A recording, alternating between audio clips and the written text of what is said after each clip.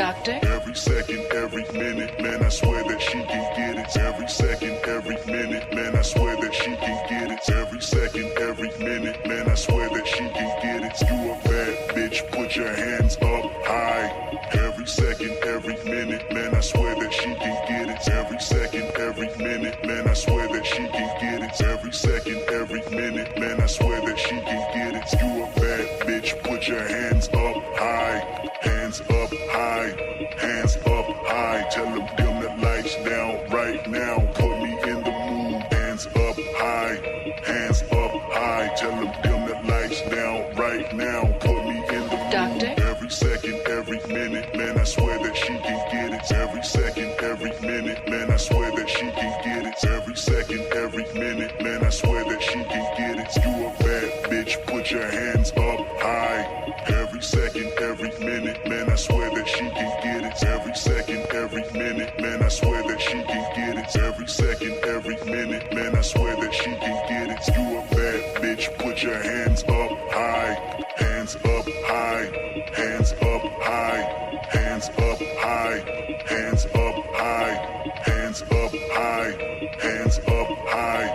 You a bad bitch, put your hands up high. Every second, every minute, man, I swear that she can get it. Every second, every minute, man, I swear that she can get it. Every second, every minute, man, I swear that she can get it. You a bad bitch, put your hands up high.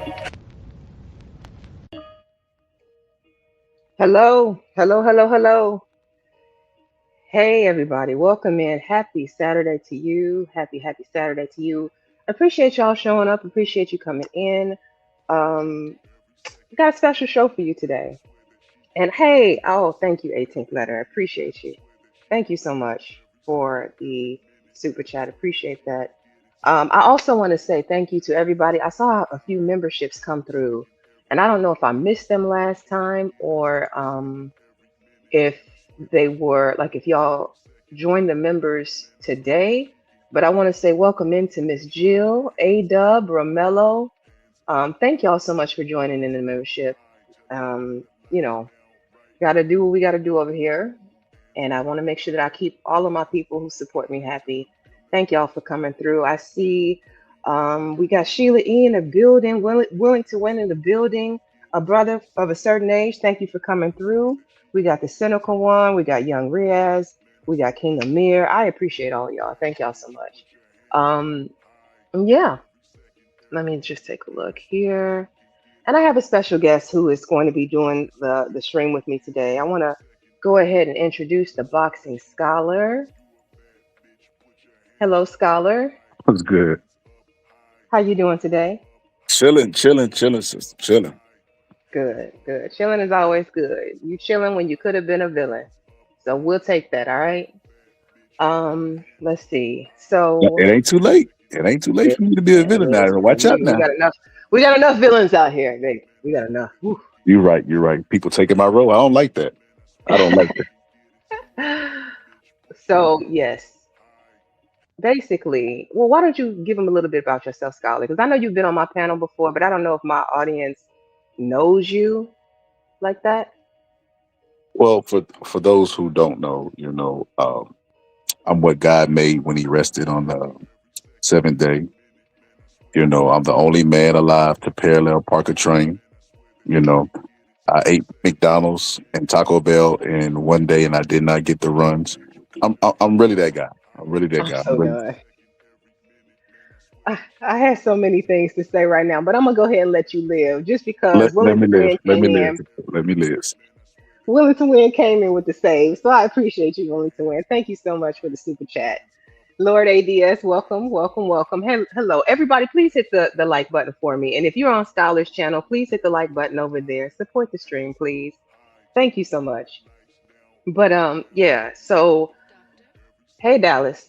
So I'm not going to be show. Oh, let me actually do show the super chats because I do want to make sure those are shown. Not that they have any more weight than any other chat, but I just want to make sure I'm acknowledging the people who are supporting financially as well. And then let me see. Do I have people? Hey, John McSmith, welcome in. Appreciate you coming through. Miss Wicked Wit, hey, thank you so much over there on the Twitch, appreciate you coming through as well. Thank you so much for showing love. It's always appreciated. It's always appreciated. Okay, so today we're going to be talking sports. Now, I don't do a lot of sports talk. I do know a thing or two about sports, not a whole lot, but I used to watch here and there basketball and football. And one of the things that I've kind of noticed is that these greats, these GOATs, the greatest of all time athletes, seem to have a hard time letting go or a hard time sitting down, a hard time passing on the baton. And so I kind of wondered why that is, especially after Serena Williams just recently came back, got back into the game, and had a loss that I feel like she really didn't need under her belt. What was your thoughts on that? Well, I look at it like, like boxing, right? So what happens, Candy, is normally they come back well past their prime. Well, and when I say well, I don't mean 2, 3 years removed. I mean like 10, 15 years removed. And what happens is they come back and they get beat really, really bad. And people slowly forget about it because the wins is what stand out. Like the same thing that we respect them for is the same thing that makes them come back, right? Which is them trying to go against the odds, chasing greatness. That same, like at the slot machine, willing to take a chance is what made them great. And it's the same, Hmm. it becomes their kryptonite too, because well past their prime, when they don't have a chance, like they still tell themselves, I have a chance. But I don't feel pity on Serena. I like that she's at least doing what she's happy doing, even if she's losing. Only because I feel like America has a problem of people with really, really low self esteem, but big egos. And it's because they don't get to do what they love. If everybody did what they love, I feel like the world would be a better place. So I'm probably going to lean more towards the side of the athlete in this, which is probably going to make for a great episode. Okay. All right. See, that's why I wanted somebody who was more of a sports person to come and kind of do the stream with me because I feel like you'll be able to give a different point of view than I would as just a regular observer. And I want to say thank you, Sheila E, for coming in. Appreciate you. Appreciate you. Appreciate you. I don't know if I said it earlier, but I wanted to make sure that I did not miss you because I do see you in the chat. Sheila E is an OG in the space, and I did want to make sure I say hello to you. Thank you for coming through. Um, so let's see here. Irby, welcome in, Irby. Thank you so much for coming in. So here's the thing. When you spend 20 to 30 years being the absolute best at one specific thing, who are you when that thing is gone? Like today, we're looking at the GOATs. We're looking at Serena Williams. We're looking at Tom Brady. We're looking at Michael Jordan, Mike Tyson. These are heavy hitters in their individual respective sports. And my question to you and to them is why can't they let go when their time has passed?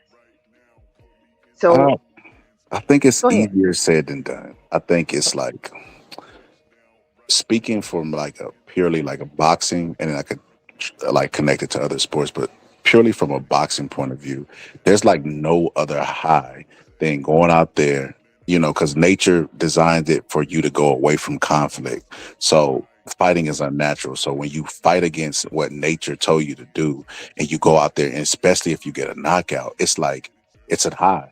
It's a high. It's like, accomplished, you're on top of the world stuff. Everybody calling you champ, everybody kissing your butt, rolling out the red carpet, giving you free food. The attention is on you. Then you go out there and you do it again. And it's like you become somewhat addicted to it. It's no different than every other sport, like golf, tennis, soccer, all of that stuff. The world is gonna stop, and it's a bunch of people in the world, and they're gonna tell you at that moment that you're special, and they're gonna give you a bunch of attention.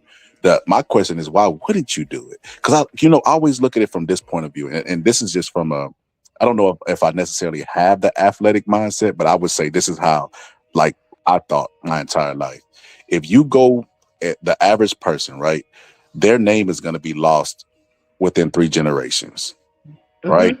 Mhm. Mhm. Like the daughter or son is definitely going to talk about them, but then that generation might get to witness them depending on the age or if what time you go. But that third, you're going to be a myth, a legend, right?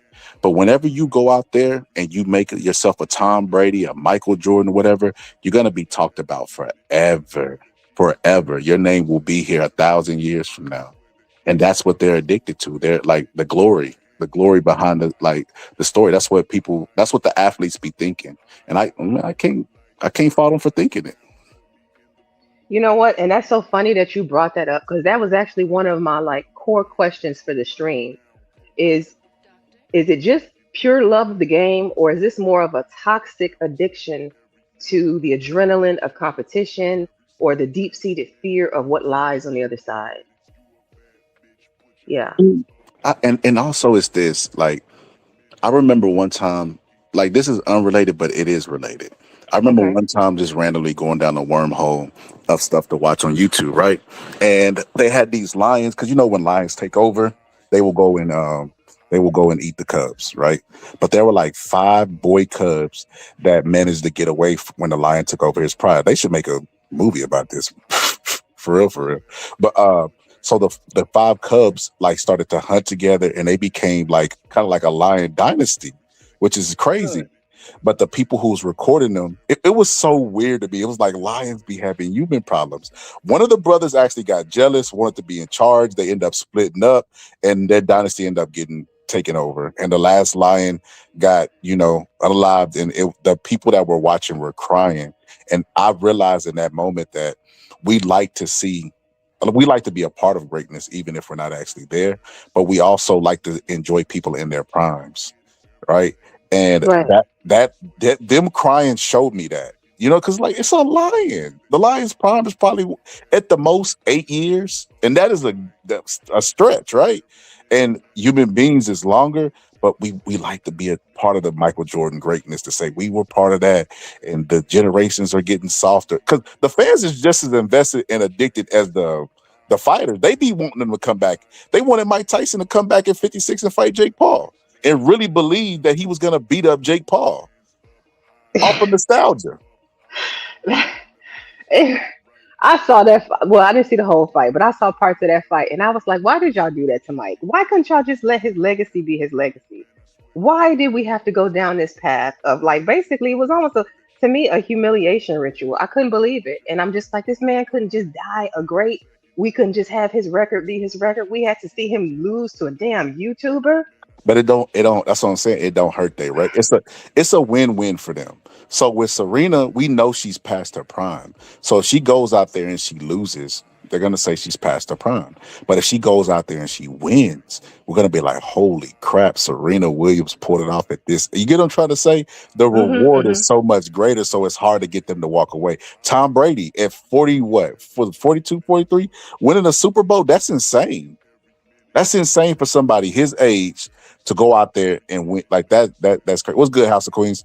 That's insane. So like I get why they chase that glory. I get why they chase it because they're chasing forever, forever. Like because they know one day they're going to be retired. They know they're going to be retired more years than they are going to be an athlete, right? So they Hmm. understand that. So they're trying to squeeze all the juice out the limit so there's no regrets, no anything. Because even when I listen to them interview afterwards, like a Sugar Ray Leonard, all because they all come back, right? And you Right. listen to them, they never say I regret coming back. They just say I was past my prime. They never say I regret because they know what they was attempting to do, what they've always done, which is beat the odds. Even Ali is a great example of this. You could not tell Muhammad Ali that he couldn't do it because he's did it his entire life. Every time the world said, Muhammad Ali, why are you doing this? You're gonna get killed. He would go out there and prove them wrong. So if he done did it 5 times and proved you wrong, why wouldn't he believe he could do it a sixth? I mean, I get it. Some of that is ego. Some of that is just like um, confidence, and I get it. Some of that is for the love of the game and just knowing that you should be able to. I don't know though. Like I don't know because when Mike and I'm from Chicago, so I got a special love for Michael Jordan, right? But then seeing him go to the Wizards and seeing like the I just felt like you should have just stayed a Bull. Why did you have to go over there? Why like I just didn't get it. I mean, I felt like is this a money grab? Mike can't be hard up. You got the Jordans, you got all this money coming from Nike. Like, what's good? I don't You got know. you got to remember this too, Candy. You got to remember this too. Most of these people who are really great athletes are really, really messed up socially because they've given their 10,000 hours to their profession. And some of them start when they kids. When they boxers, they start as kids, so they really don't have a social life. So a lot of them don't have friends outside their sport. A lot of them Mm. don't get praise out with their personality alone. You get what I'm trying to say? Yeah, So no, Ali I could make do. the transition easy. Mike really can't. Mike is not a very impressionable person. You get what I'm trying to say? So like, it's harder for some than it is others. And I don't know why. Like I don't know if because I studied them, but I get it. I don't really blame them. Like with Tom Brady, the Tom Brady's wife.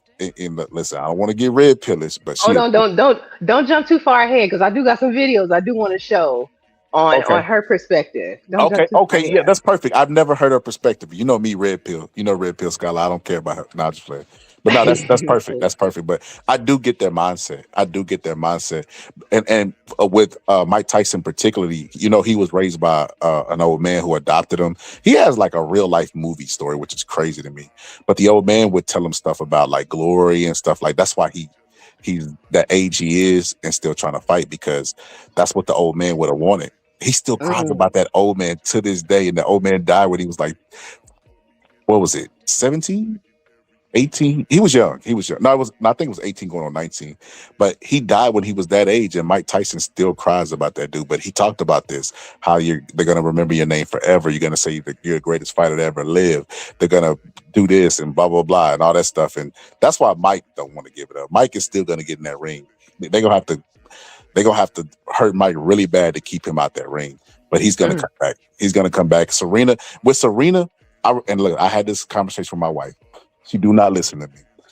Because like I said, I be studying these people. There's actually a documentary, Candy, that I wish I would have told you about before this live. But it's like Roy Jones, Warren Sapp, Michael Jordan, Serena Williams, and I think Alex Rodriguez. I don't know why they threw him in there, but um, it was like the ESPN documentary was like the greats, and they was all giving their mindset and how they practice, how they prepare and stuff. But Serena has said in that same documentary, whatever, and she said on numerous occasions that she did not want kids.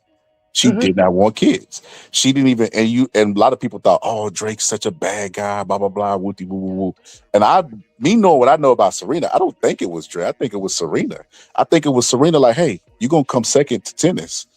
This is what I do. You know what I mean? This is my first love. You're gonna have to play a back seat.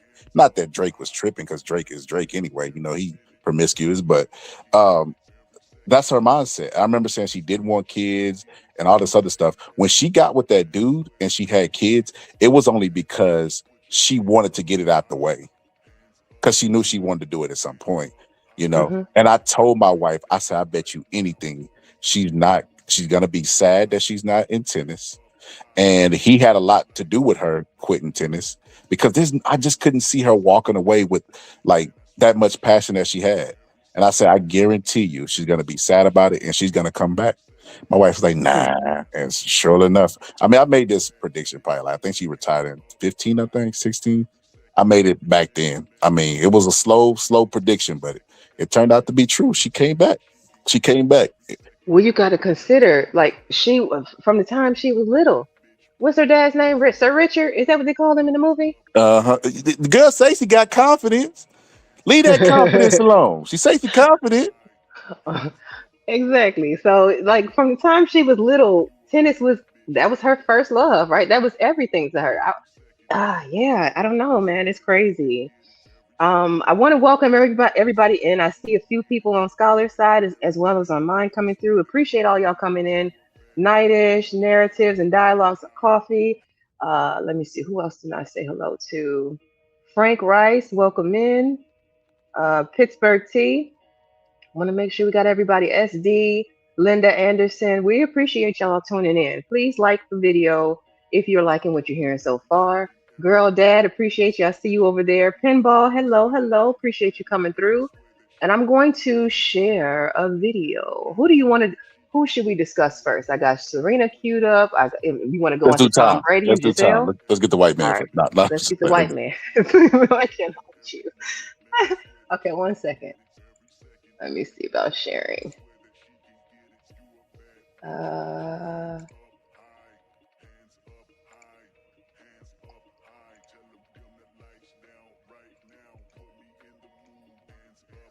okay, so I'm gonna stretch this out. Does that help? Kinda, not really. All right, and then we need sound. I always You know forget what I where. mean? Did you really think about jumping? Yeah, for like a second. Live like this, you know what I mean? Did you really think about jumping? Yeah, for like a second, because you're like, I can't. I look into my life and I wouldn't have it any other way. I wouldn't have any other life. I wouldn't have done it. If they say, can you change something in your life? I wouldn't change absolutely anything. Not even getting divorced. Couldn't take it anymore. I felt bad about it. I felt like I couldn't tell people that because they looked at me and they're like, she has everything. Like they wouldn't even understand. When reporters asked Gisele Bündchen how she felt after Tom Brady came out of retirement just 40 days later, basically choosing American football over family again, she didn't sugarcoat it. He betrayed our marriage. The two first met on a blind date back in 2006. Right away, Gisele told him, "You're exactly the kind of man I've been looking for." After 3 years of dating, despite strong objections from her parents, she chose to marry Tom anyway. Once they were married, even though Gisele was at the peak of her career, she stepped back and focused almost entirely on their family, taking care of everything around the clock. Meanwhile, Tom always put football first, constantly away for training and games, which led to endless arguments between them. He did tell me that he was going to play only for 10 years. When I met him, he said, listen, I'm just going to play for 10 more years and I'm going to win one Super Bowl and I'm going to be happy. Now you won 2 Super Bowls. It's the end of the 10th year. And I was like, yoo-hoo, let's go. I'm ready. But then he's like, no. Trying to save their marriage, Tom announced he was retiring to spend more time at home. But just 40 days later, without even discussing it with her, he made a unilateral decision to come back. For Gisele, that felt like a devastating betrayal. It meant all her hopes over the past decade for a stable, united family were shattered in an instant. What hurt her... Okay, I'm gonna pause it here because I don't want to continue to just let it run. It's almost at the end anyway. But so far, what do you think of this? Complete rubbish. Complete Complete rubbish. rubbish. Complete rubbish. And see, and that's why y'all don't need to date these white. No, I just love. I'm half joking. I'm half joking because, like I said, people watch Michelle show for the wrong stuff, right? They be taking little. Oh, Michelle? yeah, Michelle Obama. I told you Oh, Obama was on the down low. Look at what Michelle said. They be looking for the tea, but they be missing all the game that Michelle be dropping, right? But Michelle, you don't think Michelle had to put her life on the back burner? She's a law school graduate, just like Barack Obama. You know what I mean? Like, and then she had to play the backseat and listen to her family be destroyed by the press just because he wanted to become the president. And then he served an 8-year term. And then she, on her show, she talked about how they had years, and this is before he was president, that they had years of like just where she couldn't stand him, where she really mm-hmm. disliked Barack Obama, and she said that she had to put up with it for about 5 years, but she said like after that she had like 7 or 8 like really, really blissful, happy years. She said it was worth it. That's what marriage is. Like the idea that that Giselle was so miserable. And it's like, girl, first of all, he's on at that time he was 40 something. He could only play or unretire for a couple more years. And then Tom Brady's retired now. He would have been at home. You had sacrificed all that time and couldn't do it a couple more years? That's crazy to me. But listen, she said that he agreed when they got married, 10 years. He broke his boundary first, or her boundary first. Come on, Candy. Come on. You know I'm what that's just like? saying. You know what that's like, Candy? That's like when you meet somebody, and you like, hey, I'm gonna get you flowers every Sunday. You missed a Sunday. Oh, you broke the deal. You were supposed to give it. It's like, Oh, come that's on, bigger than just missing a come Sunday. on. You took 40 days in retirement and returned to the sport without even consulting her. He didn't have to. That's another thing. Consulting her, she basically exposed her selfishness by saying, "I had everything." Then what? What more? What, Tyrese? What more do you want from me? Like, that's crazy to me. Like, okay. And then not only this, Candy, did she have everything, but she was cheating with the Tabo person. So you was getting your peen on the side. How you know she was cheating? Did they say she was cheating? That's the thing. That's the thing that she never denied. Tom Brady didn't deny it. They brought it up during his roast. It's kind of like what they say. It's kind of like one of the rumors that's kind of like a little bit factual. I don't know about all that. Hold on. I don't know about all. I never heard that. This is new information you just introduced me to today. I know. Listen, put some respect on that lady name, okay? I'm gonna play it. Let the rest of this play out, and I'm gonna say hello to the people coming in. Hello, Chocolate Earth. Thank you so much for coming through. Let me just make sure I didn't miss anybody else. No, I appreciate y'all. Thank you so much. I'm gonna play the rest of this, and then did you want to drop the link? Silent is asking for the link. I didn't know how much you wanted to just have it, just the back and forth for right now, or can we drop it? Let's get through the presentation first, and then we'll drop it. Okay. Okay, Silent. Give us a little bit. We'll drop it and let everybody come up and put their, put their spin on it. Even more was that when she broke down and confronted him, Tom turned it around on her, calling her selfish and saying she didn't understand a man's dreams. Completely heartbroken and disillusioned, Giselle eventually decided to file for divorce. You feel like, I don't want to live like this. You know what I mean? Did you really think about jumping? Yeah, for like a second, because you're like, I can't. I look at. Okay, it's replaying. So they went right into what you said was that she was being selfish. Is that ironic that I stopped it? I didn't even see this whole thing. I only watched the beginning parts of it to hear what she was saying. I was like, yeah, it's gonna be good for the stream. So selfish, huh?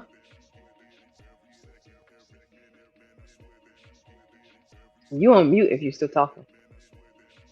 My bad. Yeah, absolutely. She's absolutely selfish. Like, it's like, it ain't about you. It ain't about you. It's like, he even said, like, on a man's dreams, like, that man came back and won a Super Bowl again at an advanced age. It's like, and you could arguably say that if he'd have stayed 2-3 more years, he might have got another one. You just never know. And it's like, dang, you wanted him to sacrifice all that for you. And it's like, let's be honest, if your marriage is dependent on him breaking a promise that he made when he was 20 years old, that marriage is gonna fall apart anyway. It had nothing to do, and that's why I would encourage Tom Brady to make the decision that he made, because who gonna be with you? They're gonna be with you regardless.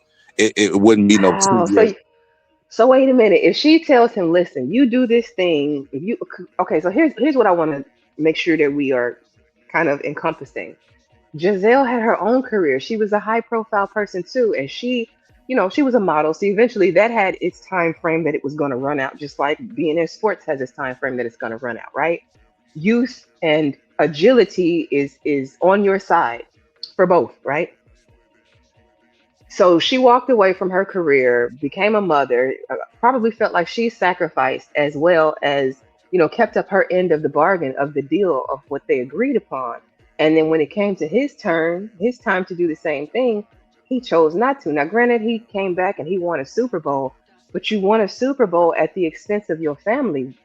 I mean, if we ask Tom today, do you think that he's going to say that it's worth it? Yes. He won a Super Bowl. That's the point. You played to win the Super Bowl. That's the whole point of all them weights that they lift, the squats that they do. Absolutely. Because this is one thing I know about women. Women gonna put up. If they really love you, it ain't gonna be no decision. Even if they try to stand on business, they say, "Hey, I keep coming in here. Every time I come in here, your pants is in the middle of the floor. If you leave them pants one more time, I'm leaving. And you leave the pants, and they still gonna be with you." There's people that got whole families. The person never leaves them because they really do love them. They just talking, because women have a tendency of doing that, right? Just talking. Mm-hmm. But she was a person that was using an excuse because I think she felt guilty, because she even said it in this interview. She talked about jumping. We're like, whoa, what did it never get that serious? Like, what did he do to you that was so bad? He was gone. He was gone preparing for football. What was so bad? When she said the jumping part, I don't know if she literally meant jumping as in, deletion, or if it was something else. They kind of cut that at an odd point. So I hope she didn't mean self-deletion, because that would be crazy. Regardless of Tom, you were a wealthy woman and had like a lot going on. So I couldn't see me ending my life over the fact that this man wanted to go play football. Like that's and insane. I'm gonna be honest with you, it's kind of giving jealous vibes too, because Giselle was the #1 supermodel in the world for a long time, and you know how that business is, pretty cutthroat. I think it was jealousy that Tom could continue to do what he did at an advanced age, and she can't do what she did at an advanced age. It could be. That's one of the risks that you run into when you were two high profile people. You see that, who was that? Tiana Taylor, and what was that athlete she was with? What's his name? Iman. You see that a lot with people who are, good in their fields, respected in their fields, and then, the competition of who is the bigger name in the household, that can come into play. I do understand what you mean with that.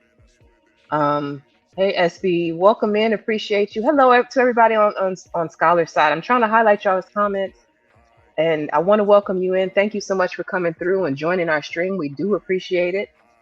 Okay, I have something now.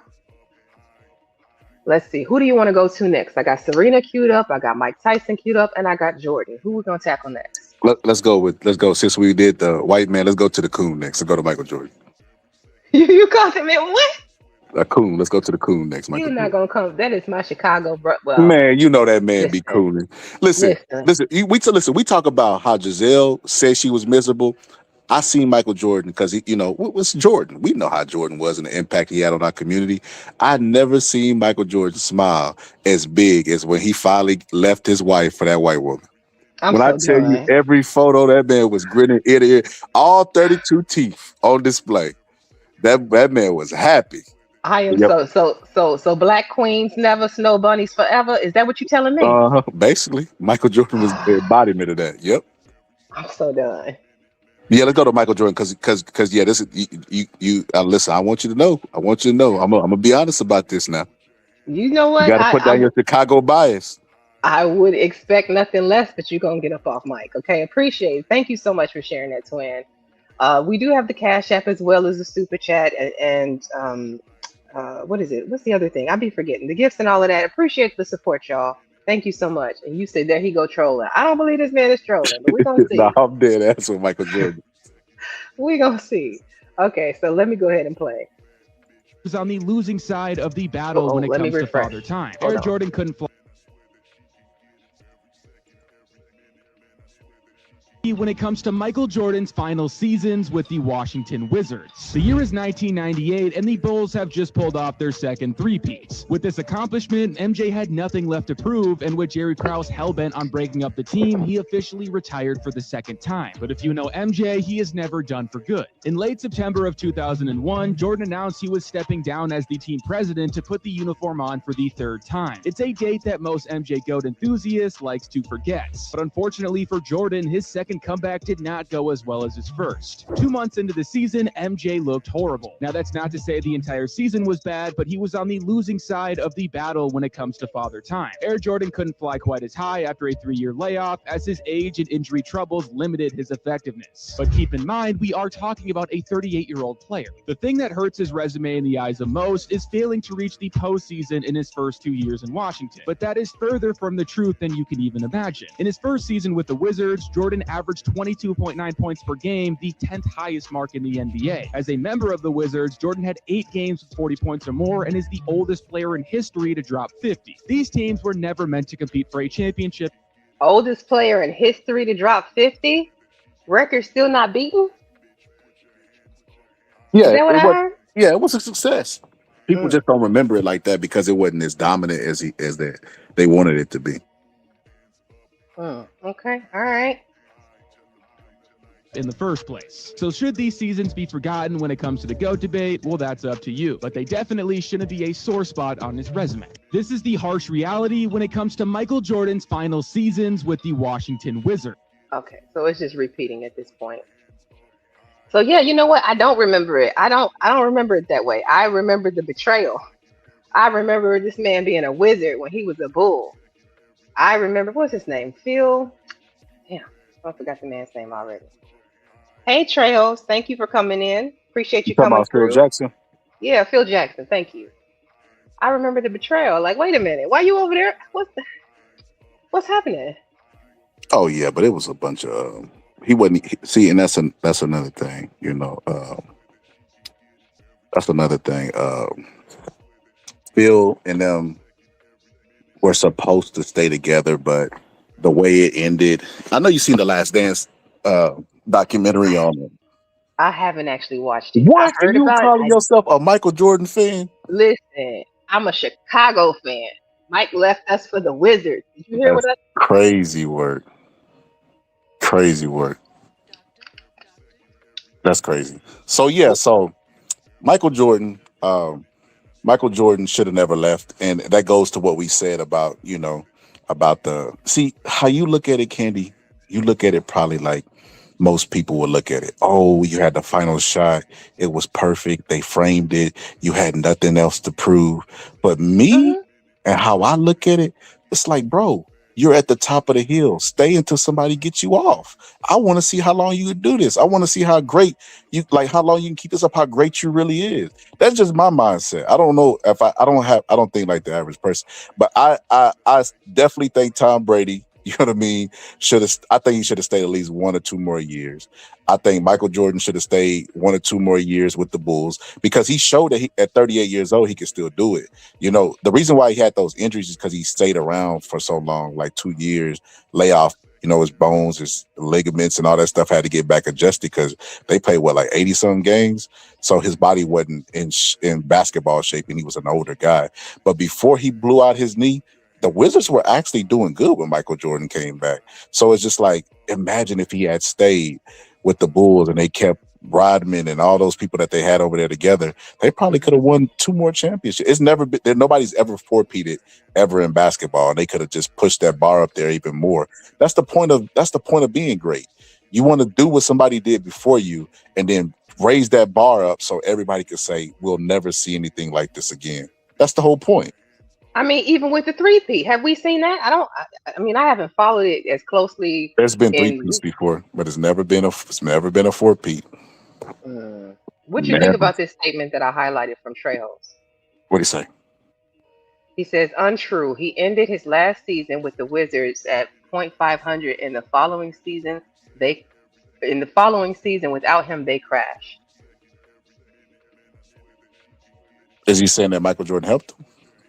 Basically, yeah. Yeah, I agree. I agree. Michael Jordan helped. Michael Jordan is still Michael Jordan, even when he was old.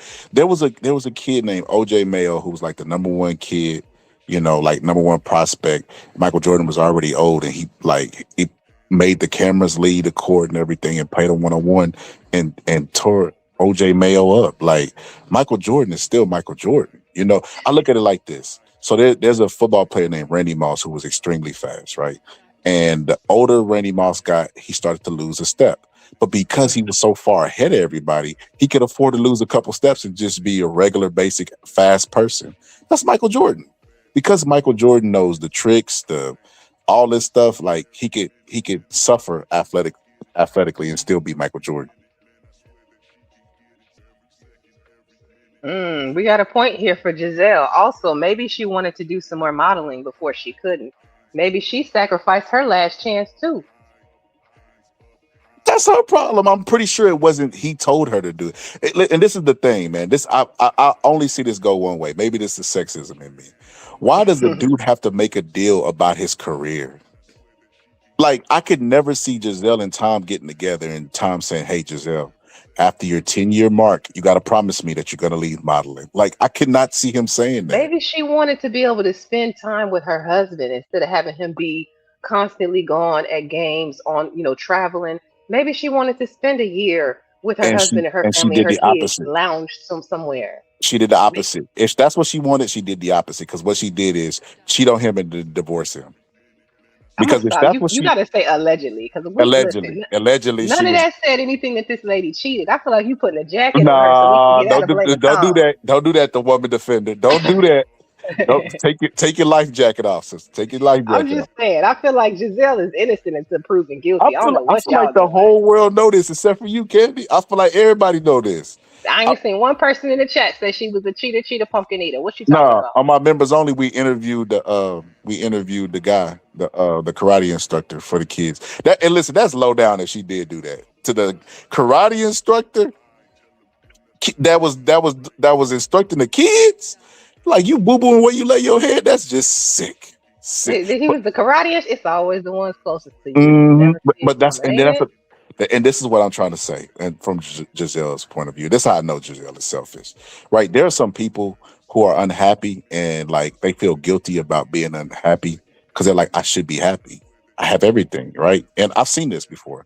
They're like, I don't know. They start actually like beating themselves up. Like, dang, I feel so bad about this. Like, why am I not content with the place that I'm at? I should be. So they'll start to beat themselves up. But people with a conscience, right?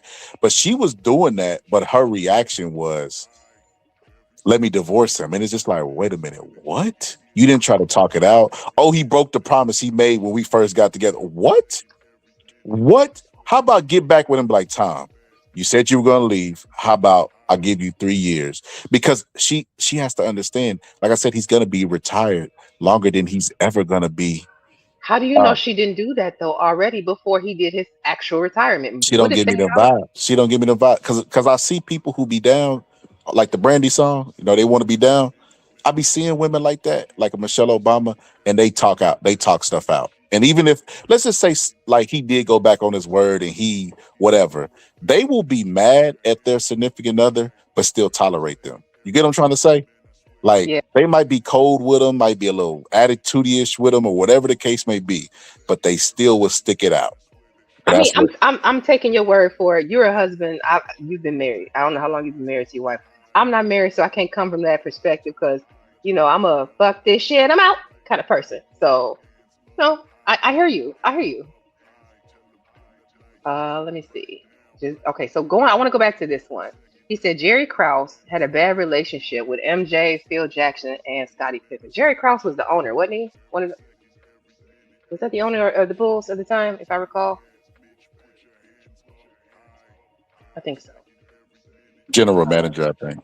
The GM? Okay. And then Giselle has been modeling for quite as long. She had everything she ever wanted. As B said, you know what? Sounds like she's agreeing with you, Scholar. Sounds like she's agreeing. You said drop the link. Okay. Give me 1 second, Lord ADS. I am going to drop the link. I'm going to let y'all come up. I think we want to get through at least one more, and then we can drop the link and finish up the last person. Who were we going to next, Mike or Serena? Who do you want to tackle before we drop that link? Let's do Serena. Let's do Serena. You're gonna take it easy on the men's right now. We're gonna lighten up on the men's, and we're gonna go for the women's. I hear you, Scholar. I see the misogyny coming out. No, I want to get Serena because she didn't turn into the she looked like Sean whenever he dressed up as white chicks. I'm so done. We are not doing that. You are not gonna call her Sean as white chick. She does not. Look, that's Serena right there. Y'all gonna leave her alone. She trying to come back. Somebody took a picture of her and her nose started bleeding, like the Get Out movie. She coming back slowly. She coming Y'all back. Y'all don't listen to this man. Don't listen to him. He's a fool. Hold on. She was taking. Right. You know what's really crazy? She was taking a. Didn't she do a commercial for like is it GLP-1? GLP-1? The generic of Ozempic, yes. Yes, and like is her butt still there? Because I didn't see the match. Is she still thick? Well, we're gonna see. They're gonna play some of it. Let's see. Let's see. You would have paid more attention to that than me. You know I'm looking. So let's see.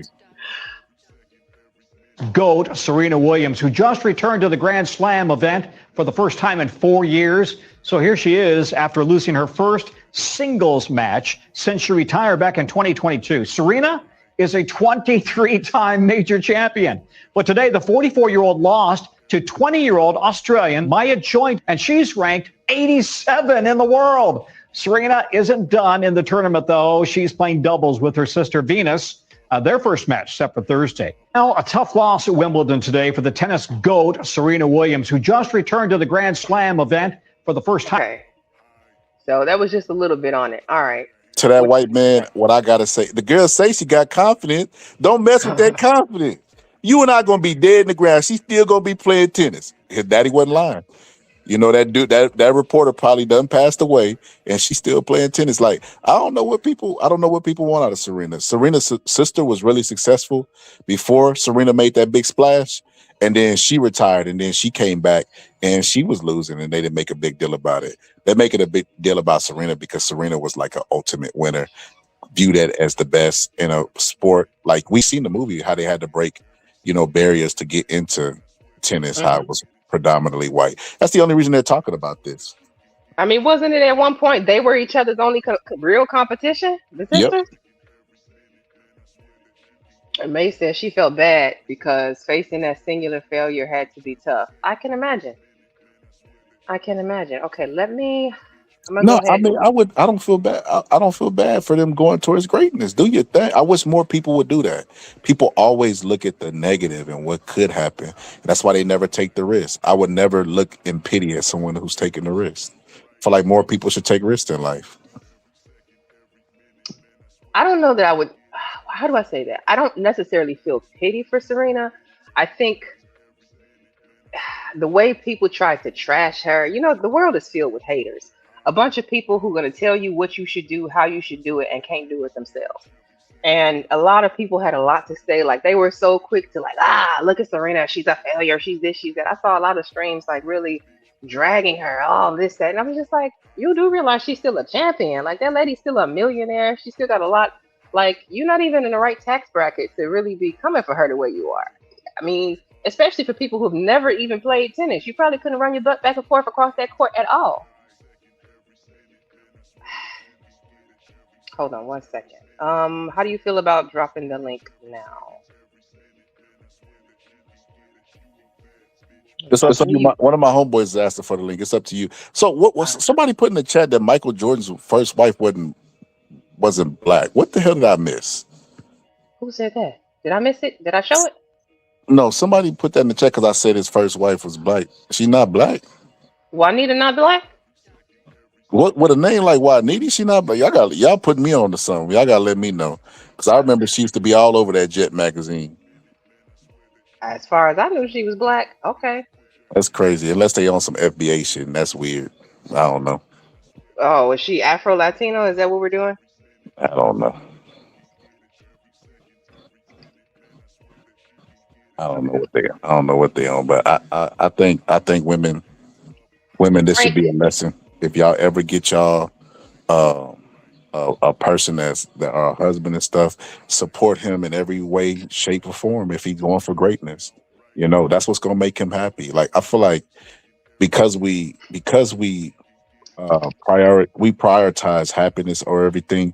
I feel like women's happiness get prioritized over men's because there's the patriarchal system that we have. Like, men are not allowed to cry, be emotional, and all this other stuff, and their happiness is not even part of it. Like, there's not even part of the equations. Like, that's why nobody's considering Tom's point of view. You think nobody's considering his point of view? Why do you say that? Because everybody's blaming Tom for splitting up the family instead of blaming up the persons whose job it was to keep the family together. She only had one job. Wait a minute. Is not a marriage a like when you enter into a marriage, do you not enter through vows, through promises made to each other?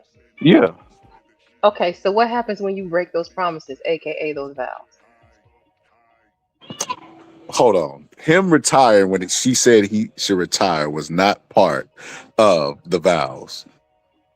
How we know that? She just said you made a promise to me. Come on, now you reaching. Now we're gonna reach that far. We're gonna go find that trainer. We're gonna go find that karate trainer since we reaching. All right. The link is pinned, y'all. I know Scott, not Scott. Excuse me. Silent wanted the link, and I think somebody I saw, was it on your side, asked for the link just recently. If y'all want to come up and join the conversation on this, Lord ADS, you can come up as well. I know you asked for the link. I dropped it. In the meantime, in between time, let me see. We got one more person I did want to show. You said research it. Juanita wasn't black. Linda's saying Juanita. She's saying she's Latino. She was Afro Latina. The Afro and Afro Latina, they black. Well, I mean, she didn't say. I added the Afro. She didn't say Afro. I did. So that could just be me. She's saying Latino. And welcome to the stage, Lord ADS. Thank you so much for joining us. Hello, Candy Cane. What up, Step Boy RG? What's good, bro? Yeah, the weather, the money, the food, the women, it's all good. Let's go. Cook on it, bro. Cook on it. Speak on it. Tell us how you feel about the topic. Let's just keep it real. Gazelle just wanted out of that relationship. I think that little Harate, is that what they call Harate? The instructor, got her labia to drop. That's how he got that inside track like that, right? Because you can't tell me all the people you would select to be your next man. You a billionaire woman, and the next man you select is your kid's karate instructor, Mr. Miyagi. Nah, man, they were kissing, cupcaking way before that even happened. And I think Mm. she just wanted out. I think she just wanted out because the man just wanted to play a little football. That's how you met him. Remember, if Tom Brady wasn't a superstar, did you ever think he would have met Gazelle? If he wasn't a championship caliber quarterback in the NFL, do you really think he would have met Gazelle? No. Didn't they meet at that? Let me make sure I get this right. They met at that little fashion thing in New York, right? And Fashion Week. yeah. And Tom already had a girlfriend, if I'm correct. They had just won their second championship with the Patriots. That's when he runs into Gazelle. Mm. Is that all? Is that all just coincidence? Being in the right place at the right time? You know what I I'm mean, saying? you got to keep in mind, Giselle was like the top female model at the time. I want to say she was the highest paid female model at the time. Facts. And if I'm gonna pass my DNA along, I want the best possible candidate, right? You got the best smile in the world with the very best quarterback of all time. Those kids are going to be fabulous, right? Just DNA wise. Hmm. What's that thing they call it? I forgot what they call it. Selective. Selective? Selective breeding. Yeah. You know what I'm saying? She the top, you the top. Your kid's gonna be fab, right? True. So you're saying she should have never let that man. She should have never divorced her husband. She should have just let him. What if he? So what if she did allow him to go back? You know, they talked about it. She said, okay, you got 2 more years. What if those 2 years were up and he decided, you know what, I need 2 more. I'm not done yet. Was she supposed to let him go 2 more years again? Tom would have used one. Remember that next season, Tom started getting blown out by these other teams. You can see the age creeping in. That was his next season. Right after she said she wanted that divorce, that next season, his whole entire like game went to crap because you saw that 44-year-old aging process. You know what I'm saying? With the kind of is the speed of the game. Once you get a certain age, I believe it's more about the speed of the game, right, versus your durability and any of that stuff. So it got too fast for Tom. So she just would have waited one more season. She could have had Tom Brady holistically without any football. What about the people who say that the reason his next season after that sucked was because of their divorce and like the family split up that he couldn't get his head in the game? No, I don't believe that. I saw Slip, you know what I'm saying, the year before, they went to the playoff, but they lost to Matt Stafford and them, if I'm right. Correct me if I'm wrong. Anybody remember that? That was second round, right? You can see the Mm. slippage then. That this wasn't the Tom Brady of old. The New England Tom Brady would lit him up for 4 touchdowns. Hmm. The new Tom Brady, I think he got, what was it, one or two? One, I think he threw for one, and one was a run-in touchdown that game. So you can see the slippage. I mean, I'm just saying you can see the slippage starting to occur. Okay. It says Juanita Benoit is mixed heritage and born and raised in Chicago. Boy, they on Juanita's head. They said she's apparently a mutt. Scholar, I hope you've been doing your research Well, and you let's got to just keep it come back with real, that. please. Sorry about that, Kenny. Can please stop the disrespect of Juanita Jordan, please? That woman was one of the only women that I think was legitimately in love with the man, Michael Jordan. Was I'm she trying Correct, black, to. Mike? bro? Give me some history. I thought she was always black. Is she black? I looked I Yeah, at thought she's she was black. black Juanita. too. Yeah, she Juanita black. was Juanita. I think Juanita was from Roseland, all the way on the far south side of Chicago. It's Mm. pictures of Michael Jordan hanging on the south side of Chicago with her family, which was like all black. See, here's the thing: when people talk, certain people, when y'all say a person is not black, y'all need to say according to y'all, how y'all feel, because it's too many definitions of what black is that's going around that don't nobody adhere to, or something that's completely new today. Facts. Juanita has always been considered a black woman, especially to Chicagoans. She grew up on black ass South Side Chicago, and Hmm. and Michael Jordan used to actually come to the South Side to actually play basketball with some of them boys out there, which some of them was related to Juanita. Y'all need to cut it out, man, because y'all don't even know.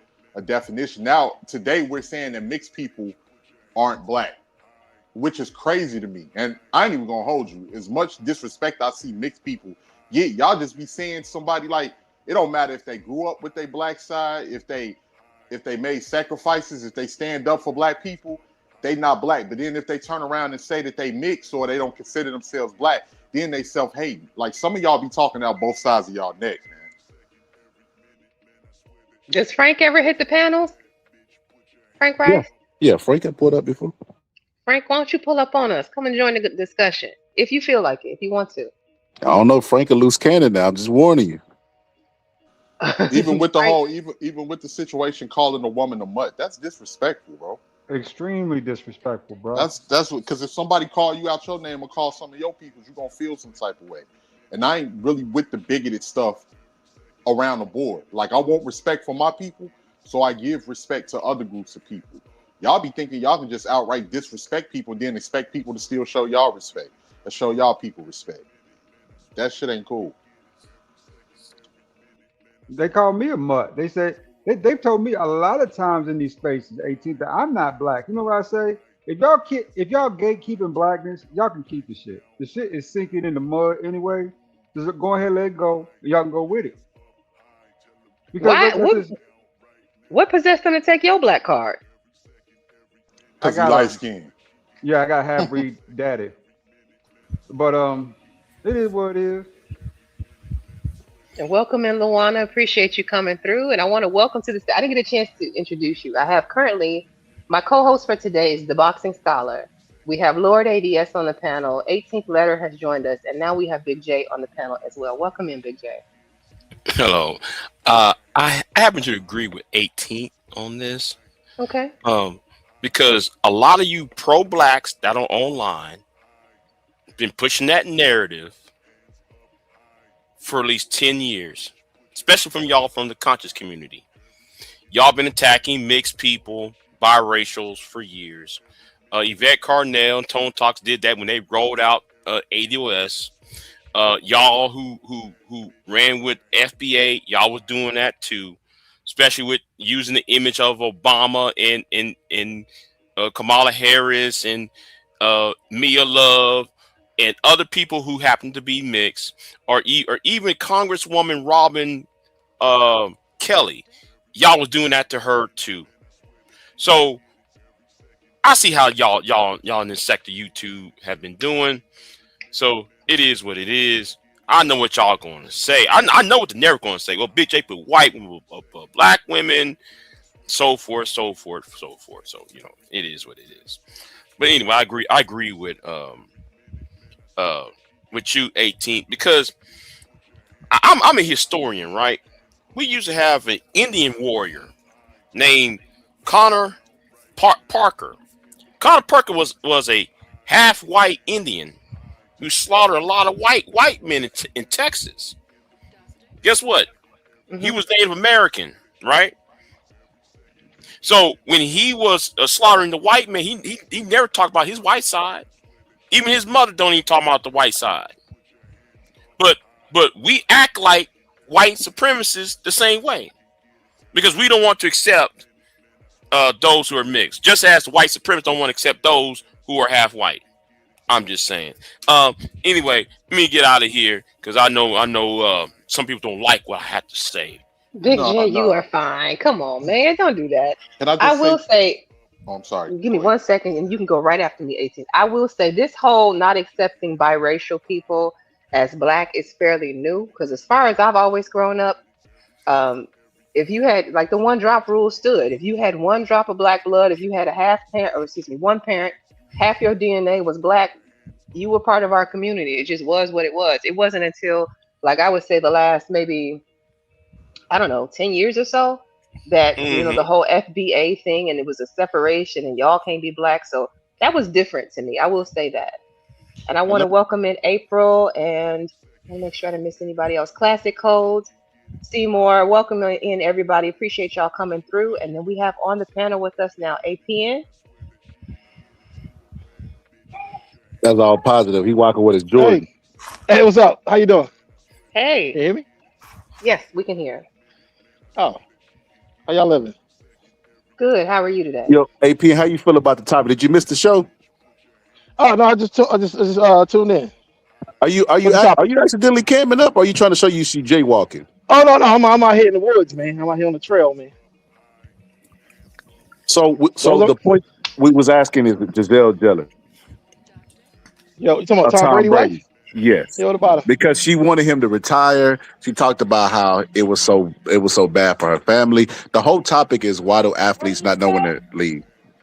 Look, man, the same things that women love you for, like you for, is the same things that'll make them cry and they'll hate you for. Like, I can't speak for everybody, but that's why my wife wanted to be with me. You know what I'm saying? She saw the, the musicianship and how the people love me. We would go. I don't like going out. People love me. We go out in the city, and everybody want to be around me. People inviting me to do shows, do this and that, DJ gigs or camera gigs. And she's like, "Oh man, this guy's interesting."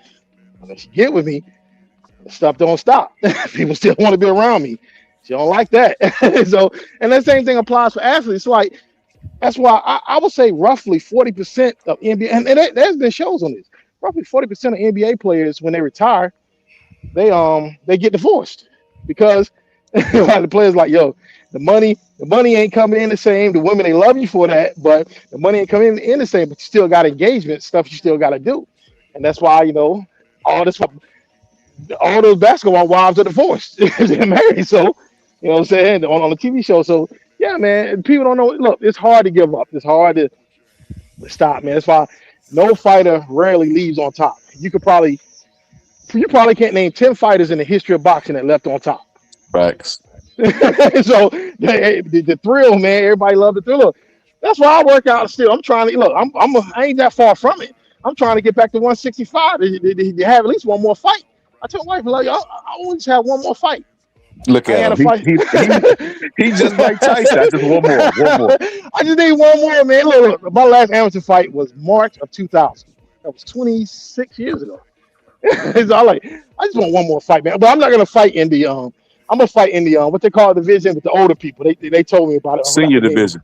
Yeah, I'm gonna fight with the older people, man. I'm about 50 years old, man. And I know I'm in better shape than most 50-year-olds my age. Have you ever heard of This Might Be Risky or DJ Hamp? DJ who?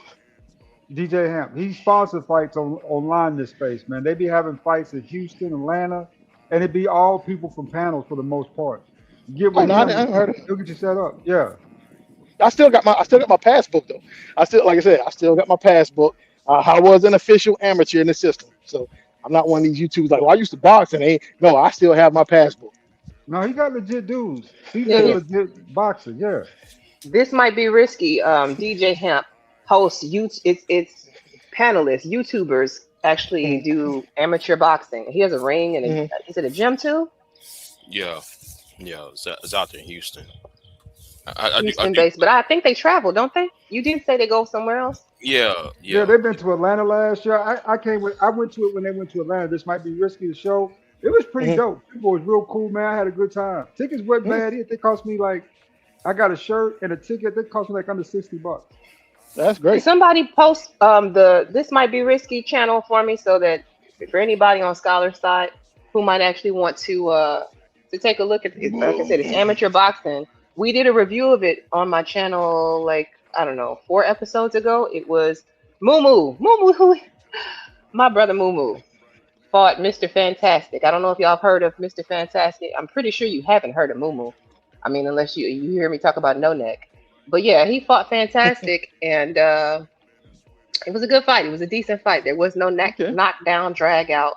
But yeah, these are usually experienced fighters. Yeah, Experienced amateur four fighters. 3-minute rounds. If I go 4 3 minute, I think so. Yes. Or okay, was it 4? sounds I think it good. might have been 3 3-minute rounds. I'm not sure. Let me not lie on that. I don't want to make There is I one gotta person, say it one verbatim YouTuber I because if I want to get don't in the say it ring, but verbatim, that's somebody's gonna another call time. me a liar. No, So let me make I ain't got sure no I problem with say I nobody. don't know. Look, I ain't got no problem with no YouTuber. I'm all positive, but there is one YouTuber I really want to get in that square circle. I ain't gonna You say his said name because I don't want no beef. classic. You trying to get in there and get in Hemp's ring too? I didn't know that. Okay, let's see. Okay, he's in Houston, but I heard Somebody said he might be coming up here to Wisconsin for JP if JP ever gets his trainer money together. I don't know how true that is. He lives in Atlanta too. Everybody in Texas or Atlanta. It seems like most of YouTube is Texas and or Atlanta. And Mama, you don't have a hold on. He's laughing. Wait, just she says women are able to use common sense and hey babe, you're becoming older and more fragile. It's time to bow out gracefully while male athletes may be powered by ego. What do y'all think of that? Now, for me, it's more about, I'm with the brother who just jumped on the pound. For me, it's more about competitive spirit. I'm 46 and I run 3 miles a day. Okay. I just like to compete. I like to compete. If you want to play chess, let's play chess. You want to play checkers, let's play checkers. You know what I'm saying? You want to play darts, let's play darts. You want to play pool, let's play pool. You know, right? I just like to compete. I like to talk shit and I like to have a good time. That's just how I get down. And I think like a real competitor, a real athlete, he's probably just got that type of competition in him too, right? Where he just loves to compete. He just want to be out there to play. Okay. Well, y'all gave me a good segue because the last athlete that I wanted to kind of review for this whole thing is Mike Tyson. Since we're talking about boxing, I'm gonna go ahead and play some of this and then get your opinion on it. Money grab part. Because see, first things first, Jake Paul is trying.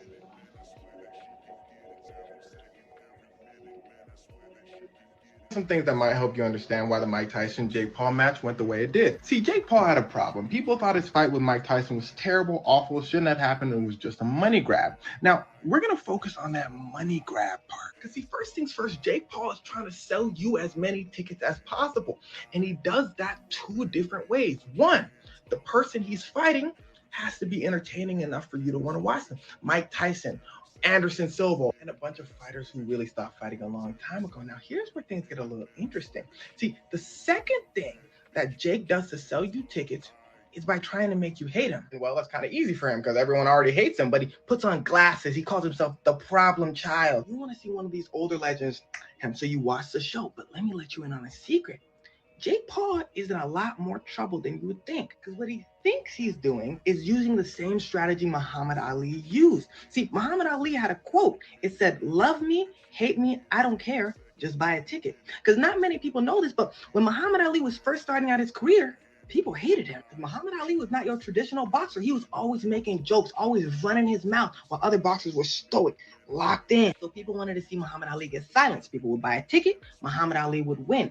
Jake Paul thinks he's doing the same thing again, but there's a key difference. The difference being, even though Muhammad Ali was all fun and games, deep down inside, he was a monster. A once-in-a-generational talent who could back up his mouth. So people would say, yeah, he talk a lot, but he could throw hands. Same as Money Mayweather, who took the strategy to the modern age. People would be like, yeah, he talk a lot, but he could throw hands. Jake Paul, people just say he talk a lot. So here's what he had to do. He had to keep changing his strategy every time because people aren't as dumb as you think. He's fighting retired MMA fighters, but by like the 3rd time, people are over. They're not watching no more. Jake Paul like, where y'all going? I'm like, we seen you do the same thing like 5 other times. Jake Paul is like, no, but I really want to be a boxer. People are like, well, then fight a boxer. So Jake Paul changes his strategy.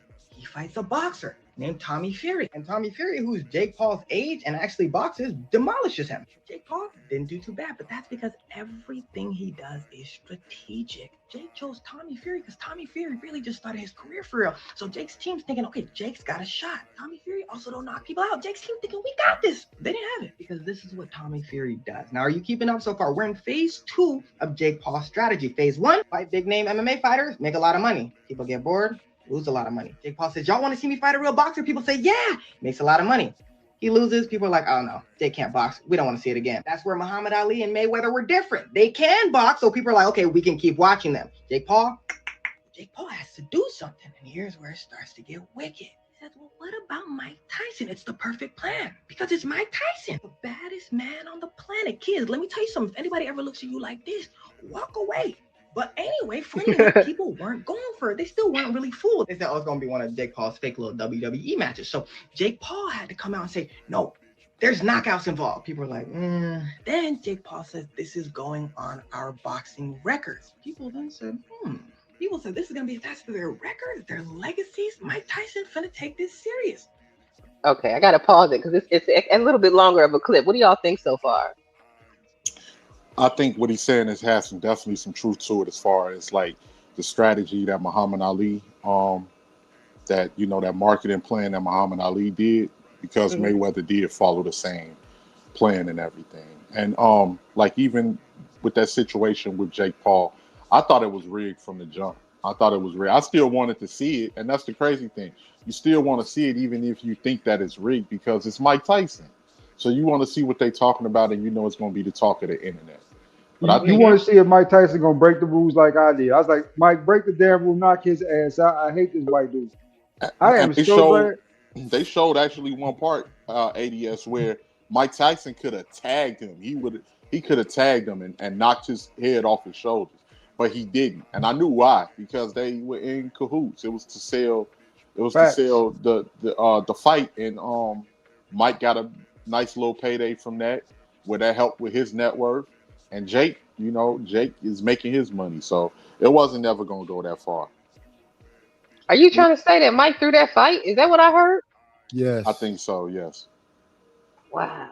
I I am think. so glad that Anthony Joshua rocked his shit. Boy, I'm so glad to see that. Mumu said Mayweather was nothing like Ali. I'm not saying he was Mumu. I'm saying he followed that marketing strategy where he, was braggadocious. People hated Mayweather. People and people, they paid to want to see him, lose.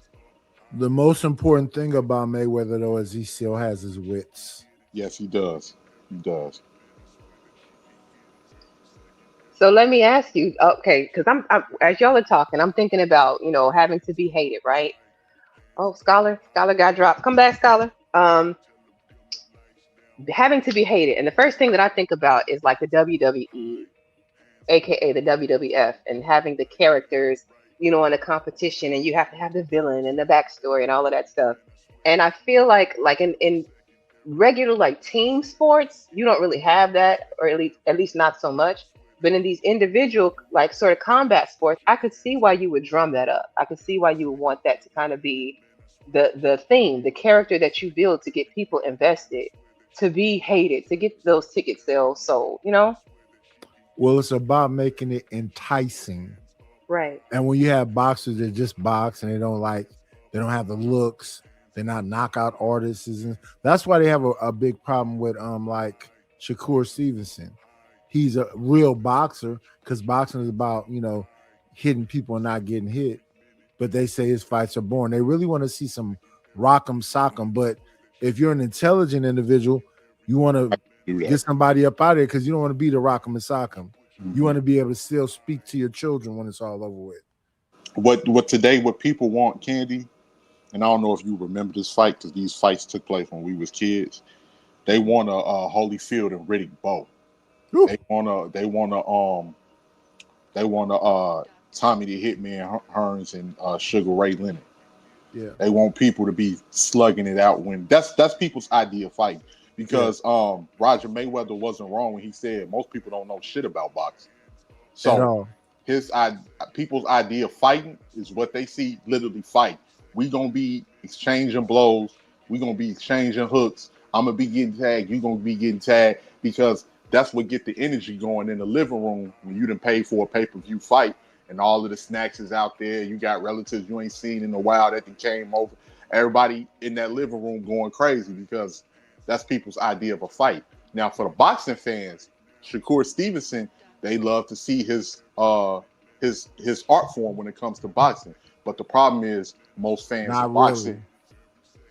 Okay.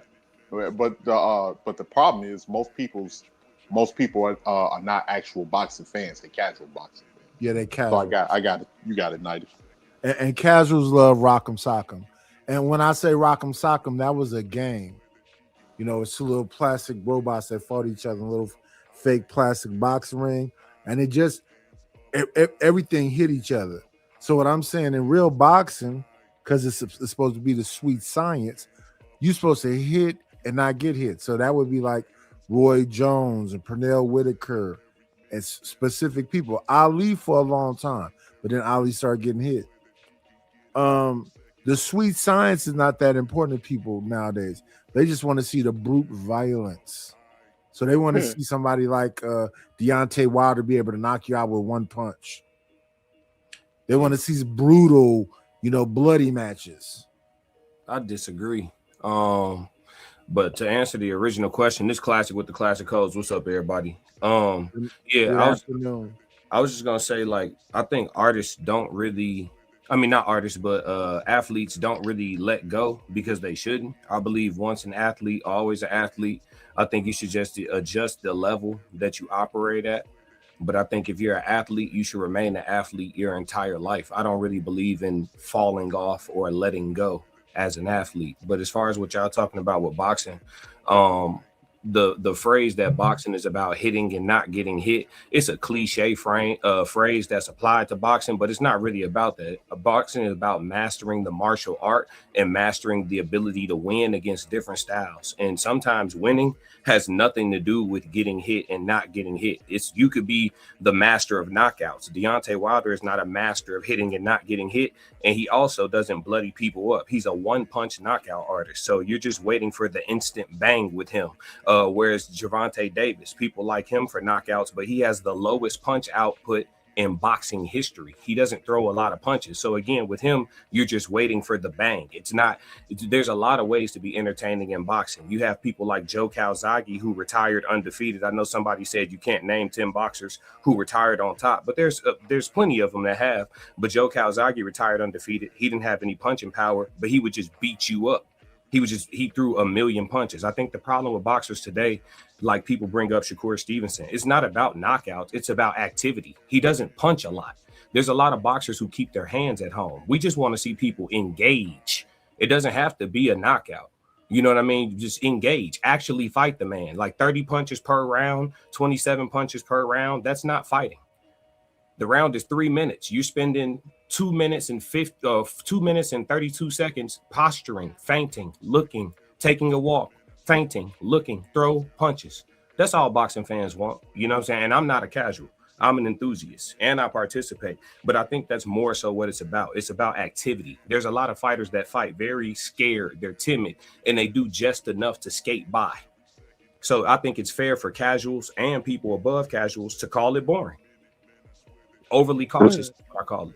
So it don't be the casuals and above casuals. It be the yous that call it boring. So let me say this. Hold on. Let me say this because I feel like it's going to be a back and forth. Let me just interject. So what you said, brother, I would agree with 100%. I feel like a lot of times that term gets used too much. Casuals, it scares away. Like Candy would be a casual fan. But why would you not want those people are going to show up and make events? Because if boxing was carried just by the diehards, it wouldn't survive. We want people to casually show up and make an event. Floyd Mayweather Pacquiao an event. You get what I'm saying? So I disagree with that. But the points that you made were solid. They're like it's prize fighting, bro. People are not they don't care about the sweet signs. You have to do something. You have to embarrass your opponent. Like you have to do something to make them want to go see you again. And Shakur is not taking risks. Like, we understand that electricians get paid for their risks. Plumbers get paid for their risks. Like, these guys are making millions of dollars and they're putting their hands in their pocket. I 100% agree. Shakur got to do more. If not, he's going to spend his entire career arguing with everybody about why they should come see him instead of showing them. He got to do more. He got to be more exciting. He got to make the fights because the people he fighting kind of know he's going to beat. But so he got to make it more exciting. Same with Devin. Devin got to make. When I think about Devin, I think about Bill Haney. I don't even think about Devin. Bill Haney is a mouthpiece for the Haney family. Excuse me, sir. Are you a casual, or what do you consider yourself to be? I've been watching it since the 80s. So you consider yourself to be like beyond casual, like an enthusiast? Not really an enthusiast, because when you brought up, you said Calzaghe, right? Yeah. He had a lot of long fights that was kind of a little bloody. Oh yeah, he was like Mickey Ward and what's him too? He's probably the most underrated undefeated fighter to ever retire. No, I remember watching him. Yeah, he beat Bernard Hopkins and Roy Jones. Yeah. So I mean, and he had no power at all, but he threw 1 trillion punches. It was death by 1,000 cuts with Calzaghe. That's what I'm saying. It's about what I'm saying is people like Shakur, right? Let's use Shakur as an example because people are either one way or the other about him. So he's a perfect example. People find him boring because of a lack of activity. Here's the thing: if you're a true master of the craft, A master of the craft can ramp up his output and still swim without getting wet. And yes, the more offensive you are, you will get hit a little bit more, but it's not going to be much more if you're the true defensive wizard that you keep claiming that you are and that people keep anointing you to be. I was just watching Sugar Ray Leonard earlier today, and Sugar Ray's punch output was very high. He punched a lot, and he was still able to keep his hands low. He still was able to get off the line with his head movement. That's a true master of the craft. Shakur is not a master yet. He's good. He's great. A master can ramp up the offense and still play good defense. Roy Jones Jr., somebody used him as an example of hitting without getting hit. Roy got hit.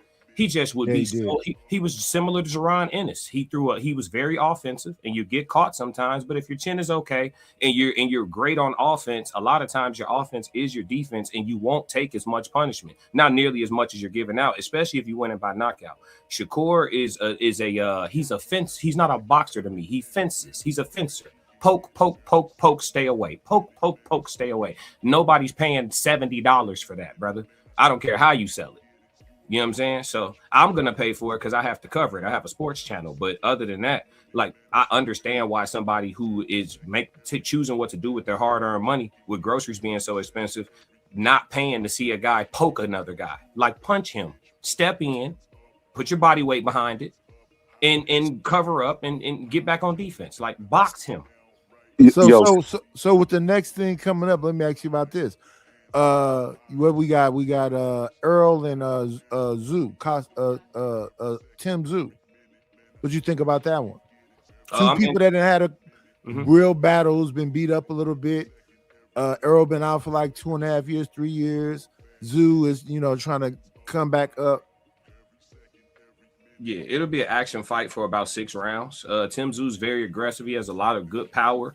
His defense isn't the best. I think Earl's going to come out, work behind his jab. Ronnie Shields fighters always work behind their jab. He switched trainers. I think Ronnie going to put him behind his jab, and once he can calm Tim Zoo down, Tim Zoo's gas tank will do the rest. He doesn't have a real good 12-round gas tank.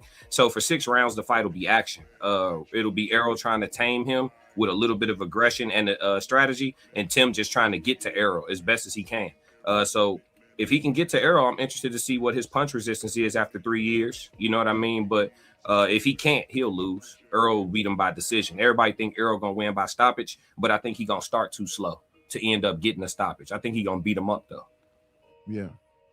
I think this is his tune-up to see, what he got left. I never understood why Earl would fight your boy. I forgot his name off the top of my head right now. It reminds me of Tarver, but we'll think about that sometime. Why he would take that fight after 3 car accidents in the same year? Because he made that agreement. He made that agreement years earlier. He said, let me clean up whatever. He cleaned it up. And he said, once I'm done with that, I'm going to be right there. But they have a choice. It was for undisputed. And then he said before the fight, you gonna love me after this fight, because he already knew his rib was messed up. He was all damaged. Facts. Even if he wasn't gonna be, but maybe not. It's you just look at their discipline. Errol Spence, even before the accident, he was drinking heavy. He wasn't. Bud has never showed up out of weight, out of shape, overweight, or any of that. It was a lifestyle for him. Yeah. The person with the better lifestyle in a sport like that normally wins. But I want to say this about the Shakur stuff, bro. I was watching like behind the fight stuff. Shakur, when he was beating up Tio, right? He said, "Man, I could have stopped him." But he started to fight back. And it's like, bro, you just face palm. Like, why would you say that on camera, bro? Of course he's going to fight back. He got 2 gloves like you do. Shakur, I ain't going to lie. Shakur is a guy that you want to like, but he's so annoying. The stuff he says in interviews, the way he fights, he's just so annoying. Like, I don't know, man. He's cringe to me. Agreed. He needs a Bill Haney. He needs a spokesperson. He should just focus on just fighting. Somebody should talk for him. Facts. Yeah. Jay Prince talk for Shakur. Jay Prince don't even do no talking as it is. Yeah. Don't let him talk. Yeah, I agree. But even with him, I seen the interview he did with Shannon. Y'all seen that interview? With but that was more Shannon than it was your boy, man. I saw it. It was more Shannon than it was Haney, bro. Shannon had some old beef about something. Yeah, I forgot who it was, but You know, say Shannon had some past beef with old boy, and then he brought it up on the show, you know, because he got triggered a little bit about the money thing. You know, Yeah, that was more of Shannon. Shannon wasn't wrong, bro. I saw that different. Everybody thought Shakur schooled him. Shakur made ad hominem attacks. Shannon was trying to stay on the topic, and Shakur wanted to give him a boxing quiz.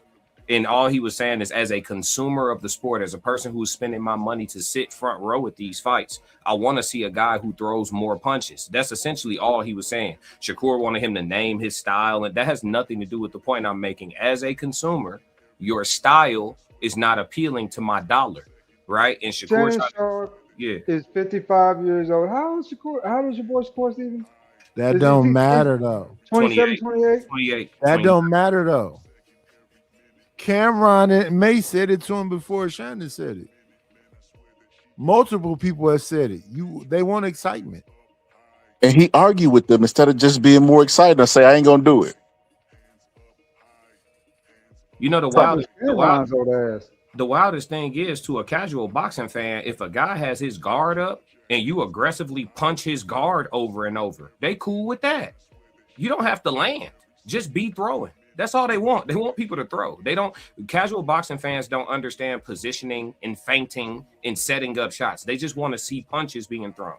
So you could like if you watch Floyd against Cotto, I'll give y'all references. If you watch Floyd against Cotto, the whole first half of that fight, the whole first half of that fight, Floyd is whipping his hook around the guard of Cotto. Half of them joints is hitting Cotto on the glove. But to the crowd and to the people watching at home, damn, Floyd beating up the side of his head. You know what I'm saying? So just be active. That's all. But Shakur, he's a cautious guy, and he'll lose for it. Trust me. And Cotto was always an exciting fighter. And you know what Mayweather did? I remember Nazim Richardson said this, because before the fight, you know, he was fighting the Mayweathers, and they was all talking stuff to him. He said, you notice the fighters that really can punch ain't got to put tassels on their shoes. And the point he was making is the less exciting you is inside the ring, the more exciting you got to be outside the ring. Floyd Mayweather championed on his own. He sold that to people. He would fight on Mexican holidays, fight a Mexican fighter, trolled him. I never lost. He's a C+ fighter, and they would show up to see him lose. Whether he was exciting or not, they showed up to see him lose. Shakur doesn't have a gimmick. He keeps arguing with us. Don't trust your lying eyes. You don't understand what you're looking at. It's like, bro, nobody cares, bro. You're either going to become a villain or throw some punches. But with Floyd, it was two different ones. It was Pretty Boy Floyd before his hands got messed up. Then his hands got messed up and it became Money May. Money May was the villain. Pretty Boy was really fighting with you. I want to play a little bit, because I didn't see the Shannon Sharp Shakur interview where he took it too far. I want to play a little bit of this and we can get right back into it. I tell you what, them little cake blows, if you can't knock out Teofimo, you damn sure can't knock me out. And Teofimo won. Teo beat your ass. See. Hey, you gonna see it? Let me see. I promise you. What the hell was that? What's this? What's that? Let me see. Oh, that's your. Hey, think about this. I know when a nigga pump faking. I know when a nigga pump. Man, throw a punch. I want to see a punch throw. That's your whole face, Shakur. That's from ear to ear. Throw a punch. I hit you. Throw a punch. Huh? Uppercut, hook. I don't even throw no. You gonna beg me to stop throwing punches? An uppercut or a hook? you gonna beg stop throwing them? Damn, man. Now I know you bluffing. You telling me you bluffing? Let me see a little funny. Like you ain't got nothing. See, hey, all that right there, I'm coming through that guard. That little stuff right there. I'm eating that up. I see you throw something at Bud like a little change. I said you couldn't knock him out, but you talking about you gonna lump me. Tio was bigger than me. I came up to his weight class. Mickey Mouse bigger than you. I came up to his weight class. He wasn't 130. I was 135. He was 140. Hey, I eat 140 pounds worth of food. Tio will beat your ass. That's hilarious. I got a question. Shannon Sharp was a football player, correct? Yes. Yes. So just because he's a football player, does that automatically mean that he's qualified to go toe to toe with a boxer who's Not at training No, for it? Nah, but Not he'll whoop at Shakur. And He'll all. whoop Shakur ass though. Not at all. you think so? A Yeah. 135 talented boxer will whoop a 260-pound football player. Nah, I disagree. Yes, for sure. I watch boxing people because they ain't boxed their entire life. They're always so shocked that the person, like I seen Riddick Bowe take a leg kick in MMA. He was doing MMA and they kicked him That's in the different. leg and he thought it was like he looked at the referee like it was illegal because he probably done did 1,000 rounds of just pure boxing, going by boxing rules. So they programmed to that. Shannon Sharp gets Those on are up two to different Shakur where he things. could grab him. He can lift him up. If he lifts Shakur is We're not not even a. talking about boxing versus jiu-jitsu. We're talking about boxing versus boxing. But what do you think? So what art of fighting do you think Shannon Sharp's going to use? Think he'll use boxing? Well, I don't think he can grapple or box. I think he's just a football He's going player. to grab him. He's going to grab him. He's going to use his strength. That's his Yeah, but advantage. when you grab somebody, you have to be able. You have to be talented in that also. He's going to slam him. He's going to use football tactics. He's going to slam Shakur in his head. So I don't know what all Shakur knows, but if he grabs somebody that's used to that, his size is not going to matter. you can grab it. Hold on, you can grab in boxing. No, He can slam they talking about street He's fight. talking about two separate.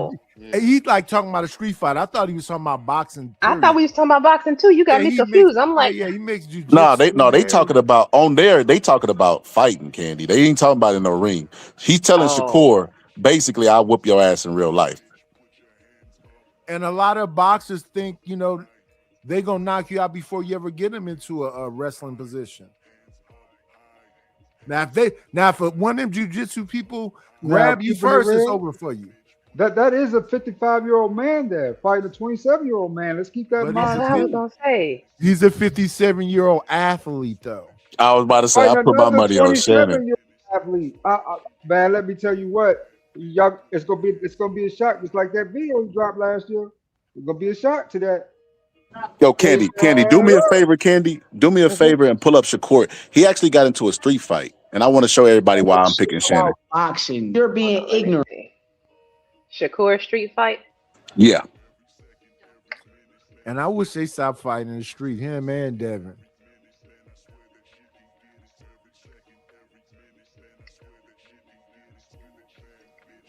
Yeah, I do think if Shannon grab him, it might be over. See more. If you don't know what to do when he grab him, it's over. I want to show y'all why I say what I say, man. Like I know boxing is an art, and you got to be efficient in it. He is he's sharp, but that fight just. You gotta tell me if you see what I'm looking for. This isn't it, right? Picture of Shakur Steven. That's him. I think that is it. I wish it's a big group fight. Oh, they got music going on. What's this? Said. Just mute the music in the corner down there. Let's see. Yeah. I'm trying to figure out how to make this larger, though. Hold on. Can we zoom? Is there three dots at the top? What do they do? 3 dots at the top. Oh shit! I don't see it. I don't see anything to make it bigger. Hold on. Let me see if I can find it on YouTube. Hold on.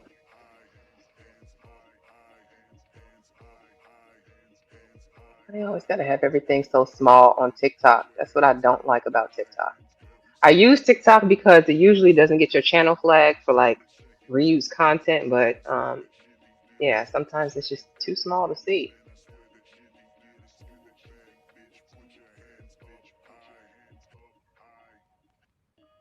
Is this also it? No, that's Tupac. Let's get out of there. Okay, let me know if you bring it up, Scholar. You said, why do I never pull up to your page? Seymour, I didn't even know you had a page. I'll have to come by and check it out. And he's a weirdo. He's a weirdo? Wait.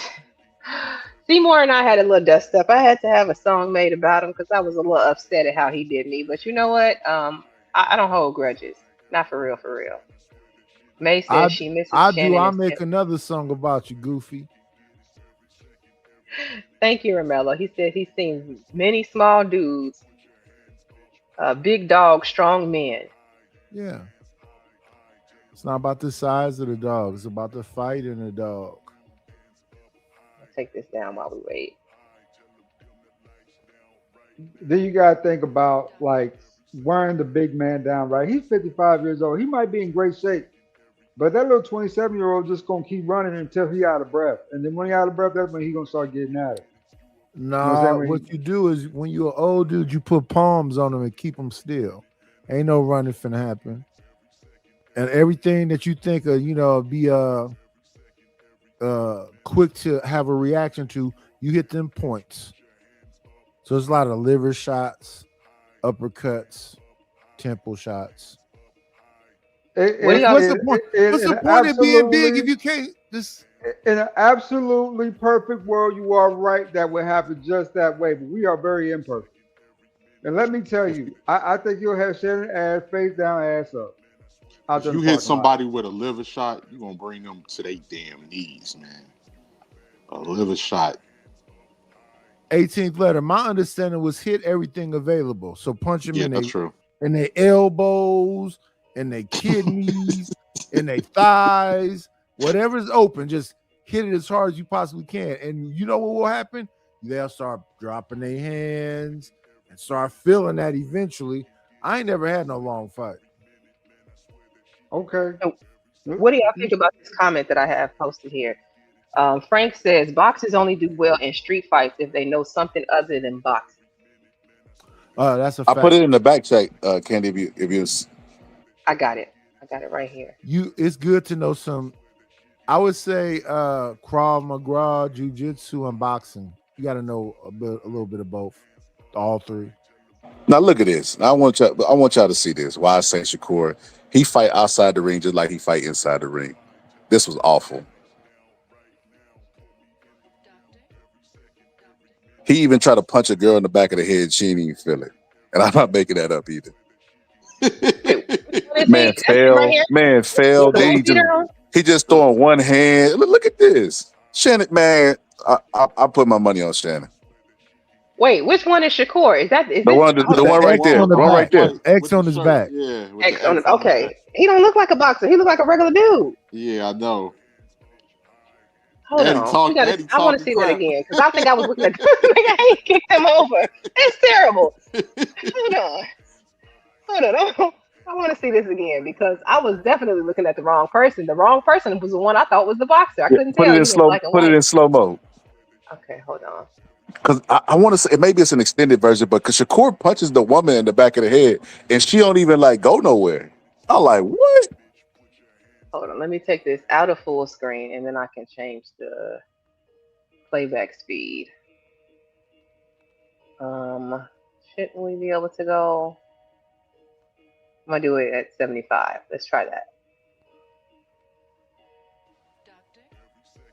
All right, maximize it and play. There's no sound. Okay.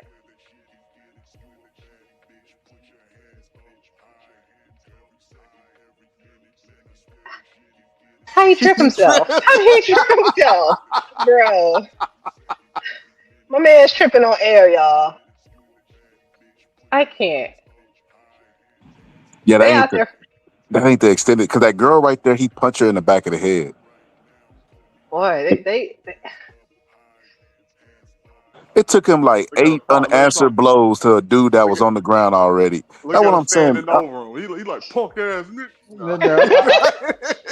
I'm more concerned about the dude with him. No saying the chick winning, bro. Yeah, the woman is whipping that young man's behind. Yeah. And he gonna kick him over. I'm like y'all did something. That was crazy. Why he grabbing the dude by the hand? No. Yeah, that's wild. I don't get none of that. I don't get that whole fight. Don't ever play that again.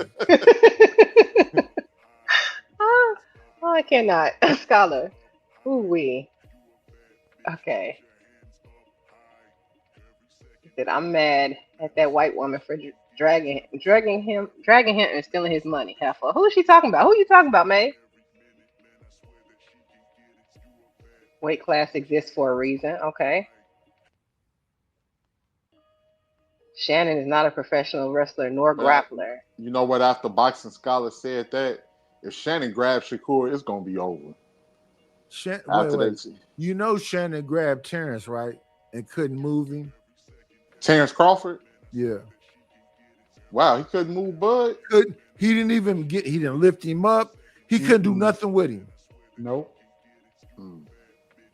And you know Crawford walking around with is probably like 170, 175. Mm-hmm. Yeah, that's why I put my money on Shannon, man. Shakur is not impressive. He's a little guy. It ain't like he's a little wiry guy. You know, some little guys can punch. He can't punch. And it's like the only way you can make up for weight deficit is you got to be able to crack. He can't crack. So that's why I'm like, Shannon, grab him, pick him up off the ground and slam him. Like, I think it's over. Especially with a clumsy guy like he can't. Shakur got one of them tight ass jeans. You can't even take a punch though. He ain't gonna be able to punch him. Shannon got more reach than him. Yeah. Shakur gonna punch him a few times in the face. You just seen that man struggle to punch a man that had both hands down, right, and was kneeling over. I think if Shannon get 5 off, if Shakur get 5 off, Shannon gonna go to sleep. I think Shannon's gonna football tackle him. You remember how Waterboy did? I think he gonna football tackle him. I think he gonna put him in the air, and I think he gonna slam him on the head, and it's gonna be the fight. He's gonna be over. Try to do that, and 5 shots gonna hit his chin, and he's gonna be sleeping. Nah, man. Shakur, you think he's gonna be able to reach up to Shannon's chin? Yeah. Shakur, just be able to spin out so he don't fall on top of you. That might knock you out. They teach you when you tackle, you're supposed to go from the waist. So if Shakur can land a punch, nah, it ain't happening. Yeah, I think he's gonna touch his chin about 5 times, and big old Shannon gonna be snoring. Candy, I don't know what happened to the original footage, but it was a longer version of this. When I tell you the whole thing is funny, that shouldn't be longer. That shouldn't be longer. Shakur arguing, pulling up his skinny jeans like that. I watch skinny jeans sagging. That's when you know you got weight issues. You know what I mean?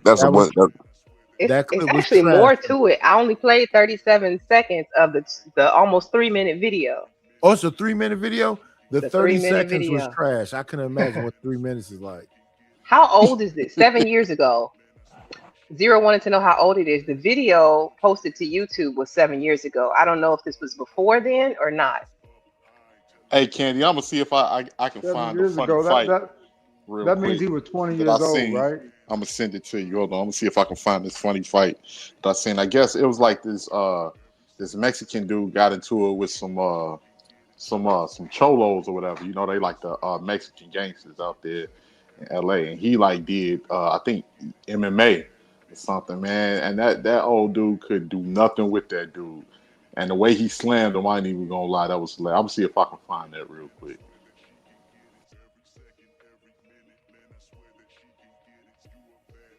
And Pittsburgh, I almost called him Pusha T. Lord help me. I Pittsburgh T. The panel is open if you want to join. Go ahead, Nigel. I'm sorry. No, this is your panel. Seymour. Larry Wills is a bodybuilder. He's like 6'3", all muscle, and a bunch of 135-pounder MMA dudes was picking him up and throwing him on his back and just doing what they wanted to do with him. It's not about your size. Respectfully. Yo, I seen a meme the other day, and it said it ain't about the fight of the dog, but the dog in the fight. And it was like, when have you ever seen a Chihuahua carrying a pit bull around in his mouth? That's stuff people be saying stuff because it sound good, and you yeah. I've seen it in real life. But we got weight classes in boxing for a reason, right? Like they're not the rule, they're the exception. So for most part, boxer, I agree with you. I know, but the reason there's weight classes is because weight does matter, and the people who make it not matter are the exception, not the rule. Yeah, but bodybuilders be talking like, I'm 6'3", I'm all muscle, I can do this. No, you don't have the technique to be able to go up against jiu-jitsu. They don't have the wind. They don't have the wind. Or the wind. None of it. So that's what I'm saying. If you're talking about talented versus another talented person, I would never tell anybody to go up in there with John Jones. He's a monster. on fist on the ground all the way around. I would avoid that man at all costs. Or what's his name? Michael Jai White. But Michael Jai White is different though, because he's like mixed martial artist and like black belt, isn't he? He's like expert. Yes. And then he said his thing is the hard thing for him is trying to do the fake thing you need to do in movies. But the real thing, he's a monster. What y'all think of Rooster's comment here?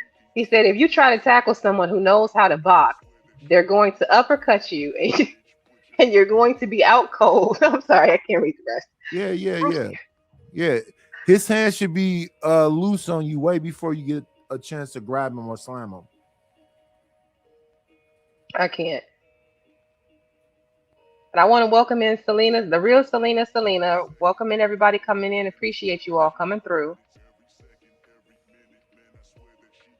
Oh, wait a minute. How did y'all? You know what? I'm not gonna ask. I disagree with his comment. I think that punching is about having your feet planted in timing, and when you close a distance that fast with your head down, you took away the target. So you even took away your body. It's hard to hit a person with a body shot when they do that. So I disagree, and, especially the size. If they that big, I don't think there's anything Shakur could do with him. He has the reach advantage.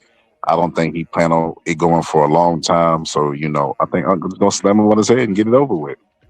Yeah, he's going to chip him. You don't see a big old dude just slam to the floor. Boom. And I think 18th was getting another fight he wanted to review real quick. Just want to make sure I'm catching everybody. You better respect the technique. It's all about the technique. All right. Shakur isn't knocking anyone out. Even if he don't knock him out, once he hit him them 3 or 4 times, that big old dude gonna be thinking, do I want to keep holding him? Steve Moore, I don't fight little dudes. That's called a bully. What's going on with you and Seymour? Why y'all? Are y'all troll? First of all, let me ask: are you trolling? Because I assume everybody's trolling until I hear real anger. No. Miss beautiful yellow dress. If I saw him in person, I'd slap him in the mouth. Dang. All right. I'm glad you have not seen him in person. He said, "Be honest." So does the beef go deep? How we get to the slapping him in the mouth? Oh.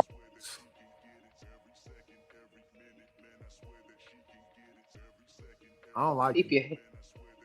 He's a weirdo. I don't know, Unc. I think be around me, and I'm willing to fight about it. I think I know when a woman's involved. Unc, y'all fighting over a woman? Isn't that guy like 28 or something? 28, Unc. Leave that alone. He told me like a young dude. Unc, leave him alone. Unc, 28? Nah. Unc, we gonna leave that alone. Unc.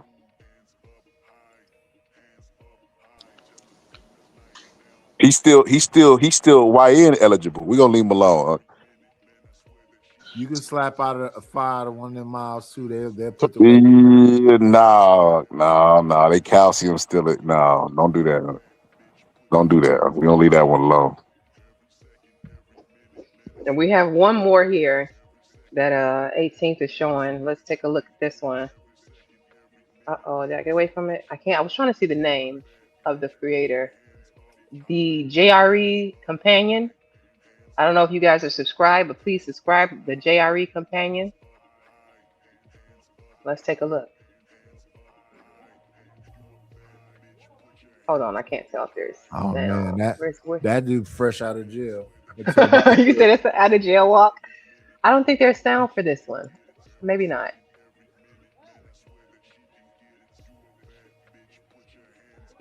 Anytime somebody smoke a joint or a cigarette right before they fight. Dang. Swept him.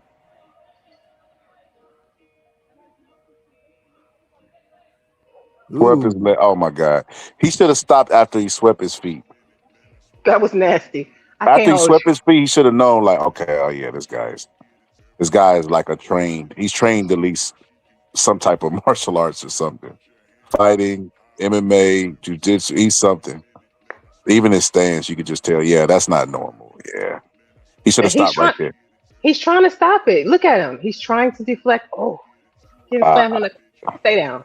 Just stay down at that point. Don't get look like exactly what happened. That's what's gonna happen with Shannon Sharp. No, I think Shannon Sharp the one that's gonna slam him. Hey, he slammed his head on that concrete, man. His eyes were still open. You know, you see like his stars. I know he was. Woo. And the funny thing, that's the short version that I can find. It was a longer version because he fought like two of his little homies before that. He was the OG, so I guess he was like the final boss or whatever. And when he started running towards him, people said, "Don't do it, OG." So he was King Cooper. Yeah, he was like Bowser. Yeah. Well, y'all was talking about Michael J. White earlier. Listen, I'm gonna be honest with y'all. Michael J. White is a fraud to me. Let me tell you why. A fraud. Michael J. White is a supreme athlete, probably taking performance-enhancing drugs. There's no way that's natural. He's good at like coaching mixed martial arts, but he's not a fighter, and he's the most cockiest 0-0 fighter I've ever seen in history. Like he'd be like, "Yeah, that guy can't beat me. I'm a fighter." And it's like I sparred John Jones. You go look at the sparring session. They're like slap boxing. You're like, bro, this ain't sparring. You know what I mean? Sparring is like real, like the closest thing to real fighting that you can get. That ain't sparring. But Michael J. White, you could not tell him. Are you a black man? Of course. We shouldn't hate each other like this. Let that man live his best life. No, that's honesty. No, sir. If he said he did what he did, why not let it be what it is? No, because I can't participate in delusion and John act like Jones didn't come out and say that Michael J. White is a fraud. No. He's not a fraud as far as what he knows about what he's teaching. He's a fraud at thinking he's a fighter with no. John Jones said that he does have an invisible punch. A what? An invisible punch. What the fuck is an invisible punch? You didn't see the invisible punch that Michael J. White showed what's the dude used to box in the backyard with the ball spot? Kimbo Slice. Invisible punch, like a punch that you can't detect. you know how people they kind of like frame their punch. You can see their shoulder move or whatever else. He throws a punch where he doesn't move his shoulder or nothing. It's not. Yeah, so that's what that's like saying Customado's not a fraud. Customado couldn't fight, bro, but Customado was a great trainer. Mike Tyson, though, because he's a great trainer. This is what I'm trying to tell you. Michael J. White presents himself as the fighters that he's teaching. Jai. Why are you changing that black? So you compromise. You corrected me on the man's name. Everybody know who I'm talking about. Is it a rage thing? No. What the hell? But no, real shit. Michael J.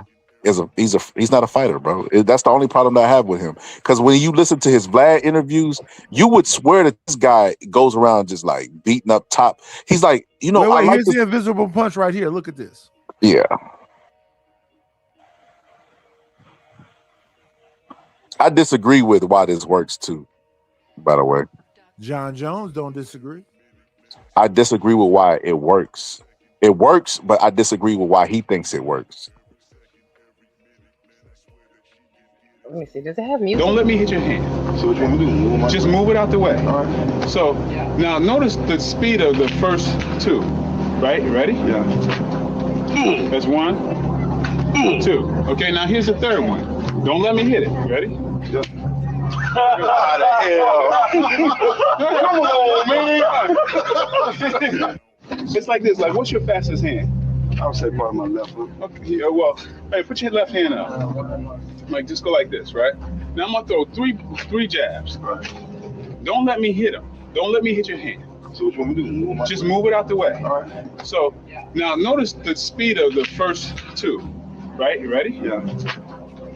That's 1, 2. Okay, now here's the third one. Don't let me hit it. You ready? Yeah. How the hell? So a couple things to unpack here. Michael J. White definitely is on roids. I mean, if you look at his body Boys throughout the got to years. do with what he just showed that man. Because somebody in the comments said we need to stop talking like white people, and it's like, bro, come on. Like, you think that they're around performance enhancing drugs and they're not taking them? Like what? Like, come on, man. Like, you got to be really delusional to think that Well, that's Michael. the thing. That's the thing they do in the industry, though, right? Because they're trying to be the elite. That's the point that I'm making to the person in the chat. Secondly, this. Michael J. White, to me, like I said, I listen to the stuff that he teaches, the techniques. Like he knows what he's talking about. But as far as him being a fighter, he has to let that go. Like if he wanted to be a fighter, this is what he could do. He could contact Dana White, set up a match, and they would pay him a lot of money because he's Michael J. White. But he doesn't do that. And he tries to make it seem like he doesn't do that because some moral stuff like, I don't want to show out. I don't want to do this. I'm about martial arts is about getting better. It's like, bro, you're scared to go get in the ring. No. That's a petition we need. Go ahead and fight, Michael J. Show us what you really got going on instead of just, punching bags. Go beat up people. If I hear you correct, what's that guy's name who's in all the movies? But Steven Seagal. Steven Seagal. Are you trying to say he's a black Steven Seagal? Is that what I'm listening to? No, Steven Seagal is a fake. I think Michael J. White actually could kick really good. I think like he's actually fast. He's an athlete, but I just think that it does. It's like it doesn't. We don't know if it'll transfer over to the ring because he's never tested himself. Because it's different on the lights. There's some people who like spar in the gym good, and then you see them fight night and they getting their ass whipped. You like, bro, what are you like? What happened? Like, is different under the lights? Michael J. White has never been under the lights. So until he's under the lights, he can't call himself a fighter.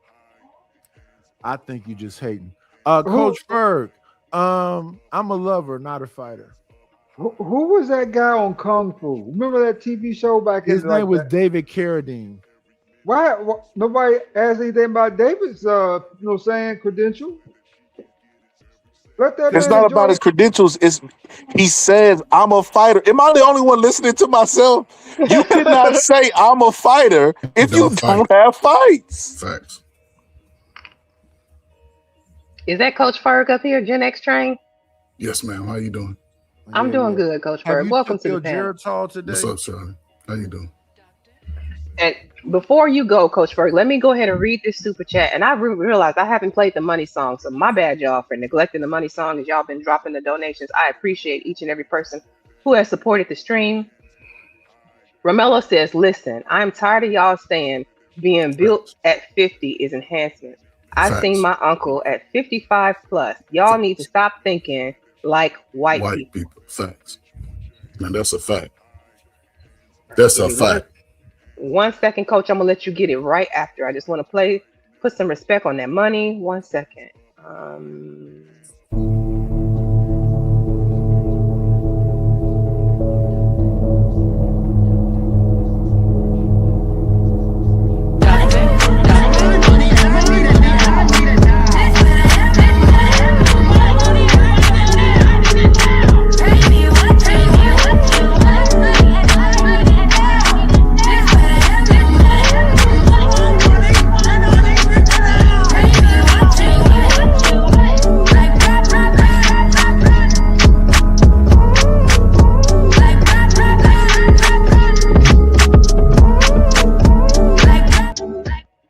Okay, Coach Ferg, you got it. No, it was interesting. It was an interesting topic with the guy. I agree in the sense of, he's been, provided a great position. He probably studied it, of course, if you want to be able to demonstrate it. But to run around, if anybody running around the neighborhood talking about their fighter, they're going to have at least 2 fights that week.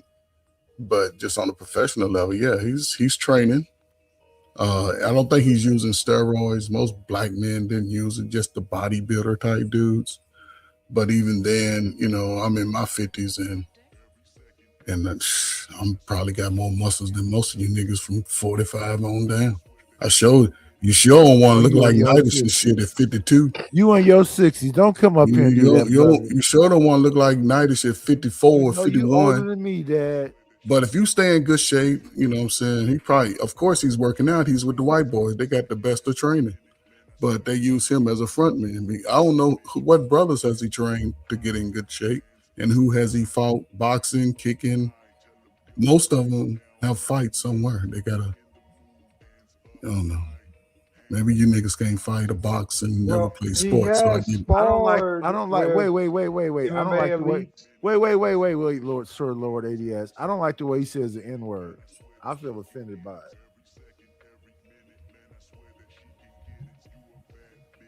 Is this light on light violence?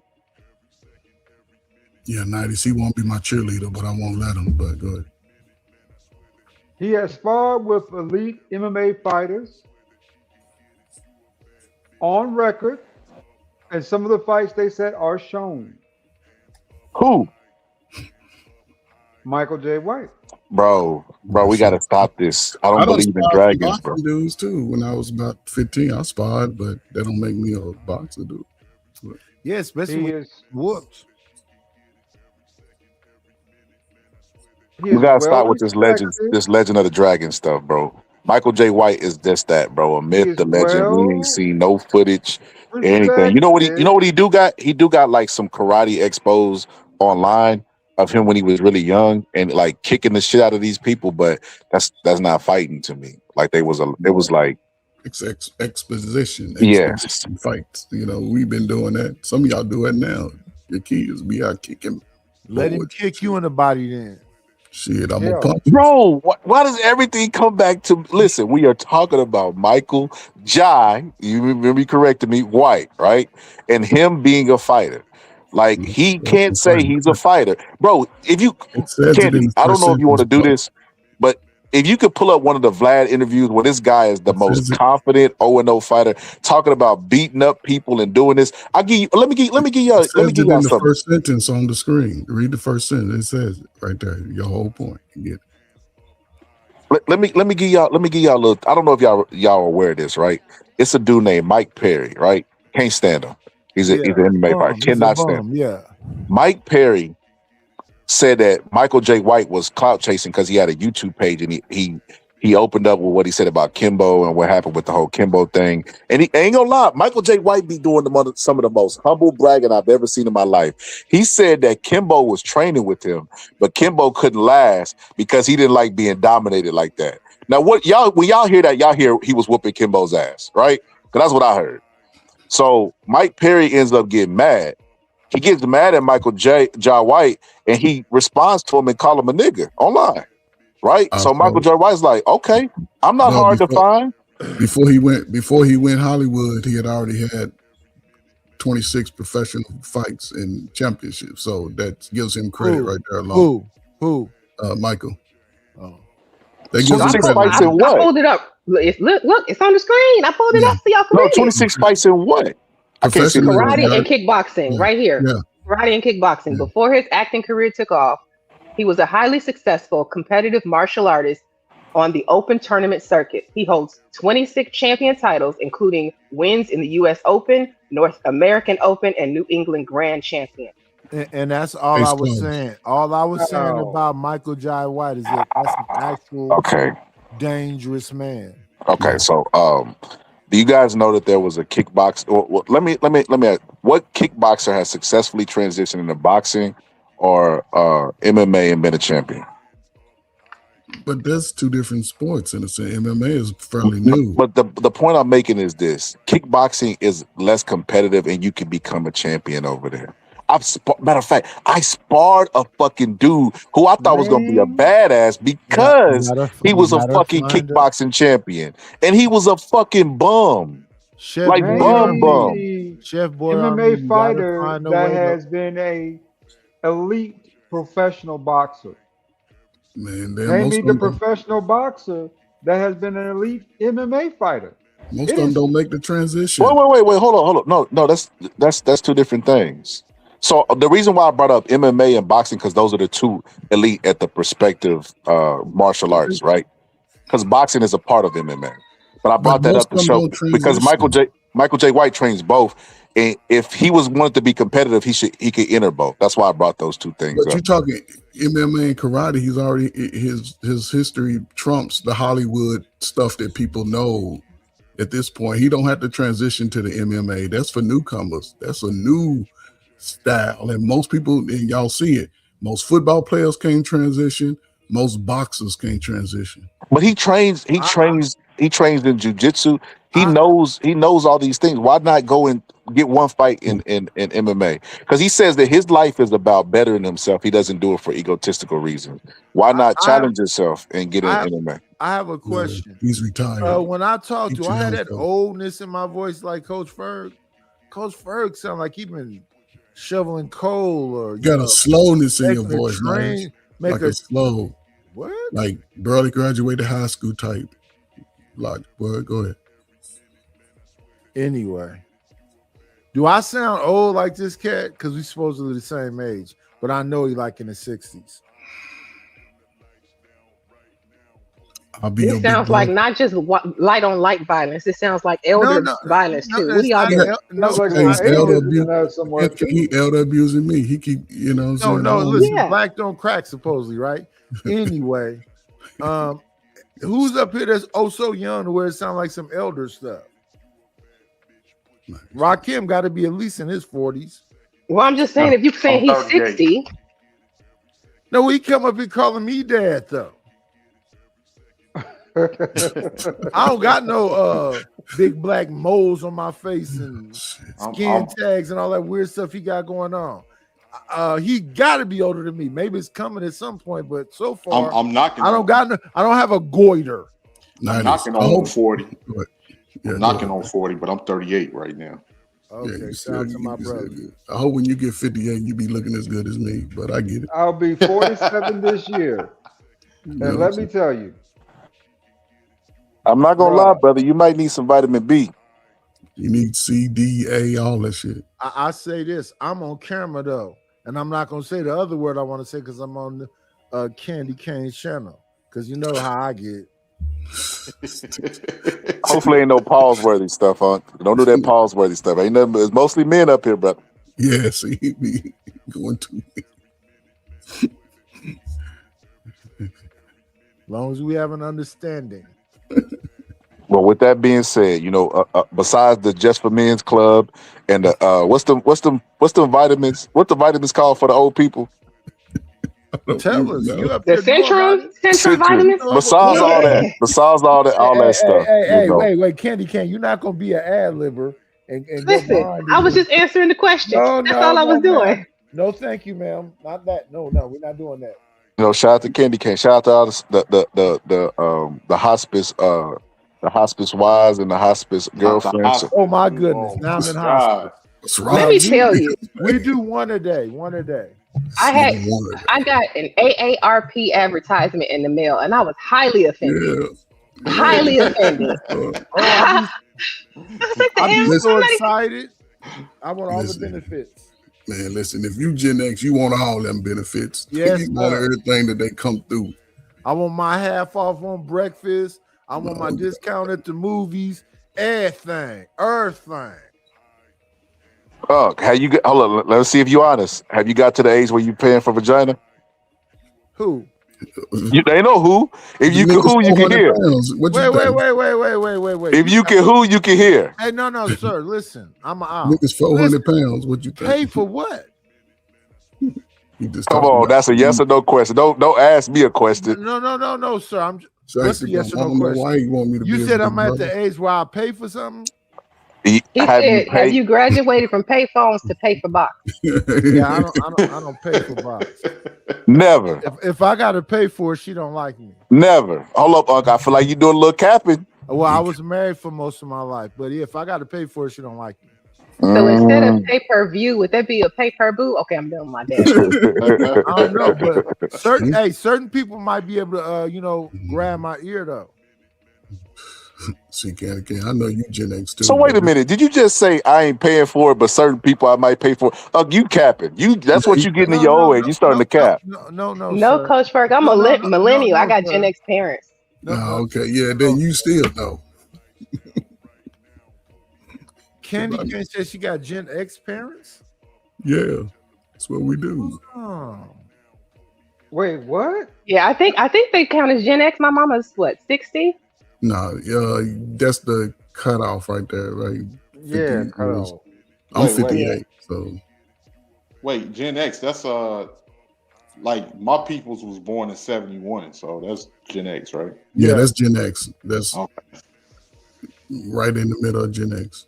I think the last of the Gen X is 1980. So that was the anything last after of it. 1980, yeah.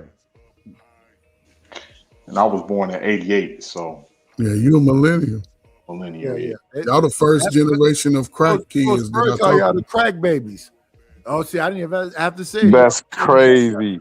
The first generation of crack babies is crazy. No, I was born in the heart of the crack era. came in. Yes.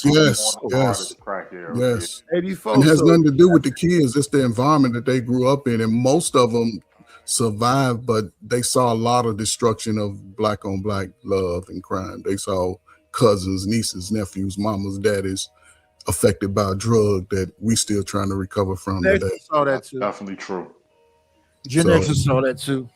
But Gen Xers were babies. Most guys were teenagers selling to people that look like them. Most They didn't, people, as they say, but they didn't understand the devastation effect because if you sold it, you went to prison. Like about 11, 12, 13 years old selling drugs. Yeah. But if you were selling it, then that means you probably didn't have your daddy in your life. You probably I say it looks like Gen X was like the last generation to see what it's like stable community before. Yes. No. 18. They sort of tricked it. They tricked us in deteriorating. It was deteriorating before. They tricked us, right? Because they were saying in school you had vocational schools, you had wood shop. They give you all these skills. Niggas wasn't slow and couldn't read like y'all teach y'all babies today. Everybody could swim. But millennials ain't. It's the Gen Zs today are kind of messed up, but millennials. But y'all might have been the last generation that we. Y'all the parents of the Gen Zs, right? And we know to be joking. That's all I'm saying. So, and there's nothing wrong with the generations. It's just that, you know what I'm saying, you can see some things that we as a people have affected ourselves because we don't teach our young to be stronger and better. And it's some parts of the government who's not really training the young people in a sense. Because I know when I was growing up, man, we was watching everything that the older people was watching. I don't know that comes from not having cable. When we was watching Mad Talk to you though? Did those older people talk to you? Yeah, I was raised by my great grandma in my early life, and all of them was from the South. So we kind of like followed and did what they. So that's what I be trying to understand when Coach Ferg be talking. But when I was younger, those grandparents and parents, even the Gen Xers, they actually talk to their children. Exactly. That's where you get the whole thing. So Gen Xers were children. I would always say that the fathers who actively was involved in their sons' lives, those sons are better men than those people who didn't have that. But again, that sort of the fatherless home rate increased even more once that time frame hit. Gen Xers, we the baby mama, baby daddy generation. Most people didn't do that in our generation. People before that, the boomers, they was married. They was creating wealth. We wanted to be independent because they gave us the shows that said, get your job, go to college, create major debt, go out here and be independent. Most Gen Xers had the highest college debt. I thought they got married the most and went to college the most. But Gen X, yes, as far as that passed on, we started divorcing. No, you said Gen Xers, so we're just focused on this generation. Those are 1986. What was you doing in 1986? 1986. Yeah, 1986. You was probably still peeing in the bed, but the hallway. Why you think I was peeing in the bed, sir? Why you making conversations? 1986, you was probably working for that dude you told me. In 1986, I was the guy that years old. Yeah, it was a laundromat. The dude that was Robert Donald.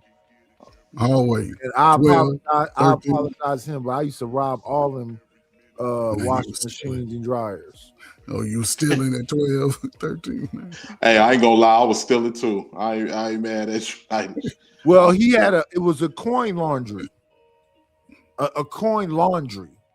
You know, you put quarters in, right? Yeah, the coin laundry. You had to open it up once it got full and take all the quarters out and stuff. And I just, take a fistful of quarters and go next door to Tony's liquor store and give me a burrito and something to drink and some chips or something. So what age did you start stealing? I don't know. I probably was like 2 or 3.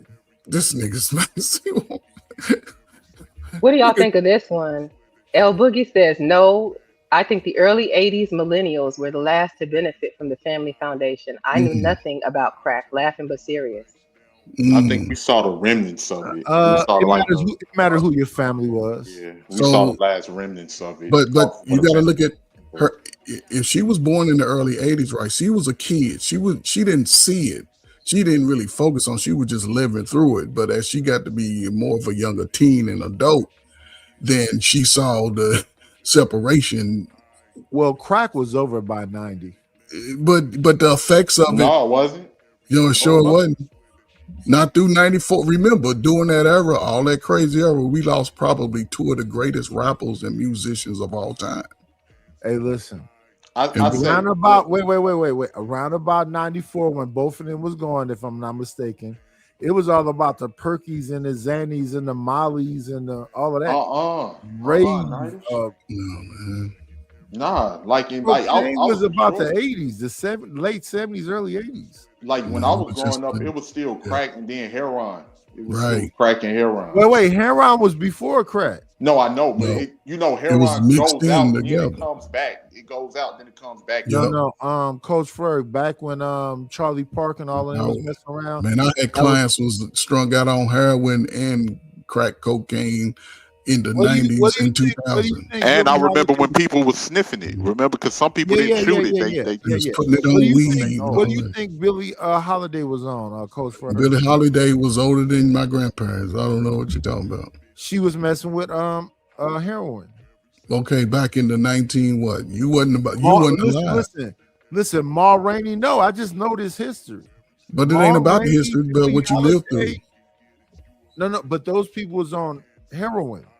Yeah, but that didn't affect us. That didn't affect our generations.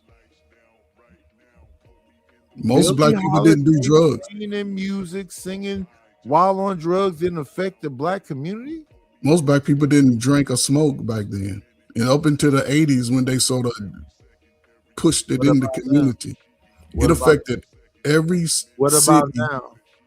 Even now, there's like residues of it. Heroin's still making a comeback. Wait. Yeah. So you're saying that most black people don't mess with nothing at all? They just clean? I didn't say nothing at all. They might smoke a little weed, but hell, black people been smoking weed and vending machines. Black people that's not the drug that I'm worried about. It's the dope and the alcohol that kills us the most. Y'all niggas can't find no stat where niggas is dying from weed in the history. Tell me one. You smoked too much weed and he died. No. I don't like the way you say the N-word, sir. Okay. It seems racist a little bit to me. Yeah, they had skills for sure. But people were still hustling. That's mainly what they was hustling around was like. Wait. 18th letter. How do you feel about the way Coach Ferg says the N-word? Does it make you uncomfortable? I ain't even pay no attention to it, neither. I ain't even pay no attention to it. Well, yeah, from what, especially down there in New Orleans, that heroin was their thing. They used to rap about it, all types of stuff down there in Louisiana. Yeah, all of that. It was bad. It was 2 incidents when I was in the Chi, man, of bad heroin running around on the west side and the south side, where within 2 weeks, 3 weeks, it took out about 40 people. Was that was like in 06, wasn't it? 06, 08, 02. I got there in 04. Between 06 and like 2012, somewhere around there. I remember. Yup. Is that Jay Prince on camera? Who is that right there? This is Prince Bud. Welcome to the stage, Prince Bud. Appreciate you coming through. What's up, bro? It is an honor and a privilege, Candy Cane. How are you? I'm doing good. How are you this evening? I'm relatively smooth like butter on a hot summer. And it's hot out here. It's definitely a hot summer. How much of this show have you been tuned into? Because like right now what we're discussing is basically sports. I wanted to have a stream today kind of to go over why the greats, those GOATs, why they have such a hard time getting out of the game. I've been tuning in and out of the discussion, but I actually wanted to get my input on this mainly because of the ghosts that we have in today's game. Like it's hard for them to let go. It really has been. And LeBron James is that new pinnacle of that right now. He's about to be 43, and he's still clinging onto that straw like he still has something to prove. But to me, and don't get mad at me for saying this just because I know there's going to be a lot of LeBron fans in here and this and that, but I'm being honest. You on the panel with one of them. No disrespect to LeBron. We ain't doing no LeBron slander. No, I'm not doing no disrespect. I'm just giving you my honest opinion and my honest truth about it. So don't get hostile. The reason why I say LeBron is in that pinnacle of trying to keep his career alive is because, yeah, he's gotten championships, but he's lost more championships than he's been to. And then who's the next him? Who's the next him? Right now, it's a mystery because there's a lot of them that are really good, but there isn't that one great player. Like there's really good players, a lot of really good players, but there isn't one that really kind of speaks that pinnacle of greatness. So that's the issue for you. You know, shooting stars don't happen all the time. You know that, right? Yeah, but again, I grew up in an era where basketball really was the answer to that is, you know, another one is after him. Who's the next him?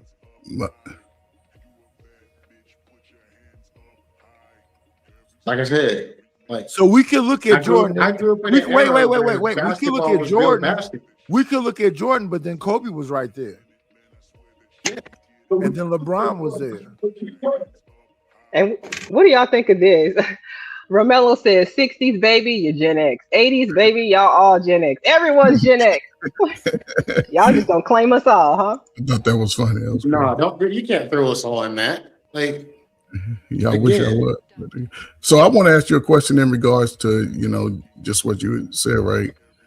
Do you think with the next gen player, our next generational player, do you think America is looking for an American-born player, or would that player also could it be an international player? Because we're seeing they should look for an American because look at who the past few MVPs have been. So just based off that, right?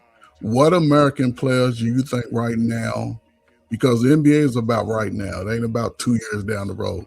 What player do you think could step into that position? Because they offered it to Anthony Edwards, and he's like, "No, I don't want it," because he wants to be in them streets. But Anthony Edwards is soft. But he's one of the top players. So they don't want to admit to, but it's just happening. It's just become a takeover. Wembanyama, that's the new dude. He's an international player, but he's French. Yeah, exactly. But he's taking over the league. I thought he was too. Yeah.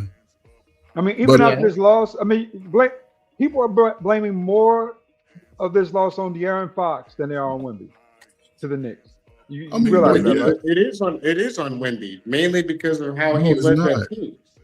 It's not. You're talking about a second, third year player. Y'all niggas, what they're talking about? Right. It's not on him. It's on the coach too. Most of it's on the coach because if you understand sports, a team going a 10-2, 10-15-0 run, you ain't called timeout. You trying to lose the game. But New York was just destined. They played the best team ball. You ain't seen no team like that in the last 25 years because some of y'all can't even play ball. But you got to look at what it is on the court. San Antonio, they're going to learn from that. Get rid of De'Aaron Fox. Let Harper start. They can always go get some guards because they're going to need some nice little mix 6'8", 6'6", 6'7" to go with Wemby. But I can say this now, just based off what I've seen, if he stays healthy over the next 10 years and he's playing ball, dribbling, shooting, it's going to be a problem. He could probably be one of the greatest in the history of the game. Yeah. Just based off what he can do. He can dribble, shoot, play good defense, block shots, anything. Well, it's something that you've never seen before. He's a center who can play like a point guard, but has the mobility and the athleticism of a 3 and a 4. Which again, we've never really seen that before since maybe Magic. Yeah, Magic was that type. It's gonna be interesting to see, man. So again, like I've watched a lot of basketball, and the era that we're in right now, I have to be honest about it. It's soft. It's soft. Yeah, but that's the way they play the rules too. So you can't be. But again, I'll say it like this: it's also kind of catered more to the international players than how it used to be back when we had the Pistons, and that was in the 80s. Yeah, they won't do that no more. It's too much of an investment. But you know what, Kenny, in reference to the whole topic, right? All of these players, I think it's something that, especially if you're at the top of the game for years, that player should be allowed to exit when they're ready, barring injury. So you saying even when their families want them to quit and they like the world is telling them you are past your prime, they should still have the right to leave when they want to. Like Aaron Rodgers? Yes. But again, you see it in ways, right, that you're starting to see it in the NBA, right? The fact that his sons played ball and his sons are making a career of playing ball, making their own money, and he's been able to maintain his career, that says a lot. And it shows the great support he has from his wife. And that's just probably one of the best dynamics that most players in the NBA or in NFL, if they're making good money, they don't have in that type of dynamic. So I think, and this is me, right? Having coached sports and played, you know what I'm saying? If you have, I realized I wasn't going to make it to the NFL. So I said, I can coach. I like to coach. I like that, right? So I've always coached, you know, I like coaching the young kids and teaching them the forms and the techniques. That's exciting to me. Then talking to them about school and being better and high school. That was my lane, right? So when I started disevaluating sports for myself, I'm like, shit, I've been throwing the ball. I guess my senior year in high school, I was throwing the football 60 yards. I was kicking field goals. I was playing basketball. I couldn't make up my mind. And then the strike came. So if y'all remember the strike in 87, I was like, I ain't getting ready to play no damn NFL. So it just sidetracked. It just changed the trajectory, but it didn't stop me from achieving things, right? So when you're going through it, and that's where I was stuck at for years when I was retired at 54, I was like, man, I ain't ready to just stop.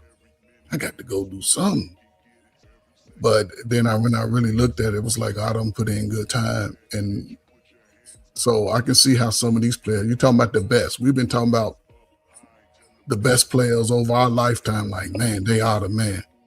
And they need that to just go out on their own terms. They need Would you say it's also a form of therapy, the sports? Yes, it's a form of therapy. Yes, it is.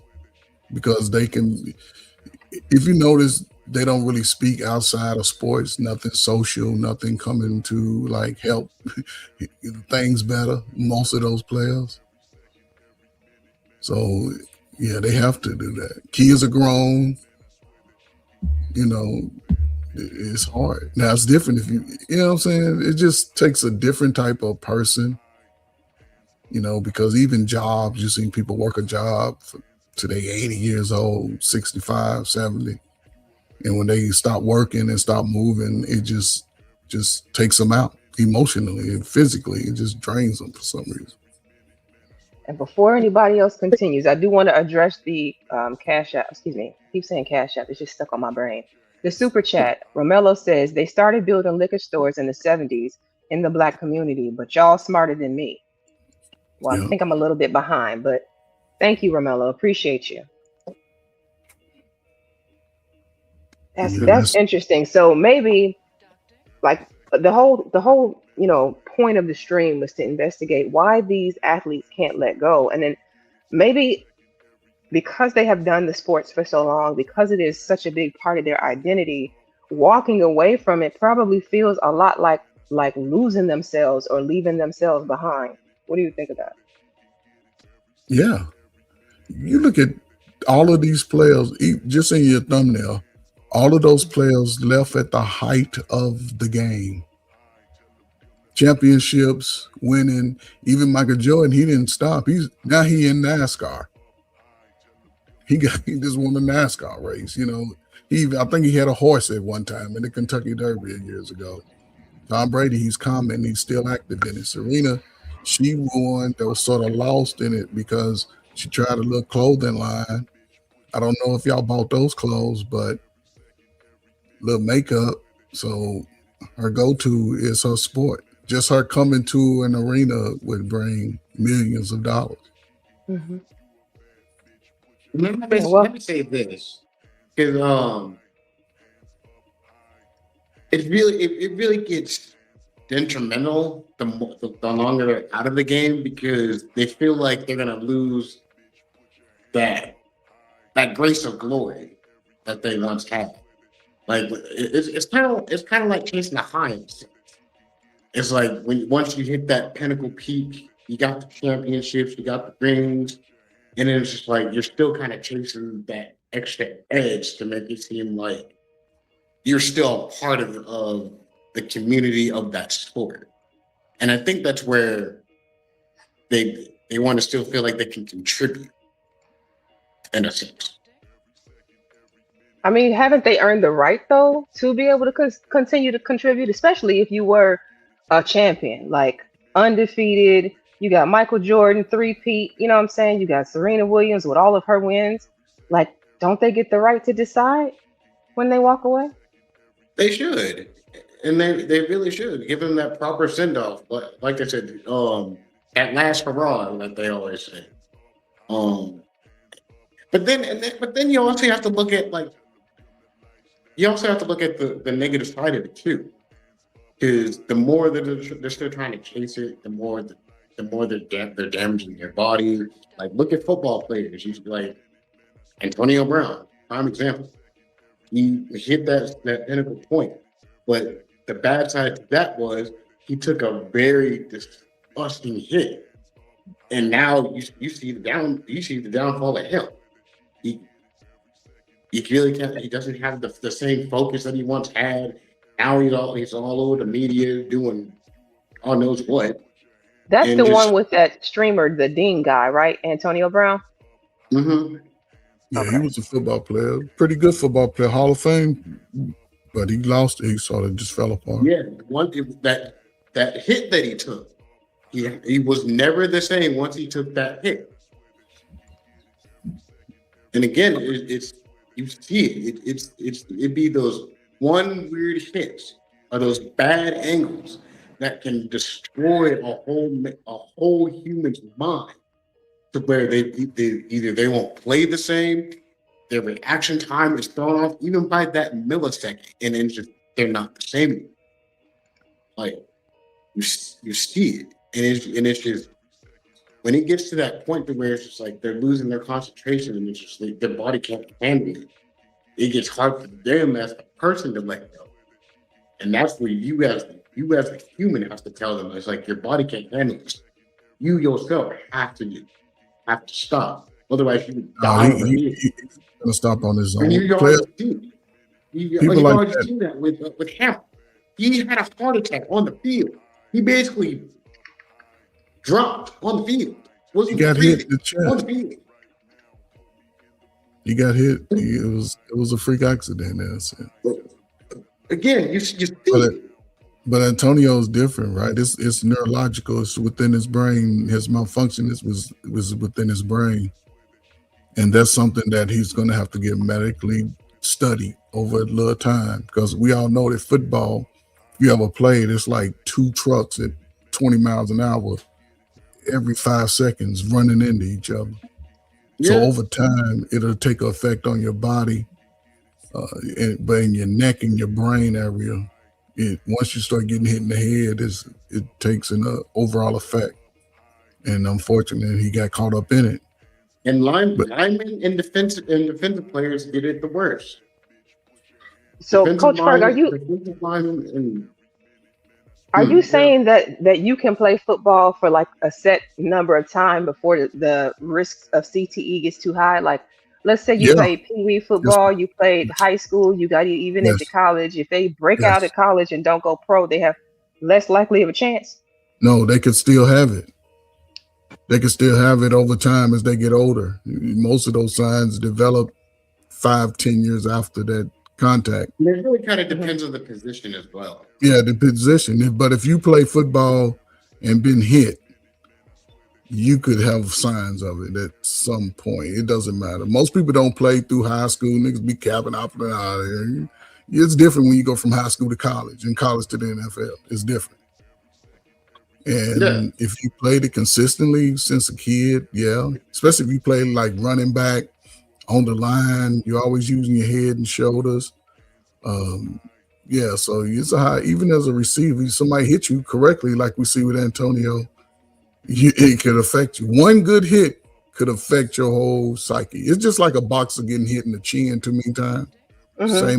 Same effect. It's the same effect.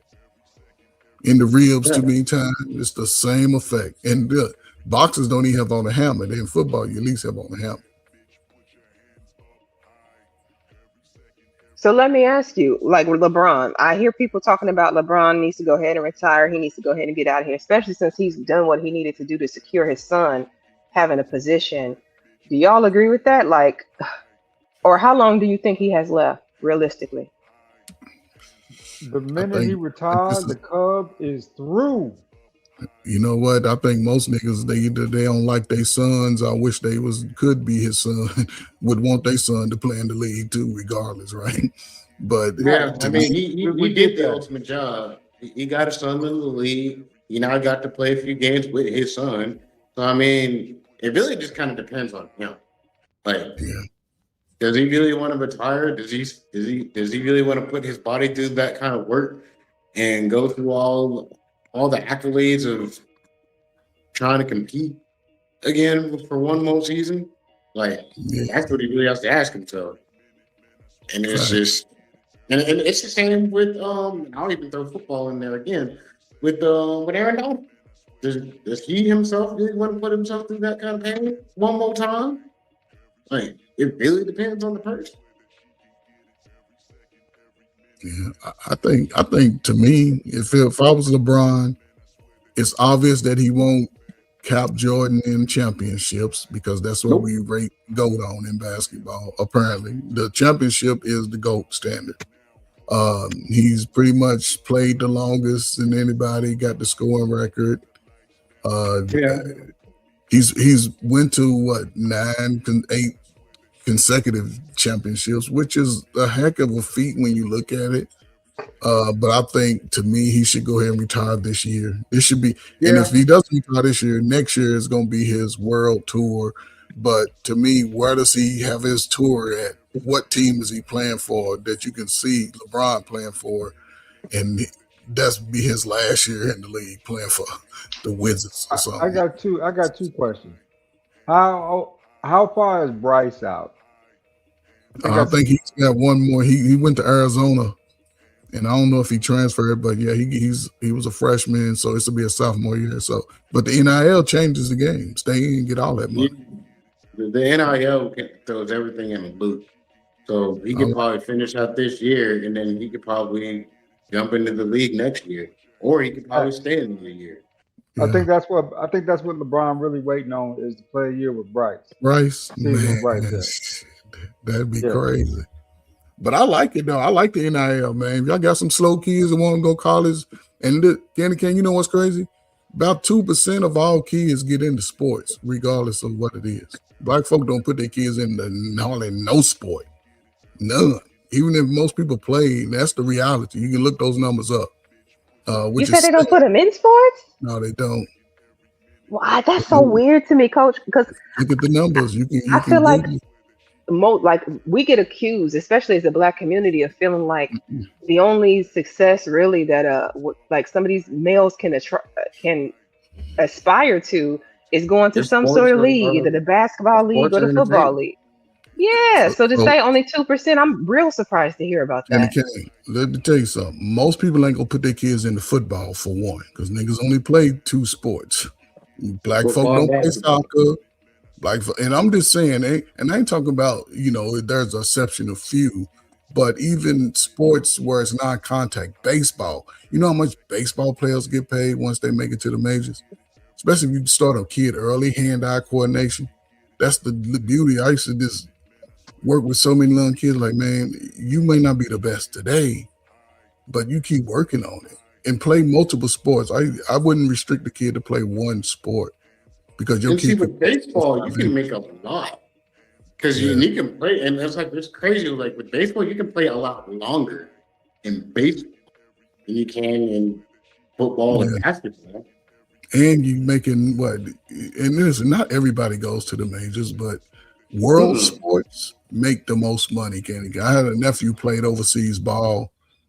He played France, Italy, and he's living in Dubai right now. But they're playing that EBT tournament. Man, this dude was making $200,000 a season just playing overseas back and forth. But some players want the American recognition. If you want the recognition, like playing in see what's that, the second league in the NBA, not the summer league, but what they used to call it? I thought it was D League. Well, no, is it D League? It's the G Yeah, League. the G League. They raised up those salaries to a couple over 100,000. But I would just prefer my son or daughter to stay in college, especially if they go get a full ride, get your degree, get your little $500, $600, $1 million NIL money for 4 years. That's $4 million, and then go be a professional. Because if you don't make it, because a small number make it, remember, it's only 400 some people in the NBA and about 1,600 in the NFL. That's it. So, Interesting. You can become an agent, especially with a degree. You got a degree, you can go to you can become an agent and have 5 LeBrons. Right. It's way And easier. imagine the paycheck off of that versus having to be LeBron out there risking your body every day, worried about, that's actually not a bad point. Yes, they can. That's that's the avenue of today. Because you can be if a college player, he can't get an agent, but NIL is big money. That's big money. So wait a minute. I thought that they were going to start paying the college players. Am I mistaken on that? They don't pay the college players directly, but schools do have a cap on monies. It's sort of like it's a middleman. That's all. So everything that I do at this point, they kind of have to start playing the college players now because look at the game. Look at college football games now. Those are making ridiculous amounts of money now, and they're using the players' the kids' likeness for their game. So they have no choice but to start paying. They have to start paying. But that's what they're doing because they capped it. It's like, remember, one player messed it up. He said the school was offering them $8 million, right? They're like, no. Because but what they did, really was the whole thing with Reggie Bush. Yeah, he was but taking all those money, all those deals, and then come to find out, he really didn't take any of them. But Reggie Bush was under the blue chip. I don't know if you saw the movie when Shaq, like in '92, they made blue chip. So that's the same thing. That's hell, going to a division AA, I was getting $200 a month, $300 a month back in 86, 87. So that's always happened. But the NIL legitimizes the money that these dudes can make. And females, both the women make good, especially a good softball player in college. They all making $60,000, $70,000 on top of school being paid for. I'm just giving a low. I met a young guy in May. He go to a Division II school. I said, man, how much your NIL money? He gonna tell me $4,000 a month. $4,000 a month? That's your money to spend? Come on, man. These niggas can't even budget $4,000 right now 40 years old. That's good money. That's crazy. That's actually good money for that Yes. age range. Yes. And your school's paid for now. Now let me ask you, Coach. Do you think the reason why, because you say the numbers are low on entering your kids into sports, do you think it's because of the cost, like paying for equipment, paying for the things needed, like your cleats and all of that stuff? Is that why Black parents don't put their kids into sports because they can't afford the startup costs for it? Or do you think perhaps the area, like the urban areas, not having safe fields and grass and things like that? Like, what's the reason why? Well, the fields is not a problem. They have parks, they have areas where the city will take care of that. One of the things that happened over the last 50 years is the city teams, the little neighborhood teams, they sort of faded. So people started having these traveling teams.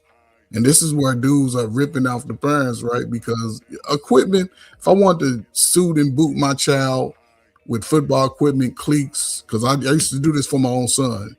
And I'm going to buy good cleats. You're going to get the good cleats. And I ain't talking about the most expensive, but good cleats, 3/4 high. You're going to get some long socks. You're going to get pants that fit sort of tight. You're going to get all the knee pad, butt pad, rear pads, shoulder pads, a nice little Rydell helmet. All that will run you about $200, $225. Normally, you can get 2 years, depending on how big your child is. 2 good years, you always buy maybe a size or half a size bigger, right? Even cleats, right? Because they can wear 2 pair of socks.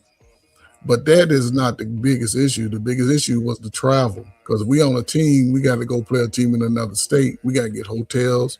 We got to pay for food. Then sometimes they have $600, $500 fees to join. And a lot of time that's burden on one parent. See, that's a burden on one parent. So it really just kind of depends, really, where they're living at. Honestly, but even in it really kind of depends on where they're at. Those leagues are no longer abundant in the cities. And that's a thing too. Is like there isn't any like local teams anymore. But see, you talking about the reason why there's no teams, people wasn't signing up. Adults weren't taking the kids to sign up when they have the sign-ups.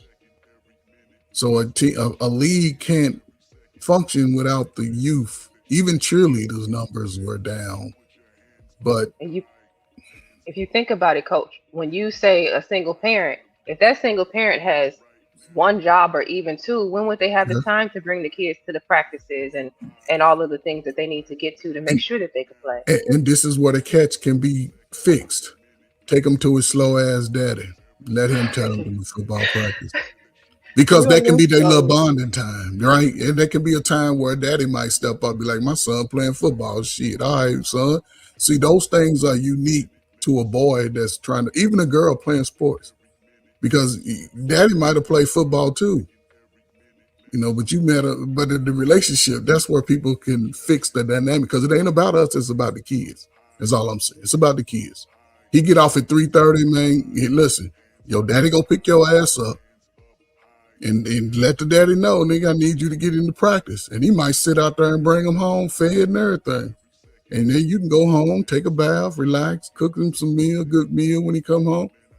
But people don't want to work like that. But the participation with the children is what's hurting the I guess the energy of young people. You see, young people ain't got nothing to do.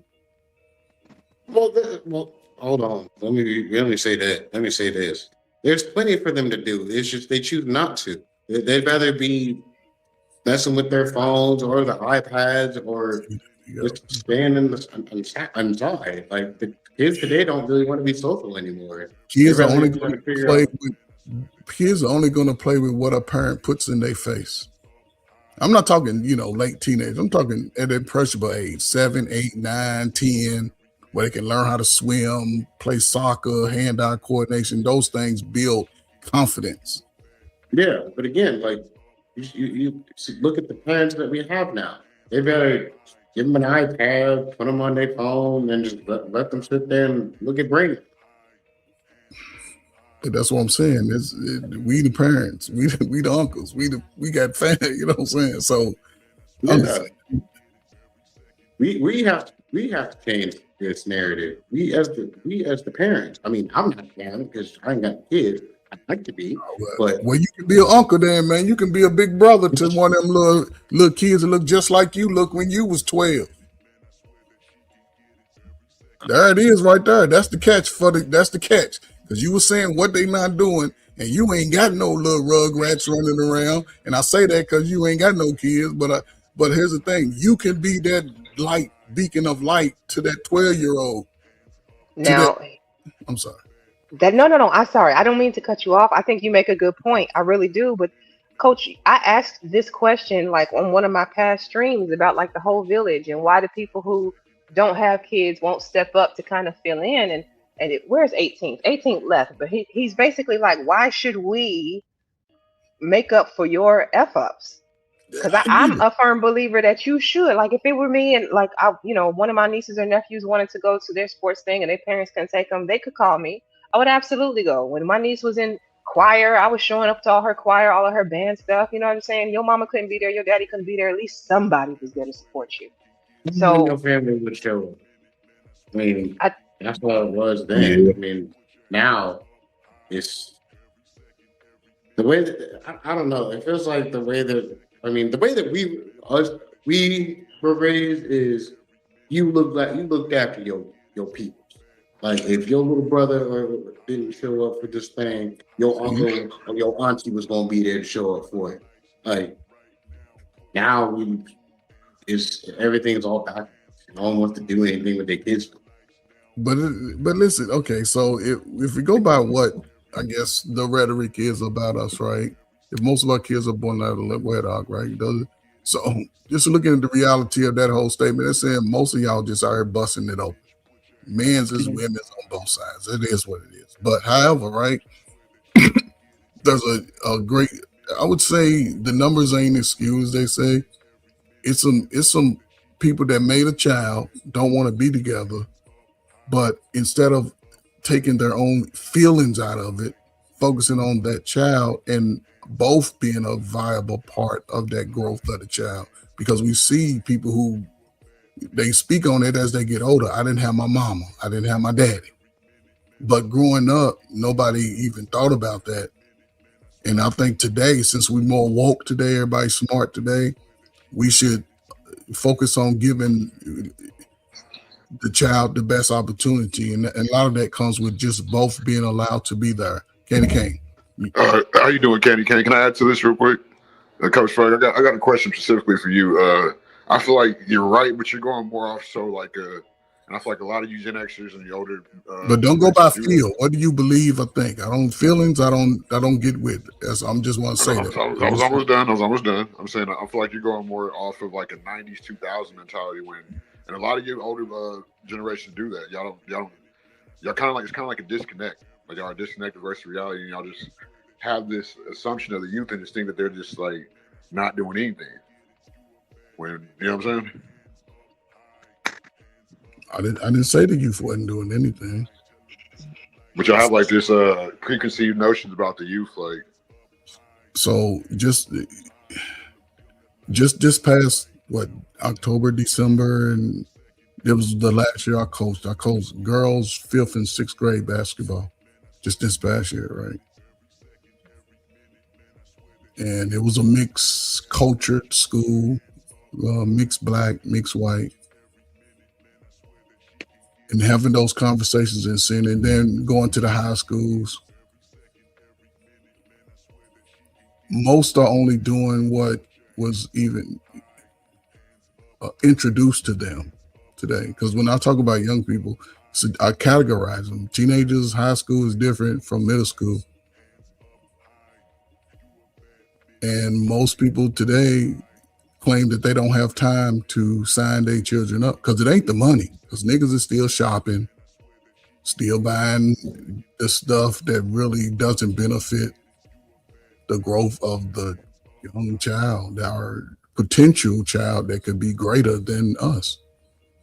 Just being introduced to those different little things because it's beyond sports. There's so many other things that could be introduced, especially if we used to do it when we was younger. I used to draw, but I don't show my kids how to draw. Nobody really talks to them in that way. And yeah, to me, it's bigger than, yeah, I'm always boring, right? Because Shiesty, you like the mess. But there's not the way, it's a way. Because everybody talk about today how scary the kids are. But who's really... I don't think the kids today are scary and or bad. I think I'm going to say I still think it's a lack of parenting. It's too lackadaisical in the parenting. Yeah. What you say, Seymour? Oh no, I mean I didn't say anything. I actually agree with that 100%. I mean I'm 36, but I've been a parent. I've been a father for 20 years. So, and I've been a lackadaisical parent, even though I've done my best. And I feel like maybe we get that from the older generation. You get it from yourself. You get it from yourself. You don't get it from nobody. I didn't, how I raised my son, I didn't get it from my father. Like he provided the opportunity, and for me, I had to take it a step further and like, let me be a little bit more disciplined. Let me not do some of the things, because again, if you can raise a child, which I believe you raising your child, you can see the difference between your child and most children that don't have that disciplined type of parent. Because I believe you're a disciplined guy. You're not letting your baby see in all kinds of stupid shit. I don't believe that.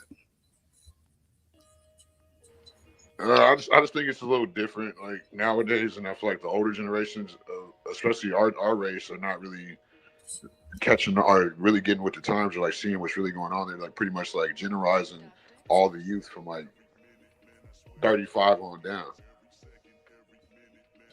35, you're saying is a youth? I mean, it's the millennials, like, and I feel like there's a disconnect between the millennial blacks and the older generation, like the Gen Xers. Because millennials, y'all in the way of the younger folk. Y'all the one young folk that listen. If you let me ask you this question. So I think you raising your child. Do you think most of your peers and you see in our community where most young men your age or older can raise their child? I mean, the kid can smell your farts. You wake up with him. You tuck him in the bed. You feed him. All of that. I mean, not like the previous generation. No. Is that what you're insinuating? And so that plays an effect on the younger people coming up and not having the motivation to be better than their condition. Well, you see what Sugar Bum said here? My daddy ain't raised me to be weak or accept a weak man. Do you think in a way right now there's too much coddling going on? Yeah. Who's being... I'm talking about, say, like Seymour went 35 and under. I'm going to go even younger than 35, because at 35, your kids are probably what, 18 and younger? If we're talking about the youth and talking about them not going into sports, I heard somebody say that they, are too busy on devices and not really, focused on anything. Do you think it's a level of coddling versus putting them kids out there and making them go to work, not wanting them to compete, not wanting them to get hurt? Like, what is that? I mean, outside of the whole, the other reasons that I gave you, like parents working, being a single parent, those types of things, like, are we failing them by coddling them? Is that the reason why they don't? Because I feel like sports builds character. Builds character. Yeah. It teaches you how you're around people. You get to be around multiple personalities. You get to understand how people build understanding. Yes. We're in a generation now where kids today would rather try to figure out what's the fastest way to make some money. We're in a generation now is who can be on the spotlight the quickest. Mm-hmm. Like that's the generation that we're in right now. Is who can catch that next wave of spotlight for that next 15 minutes of fame. And they're willing to do anything and everything to do it. Like we have IRL streamers and a whole bunch of other people that would rather do streaming stuff than rather be outside and throw the football around or play in the dirt.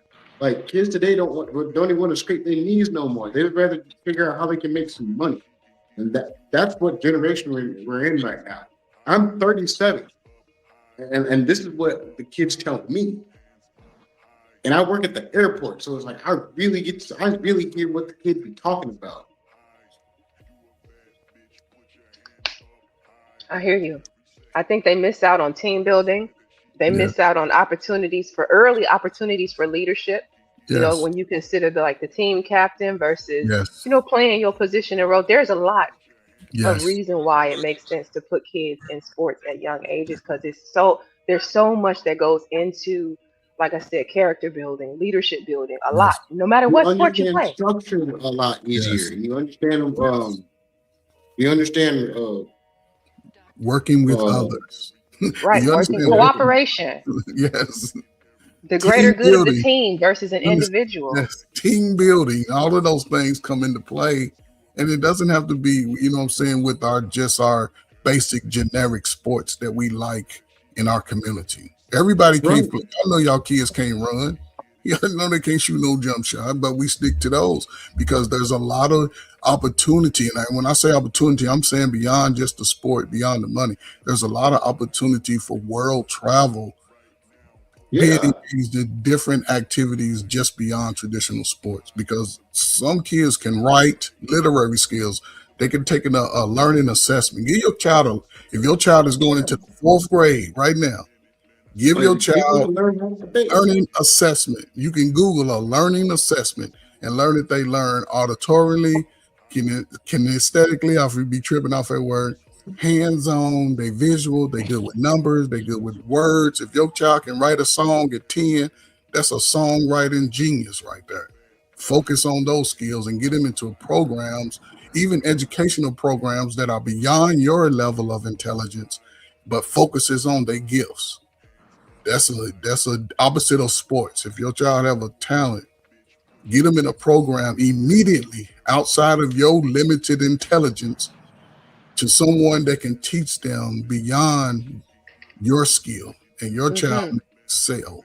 Well, that would fall back to fatherhood then, because I mean that would mean their dads, whoever the male figure in their life, should be teaching them how to work with their hands. But a dad can't teach me how to play an instrument if he's never played. Right. But you might. But there's still some things my dad that I could do that my dad couldn't do, so that he had me do. It all comes from. It all starts at home. Like I think boys, not everybody has the same attention span, especially boys. Like they can't just sit there and write, or you know what I'm saying, or even with sports, like not everybody's lucky enough to have to come from a good family, or just to have the height or the skill or just whatever to get that camaraderie from playing sports to develop. You know what I'm saying, through the years, like the basketball skills are working with the team. You see what I'm saying? But so it all starts at home. Yeah, it starts at home, but in our reality, right, are our homes complete? Did 90% of your brothers grow up with their dad in the home? Did 90% of my brothers grow up with a dad in the home? No. So now that's past tense, right? Because we still have kids that's growing, right? The dad ain't been there 8 years. Now, okay, there's still opportunity to get a good result from that child. But you have to be in tune with that child. Like, oh, my child can organize stuff. My child is good with, my child just wrote something, drew something, painted something, created some, like, I don't know, it's just whatever they creative in. Focus on that level of talent. That's a God-gifted talent. Let them explore it beyond my level of intelligence, is all I'm saying. So basically, essentially what you're saying is you have to try a few things with your kid. Allow them to try and fail, see what they like, see what's their niche, to see what they can pick up on, and then foster and feed that. Yes, feed it as much as you can.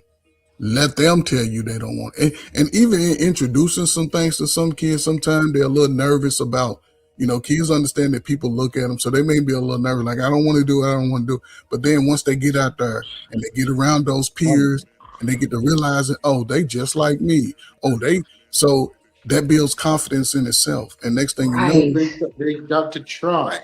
And But that's another thing. I gotta give you pushback on that. I gotta give you pushback real quick. Is what about the people that live their dreams through their kids or try to live through their kid vicariously through their kids, and their kid want to. Yes. You know what I'm saying? The kid And want to be a painter, but but that's they another got the kid problem. playing That's football. another problem. That's a whole separate problem. That's a whole separate problem. You're right. You know what I'm saying? Some people, when they realize their kids are talented, they push it too far. Yeah, and they're trying to reap off the benefits of what they kid did. So, but that's that's a whole big thing too. Whoa, though, because then if you consider that to be a bad thing, then that means we shouldn't have a Serena Williams or Venus Williams, because that's basically what Sir Richard did. That means we shouldn't have any of the Jacksons, Michael Jackson or anything, because isn't that what Joe did? That's a good point. Right on the head. I was just about to say that too. But he didn't. But they didn't live in us. Okay, so if you want to put a poster child in those type of things, of course they go use a black man to do that, right? But in reality, right, he saw that they had an interest in it. See, that's the thing. He came home, especially that's why I love the Jacksons and Joe Jackson, right? Because if we all had a Joe Jackson, we all be millionaires in some capacity, right? Not just what the propaganda say. He saw that he came home one day, they was playing the guitar, they was messing around with it. So he realized, oh, my sons got beat, they got rhythm. Oh, y'all want to be in a band? You know, kids, yeah, I want to play in the band. But they didn't know, like, damn, we got to practice 7 days a week, all day. So that right there, he paid attention to his children. And most people don't get that because mama got to work, but the kid at home doing stuff, the daddy ain't there. They don't see like, oh, damn, my son is pretty fast. I'm signing my baby up for track. My daughter, she can do backwards flips. Oh, let me find a gymnastic place. Somebody can tell how to do the flip. People don't really get in tune to that. So, yeah, I think those are two great examples of people who realized they had some talented people and focused on it, and they drove it in the ground. And look where both of them are, both families are today. But see, let me ask you then: is there a difference between like what's the fine line between where investing in your kids, seeing their talent, seeing their potential goes from like discipline or helping them build discipline to being abuse? Because I would say, go ahead. When you all in the stand screaming and hollering instead of appreciating your child from a good distance, when you you gotta look at two different people. Look at Britney Spears' career, and then look at how Beyonce's career went. Two women, pretty much the same genre of music, both have different upbringings. Britney Spears did the Disney thing. Beyonce did the internet thing. Both of them very successful. But here's the catch. Britney Spears went nuts and lost a bunch of stuff, and now she's kind of in and out the limelight. Beyonce got married. I don't know if she has any children. I believe she has kids now, and now is successful. And she doesn't have to really do anything to stay in the limelight. But you hear her do anything, and everybody goes batshit crazy. So it's like, who really who really did it there? I mean, I thought you were going to go with the fact that Britney Spears, because I know she fell off with her parents and Beyonce didn't. So I thought you were going to go with that angle. But I was trying to, but I missed that. So they had the conservatorship over Britney to where they kind of locked her down and took total control over her life. So, and Beyonce, from what I can tell, that wasn't the case. Like she was a willing participant in her success versus it being forced on her.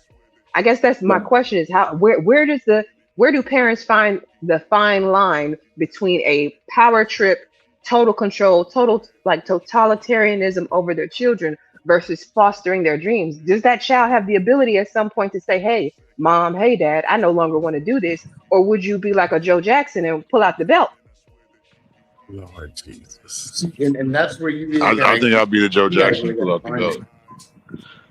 You don't want to do that. Because it's like, but can I say real quick, because my dad's actually signed to Motown the same year Michael Jackson signed in 1969, and my nephew's in the NBA. like and he was the next male in the family, like born after me. So I saw how he got raised. He played football at first. They made him play basketball, and he's still in the NBA today playing for Golden State.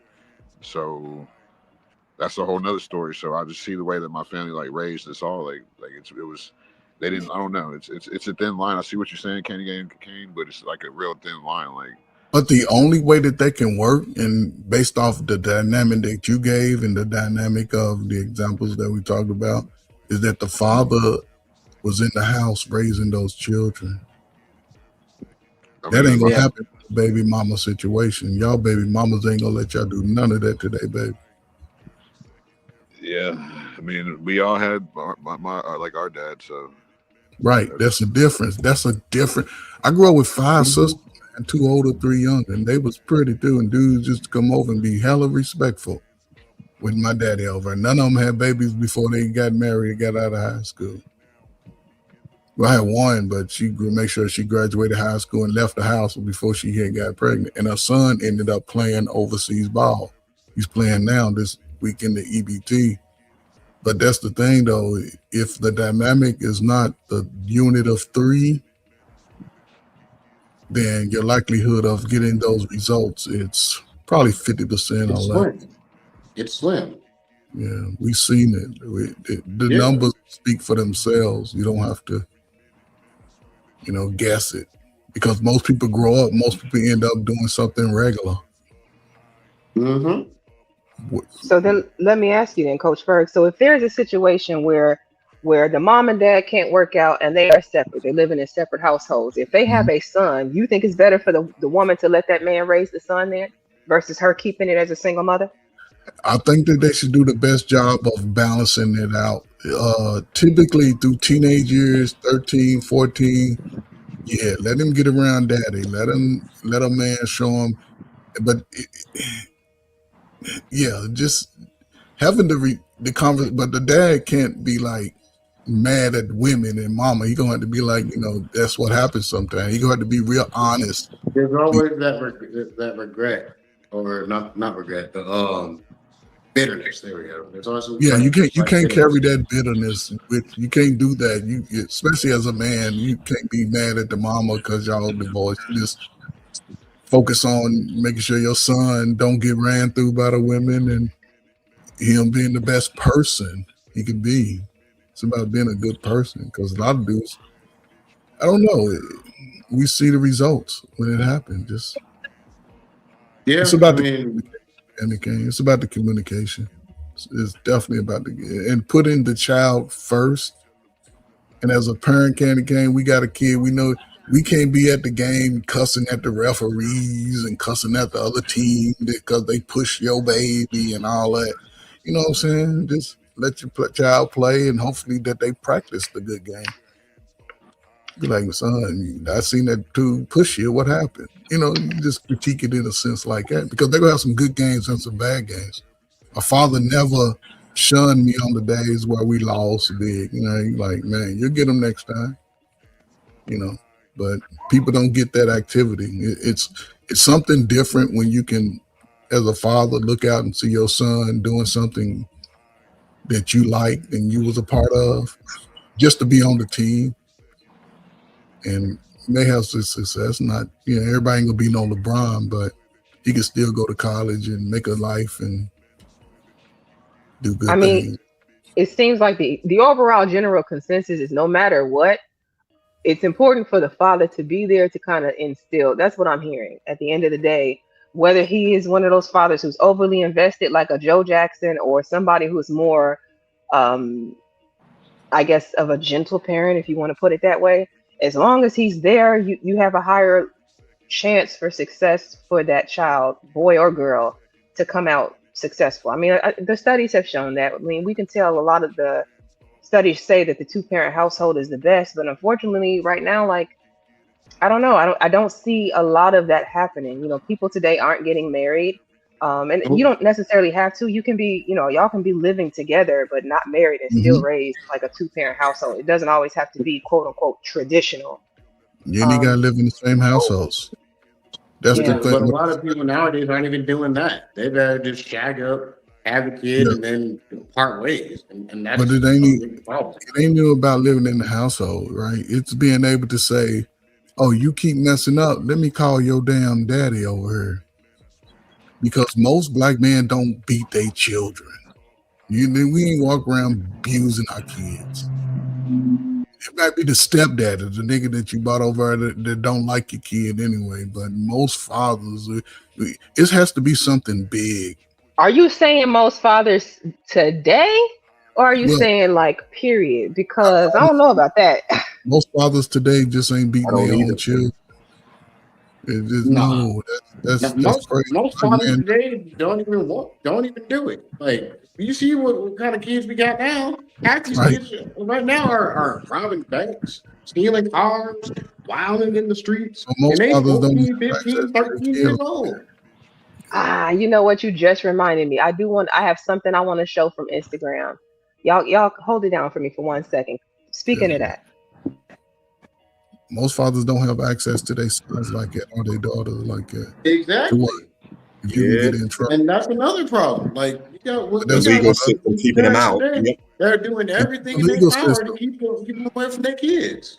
It ain't the legal system keeping them out. It's a disgruntled mob. And it's both sides. See, that's what it's not the legal system, right? Because again, we're talking about a child's ability to function outside of their emotions, because most young people today are caught up in their emotion, and having that opportunity for a father, even some black men, right? If you can't connect to your children, that's part of your destiny being lost.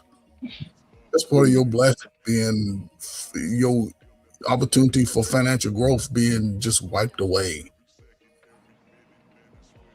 But I just had to working with these people, growing up the way I grew up with my father and mother, and realizing like, damn, he was a lot better father than me, and I pushed my son to do some things that I like and didn't like, and I let him find his own way. Shit, he's at 23, he's making more money than most people that I ever known, and he's doing his own life.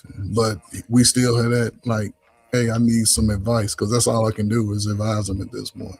Men need harder parenting. They'll think it ain't necessarily harder parenting. It's just disciplined parenting. we got too soft on these boys, and it's like the Gen Z and the past are way softer than any generation. That's why they're in the house all day. That's why they're the ones that's super cold. They're the COVID babies. I call them COVID babies because a lot of them were conceived during COVID. No, but those are babies, though. COVID was only 2019, man. We're talking about 7-year-olds. What about the 15? What about the 14 through the 19-year-old right now today? The 14, some people got 14-year-olds in their house that are liabilities. Right now. I mean, my son is nothing like me when I was 19, but it's a different time. But is your son a degenerate? Or do you have enough discipline over your son to say, hey, you're going to be a cool guy? You know I don't like, me and my first baby mama ain't together, but I don't like the fact that, like, my dad used to call it, like he didn't like when my sister used to make us babysit, but she makes him babysit all her fucking kids.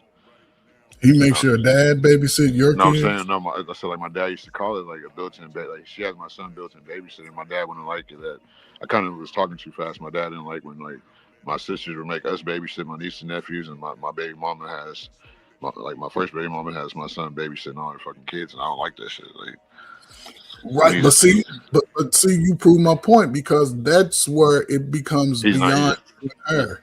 Because if you had access to your son, that wouldn't go down. You wouldn't be stressing over that. Your son would be more confident, because that's the difference. He likes to argue with me and take his anger out on me.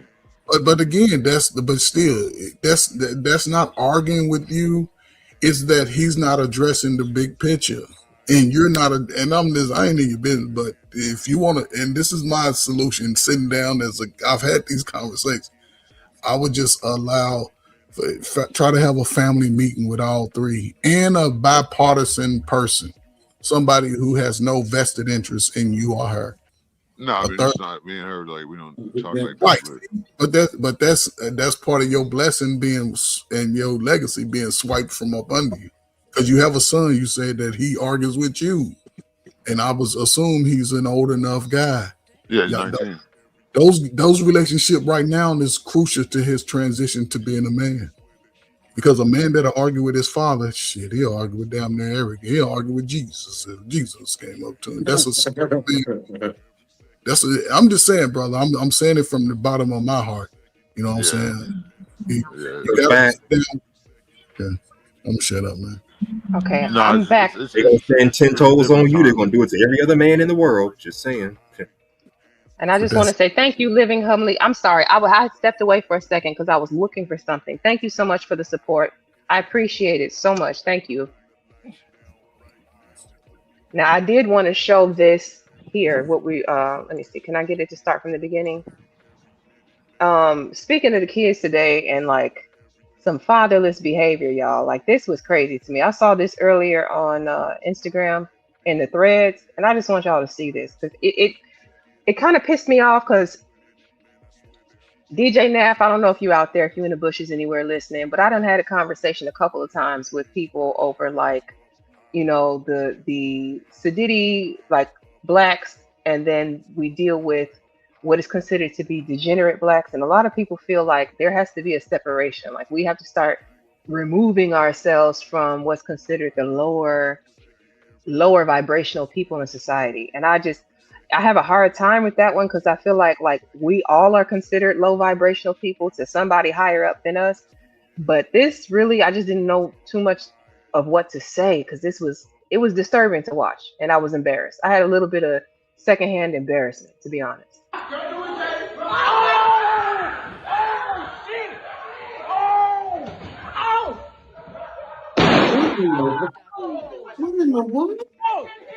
Bro, this shit wild, bro. Okay. Bro, what are you talking about? Just your money. Yeah.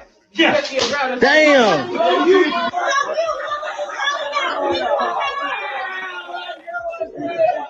Where? Yeah, bro. What did you want with us? So What are you doing all this for? I'm trying to figure out how to pause it, Coach. Give me a second. I don't know how. Okay, I got it down. Yes. No, I'm just gonna ask. So they was at an Airbnb and they went in acting like this, and the owner came, and then they okay. Yes, that's exactly what you see. They setting off fireworks inside the Airbnb. They see that they are clearly tearing the place apart. And some of these kids are actually streamers, meaning this is just content to them. They don't care. Look at what they're doing to and he stole off that old man. That man got to be what, 70? Yeah. Yep. And they're also incriminating themselves. Don't forget that. Yeah. They don't care about that part. Like I said, these kids today is wild as hell. They would rather stream and make content like that instead of like they'd rather try to make money. Those are teenagers, though. They most of them probably have bad parents. Yeah, I blame the parents and society and just Western culture, honestly. Because we're ways like even just like contracts, like even identifying as black is a contractual death, so there's low vibrational if you want to go there. You say even identifying as black is low vibrational? I mean, that's why I think we've been reclassified so many times. That nigga's crazy. I don't know if I agree with that one, Seymour. That's a bit of a stretch. Come on now. Why we've been reclassified 10 times? Wow. You don't think that sounds a bit self-hatish though? That's a little wild. I mean, that's a little wild. Nobody can answer my question. Every time I ask is, why have we been reclassified 10 times? I don't know, man. Did you go to the law about that? Did you question the law and ask them that shit? That ain't my law. That's okay. That's you just on the I don't sideline. believe in none of that. Yeah, you live in America and you don't believe in none of it? Nope. I'm not a conformist. I don't believe in the Western Canaanite culture system. Like, yeah, man, what you believe in? I mean, I believe in the Most High. I don't believe the in Most High, and that's it. Yeah. So you don't pay taxes or nothing? I mean, I live good. You live off the land? Would you be a Moor then? What are you? Hebrew Israelite, Moor? Like, no, is there a doctrine that you follow?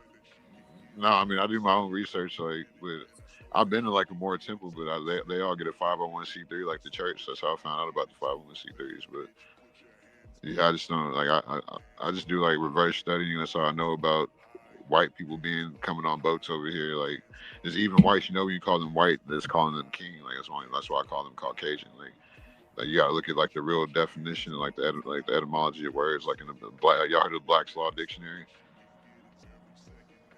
Repeat yourself. You ever heard of the Black's Law Dictionary?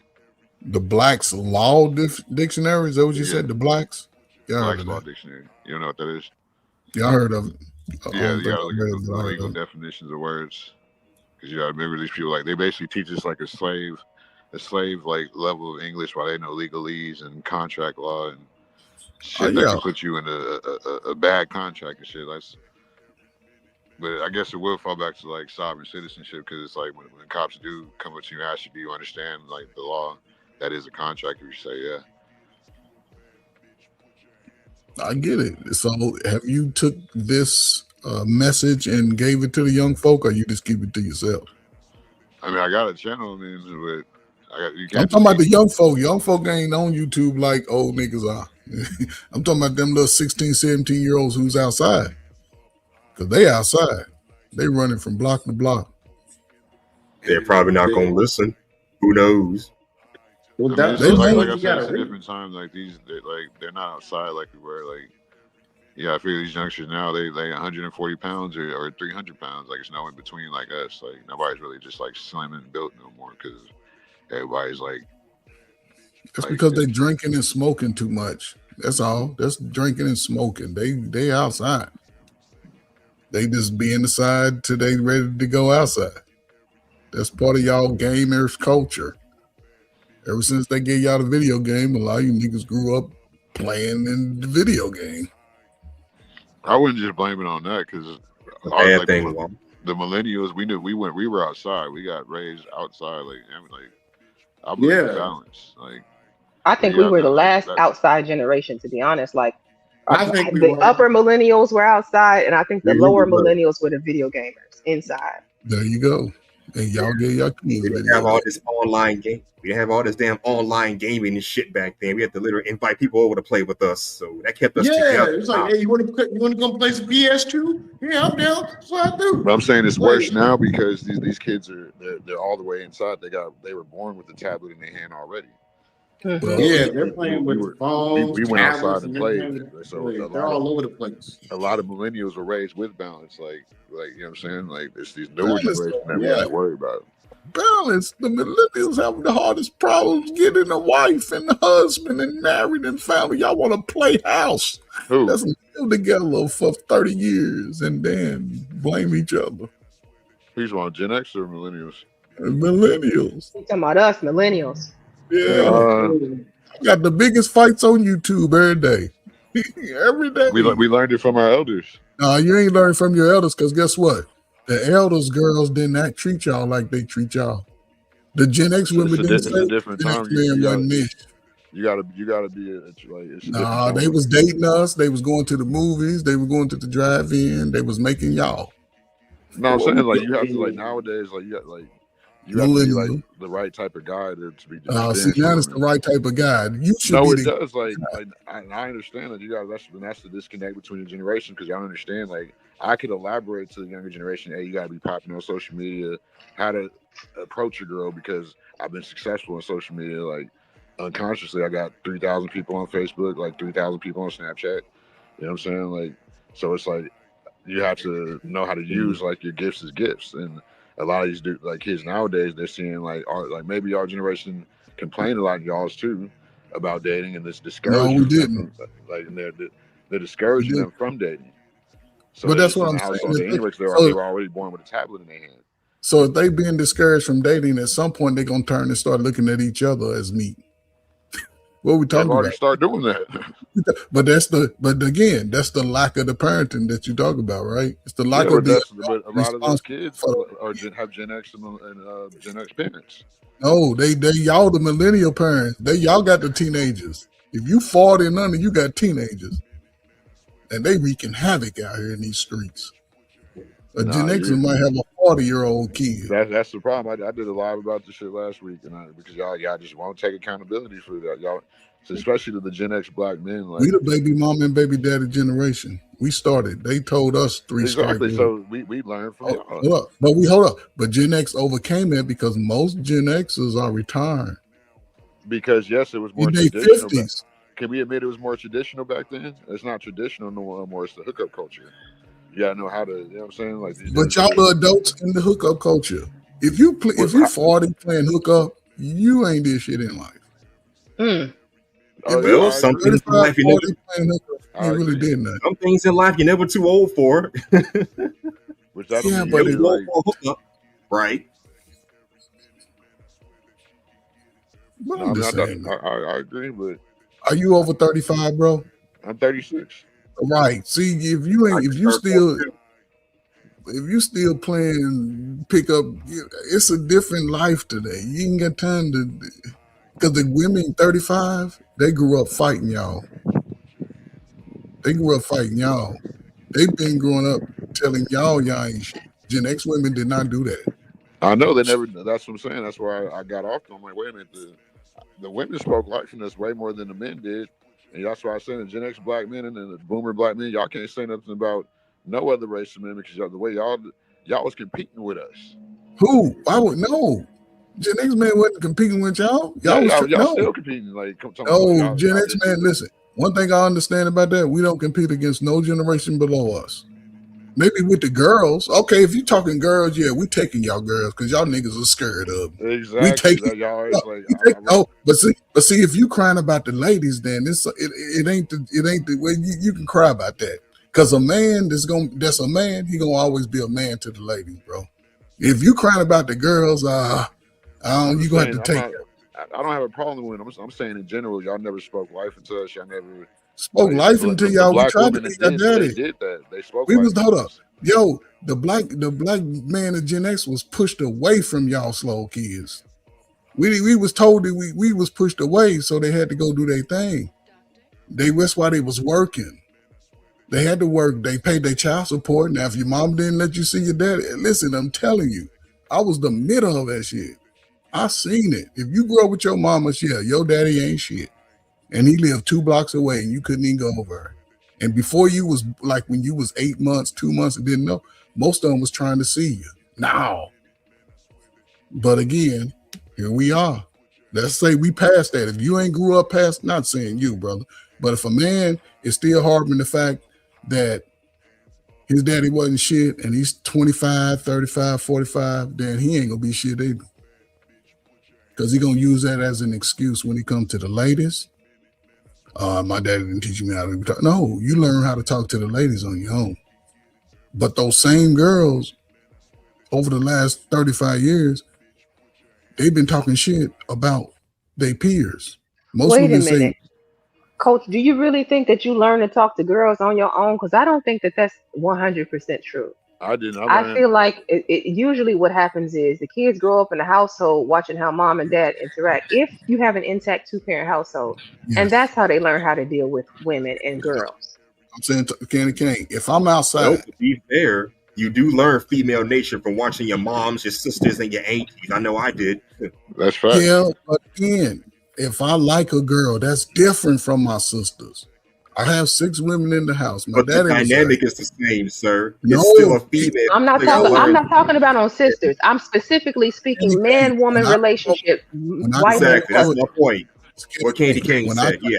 You and say, hey, I'm such and such. I want to talk to you. You as a woman, unlike my sisters, would say, no, get your ugly yellow ass away from me. And the only thing I could do is turn, duck my little head, and walk over to my boys. They're like, oh, man, you get another. Oh, nah, man, she wasn't even my type. Trying to play it off. Those was the learning stepping stones. No, I agree with Candy Cane because I wouldn't have stayed with my first baby mama for 5 years if my dad didn't teach me a lot of shit. That makes no sense. And yes, because even she got pregnant when we were 16. And we moved in with my dad at some point, and he told me it's harder. It's easier to I remember one thing he told me. He says it's easier to fucking end it, and it's harder to keep it going. He said keep this shit going. Cheap today. You know what I'm saying? Like just little shit like that these guys, the new generation that don't have their fathers, like you said, 2 blocks down, they come on here and get the shit from red pill guys or even a stepdaddy, and they don't come with the same love. And that's why y'all even saying the men and women need that balanced love. Like, you see what I'm saying? So it does like a lot of stuff that you look forward to, like for fathers to teach their sons, does help with the relationships. No, I mean he can tell you that my parents told me not everybody go like your little ugly ass boy. They was kept it real, and not every girl that I tried to talk to liked me. That's part of the game when you dating. You can't predict. I asked my father this question one time. I said, "Daddy, why you ain't never talk to me about sex?" He said, "Boy, look at you. You look like your daddy." Well, regardless of what I would have told you, once you got around that girl and she liked you, you wasn't gonna be thinking about me. And I thought about saying, you know what, you're right. But he used to tell me, be responsible with a chick. You ain't got to curse a girl out. You ain't got to do all these crazy things. My mother told me, don't be running up behind no girl. If a girl like you, she gonna show up for you. So if a girl called me ugly, get away, I didn't cuss her out and I just move on to the next. Had nothing to do with my parents being there because when I got home, my mother was cooking. My father, he come from work.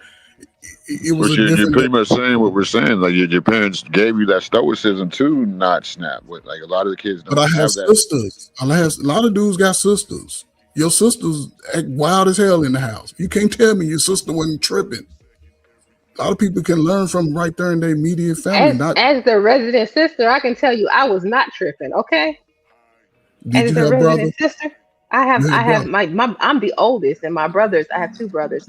One lived in the house with me, one did not, and the one that lived in the house with me is like my best friend. Like he would Yes. not tell you that I was tripping. But see, you had friends too. But did you grow up with a father and mother, Kenny King? Yes, I grew up in a 2-parent household. You can. A woman that had respect for herself. You've always had respect for yourself. Always. You wasn't wilding outside.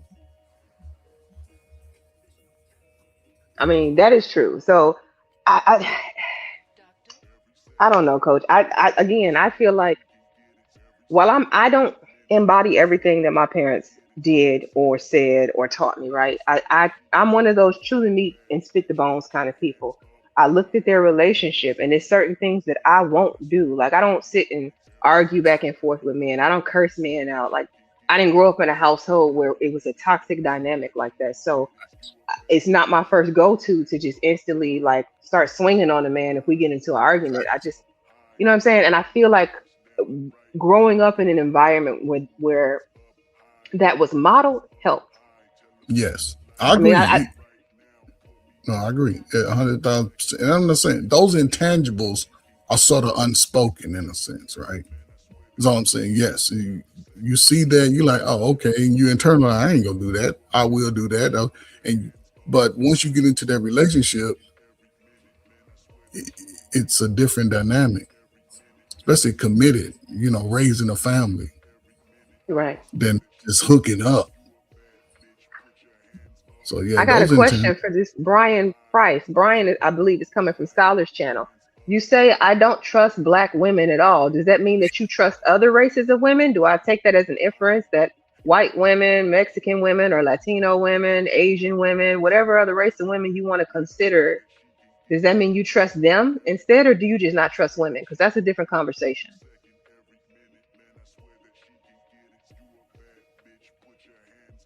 I'll see what he says as his answer. When I hear men say I don't trust women at all, not to be funny, but the first thing I think is rainbow, like bro code, like the I bro gotta be code that's not rainbow. supposed to be the code. Because how do you not trust a whole half of a population? Or like for me, I would say I don't trust people in general. I'm not going to say, oh, I don't trust men.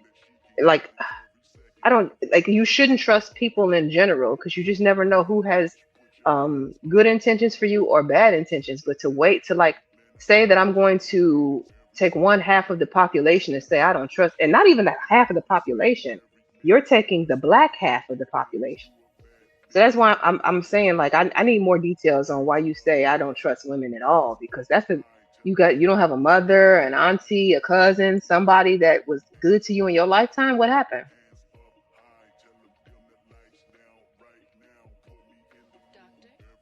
I mean, that's usually what it is. You see a lot of that on YouTube. With like, and I don't know if these dudes even see themselves when they slip up and say stuff like that. Like how much they real disdain towards women like that. That's Or they what it like it. sounds like. Extreme disdain towards women. And if you don't like women, I'm going to assume you like men's.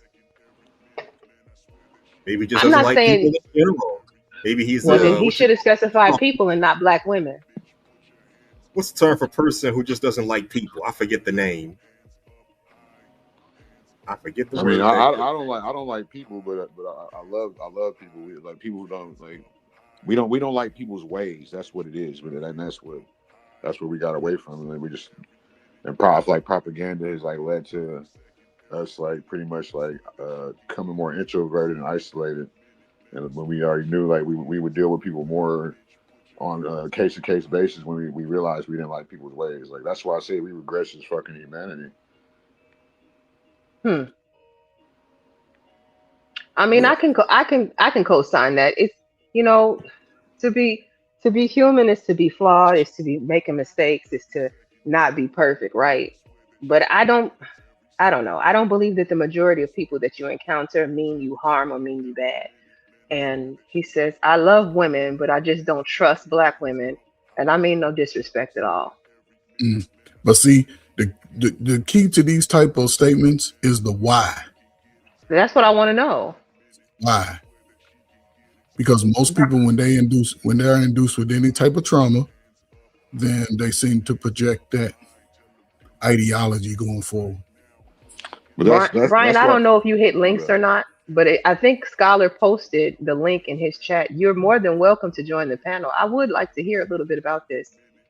And go ahead, Seymour. My bad. I didn't mean to cut you. That's why becoming a parent is so beautiful because people like they don't get like when we ask men like how many baby mamas and how many women you get or why we respect men that get with a lot of women because we understand that's a certain type of value you bring like especially when you become a parent just like it's just like you know how I felt holding that little motherfucker in my arms like looking just like me like it's just it just gives you a different level of like a life after that point. A lot of people don't experience that, and you're not going to hear that from your favorite red pill content creator on YouTube because they're trying to make that money.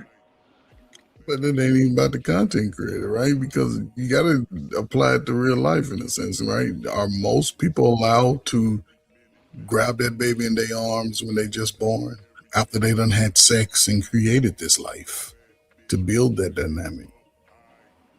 Because we still making babies.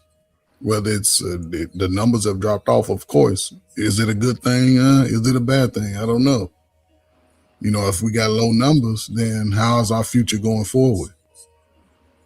Well, when you have like the average man just not understanding women, like, because that's what like, what he did. I know he didn't. I don't know. He didn't say hate, did he? But he said say you don't He didn't trust. say hate. He said he doesn't trust Okay, them. well, That's yeah, different. I don't want to put hate on him, but Yeah. so I trust women have done more for me than men have. Like I trust women way more than I trust men. It's only one woman. I mean, he might have a legitimate story. I've heard, like, this is why I try not to discount or disqualify anybody's story. Even when you hear somebody say, they had a terrible mother, and people be like, but that's your mom. You should, love your mom. You only get one mom. I never push that on people because I understand that you can have a fucking mom demon mom.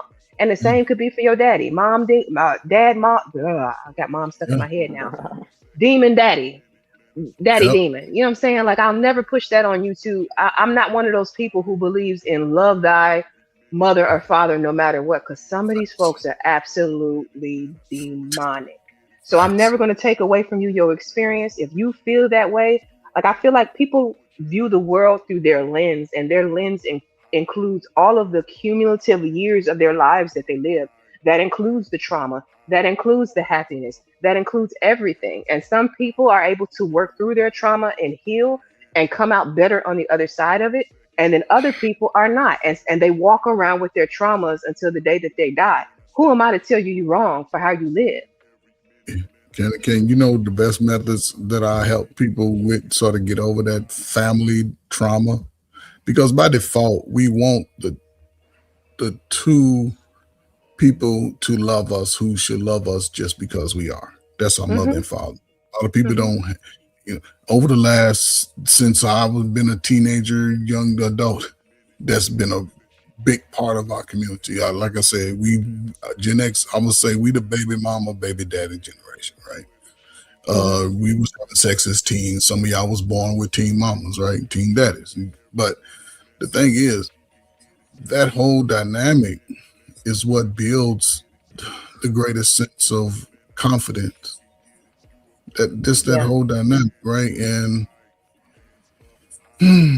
here we are. And people are waking up because everybody light bulb come on at close to 40. You 37, 38, you probably smarter than you was in high school, shit. But that's part of nature. So it's a good thing that young people are not as active sexually, but they're going to get older too. Will the black? It's not a good thing when people ain't gonna become grandparents and bloodlines ain't gonna be extended, and we live in Sodom and Gomorrah. Here we are, though, brother. Here we are, because if the red pill is saying, guys, don't do this, don't do that, then the women are saying, ladies, fuck them niggas. We don't need them niggas. But you know it don't work like that. It kind of like that's what people these kind of these red pill creators don't say. Like when you meet a woman, like, and it's gonna work out even if y'all just have a kid. Like it kind of just happens. Like nobody's talking about. Like I'm not going up to a woman and talking about all this red pill, this and that, or you got better do this and that. Like no, they're not doing that. That's what I'm saying. So like people in general don't treat each other well. Men don't treat each other well. Women don't treat each other well. That's how we ended up here. Everybody's trying to figure out how to get over. How can I get you before you get me so that I don't lose, so that I don't have to be vulnerable? And it's a crock of shit. It's mostly. a hookup culture. Really is. In cyberspace, yes, Candy Cane. You see men go at each other like they was warriors in the den, right?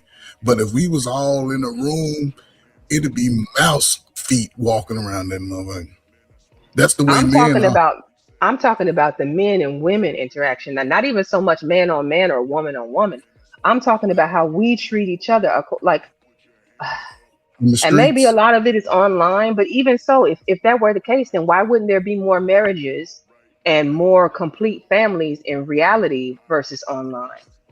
Because I don't think people are just interacting as much. I don't think people are interacting as much and getting to know each other, because we all smart and got all our psychological ideologies on YouTube, but are people having these real conversations when they meet somebody about future, about together? It's about what can I do, what you can't do. But that's the catch. What we talking about, hey, do you want to get married? No. Okay, but don't spend time trying to press somebody if they already told you the answer. And women, more than likely, if it's a guy you don't like, you're going to be straight up and honest with you. Most of them.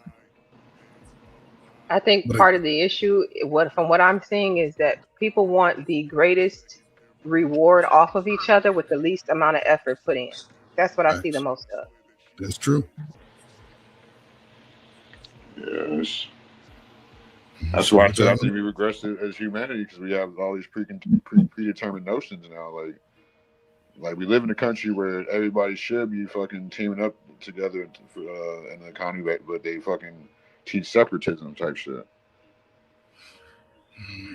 Like imagine if like we all work together with our money, like nobody would, but it's like was it like united we stand, divided we fall? Then they did say that. That's true. Yeah. So but here's the thing. Y'all discuss like we're not the younger kids like the younger people aren't having sex, and that's a good, or aren't being sexually active. That's a good thing to some extent because it ended teen pregnancy. But now we have on the back end, they're talking about the birth rates being low. It's like the problem I see is it's two extremes. Either we got a bunch of young kids producing early and popping out baby, baby, baby, baby, baby, or we have people who are more restrained and reserving their resources and not having all of these kids. I haven't seen a happy medium. Have you? Yeah, it's very few. Because we and that's the thing, Kenny King, you don't see it because what is YouTube a space to do? Focus on the negative parts. focus on that's the loudest, who can be the loudest and the negatives usually get the attention. People don't really, we're at a stage where people are not focused on what can I do to be better or be a better part of the community. I think it's somewhere in the middle because I want to be a grandpa sooner rather than later. I want more kids too, like, but Sooner? I mean, yeah, because I want because like having a kid 37. really taught me a different level of responsibility. Made me go get that job, like you know what I'm saying. Maybe waking up in the middle of the night, change that shitty diaper, getting that milk, like having to work, like you know what I'm saying, like What does having that mean sooner? Let me clarify this. Like Coach said, you said you're 36 years old, right? yeah. A 36-year-old granddaddy is crazy to me. What do you mean sooner? Well, you know what I'm saying, but it's just I want to be. I want the bloodline to extend. Yeah, like, I'm but all about okay. naturalist, organic. Like I don't want to fall for the like propaganda. Like you know what I'm saying, like low testosterone. I believe men are better. Men are to be humble. Should be more expressive. Like when like men don't. Like it's we're Yeah, learning how to be men through other men. Like and we shouldn't do that. Like, not coming from our father. Because it don't come yeah, with the same love. Like you need that sternness because it makes you a better man. When Michael Jackson would not be Michael Jackson without Joe Jackson. yeah, You know what I'm brother. saying? Kobe Bryant dad would not be Kobe Bryant without his daddy. Yeah, I agree with all that, right? But as of today, will the two people who make the slow kids help raise the kid together to be greater than them? That's where we are because if you 37, right? Okay, let's just say how many years? Okay, well, being a granddad at 47 is crazy, but you would have to be at least 57, going on 60. Wait, Coach Berg. He's 37. Let's keep that in mind. He's not 47. Yeah, that's why I said 37. So, but I Okay, was gotcha. asking at what age? At 47, that's 10 years. I don't know how old your son would be. How old? Let me ask you this simple question. How old would you want your son to be before he had his first child? Well, I was just saying the level of responsibility like that I learned, and just like the way men. And that's why I brought up to Jackson, and just like the way men need to be taught lessons, like not you know what I'm saying, just to become better men. The best men go through things. By their father. Their father, by default, the father is the best teacher of men for any boy or girl, or even a woman in a sense, right? Because a father would talk to his girl about being promiscuous, about certain guys, because fathers see boys and men when they with their eyes. They know what men are like, dudes that ain't shit are like, and they'll pinpoint them out like, don't fuck with little Tony right there because he ain't shit. That's a whole fact. I'm gonna see you that with that. goes double, especially if the father has either seen this stuff or he did it himself at Yeah, some point when he was younger. exactly. Yeah, that's what I'm saying. And over the last 35, 40 years, we haven't had that relationships to be established with our boys and our man. We lost a lot of brothers to deletion penitentiaries. A lot of dudes finding themselves now at 38, 39, 40, who just getting out. And another thing as well, it's like people don't even realize it. Like women that come from fatherless households, they're the main target towards predators. Yes. Like they are the absolute main target towards predators. And sometimes, Either that or they depending on the type of mother they have, she'll look the other way. You know, that's like practically fathers filter through all of the BS, man. We can see boys from how they act, how they carry themselves, and of course, we'll let our daughters, our nieces, anybody in our family know. A lot of people are hesitant to even go into households where they know it's multiple men that's in that household, that's running the household, other men, because they know what's up. That game that they may try to run on placating on a young girl's emotions or a young woman's emotions, that don't fly with other men. Yes. And there's so much stuff that we've taken for granted, not realizing that you need a male influence inside the household. And now my thing is that people like because I was listening a little bit earlier, Candy, and I had to come back up. I was letting my phone charge for a minute, but like I'm all for repairing, but it I don't know because people want things repaired and they want, but it's been so much damage that has been done. I don't know if it can even be repaired, and a lot of people are not willing to even change. They don't want to change their ways. I'm all for helping the kids, but when it's about helping the kids and it's a thankless job where people that try to do and help in the community get disrespected on a daily basis, they sacrifice all their time and their resources only to be forgotten about in years to come, and only not to even have appreciation. So it's like trying to plug. It's like trying to get water out the boat while somebody's steady plucking holes in there. I feel like that's more case by case basis. 18. Can you be a big brother, like you uncle don't right want now? to lose trust in the opposite sex because something didn't work out. No, I'm not even talking about that. I'm just saying in general. What you're seeing is no in our community is no consequences for bad behavior. It's no we want to talk about fixing the community, but it's really no. In order for you to even fix the community, it has to be people have to be reprimanded in the community to prevent the same actions from taking place in the future. People are reprimanded because the police love locking up black folk. No. I'm not talking about that. When you don't have, I'm just gonna say it comes from by default. It should be the two people that created the child. If the mother and father don't have the same voice when it comes to the child, that's where you get the other nuances that could probably have a greater effect. Kids are easily influenced by the BSs of society around them. Most girls and fathers wasn't out in the streets from back in the 60s, 70s, 80s, 90s, 2000s to even today. Most young women that grow up with their father, they're not running amok. Most young dudes that grew up with a father and mother, they're not running amok. It's typically single parent culture that's been able to, like thereof, teach our young people to be better. Yeah, and it's like I got a question for y'all before it escapes my mind, and I think this is a real good question that just popped into my mind. Do you think we letting the propaganda be the culture?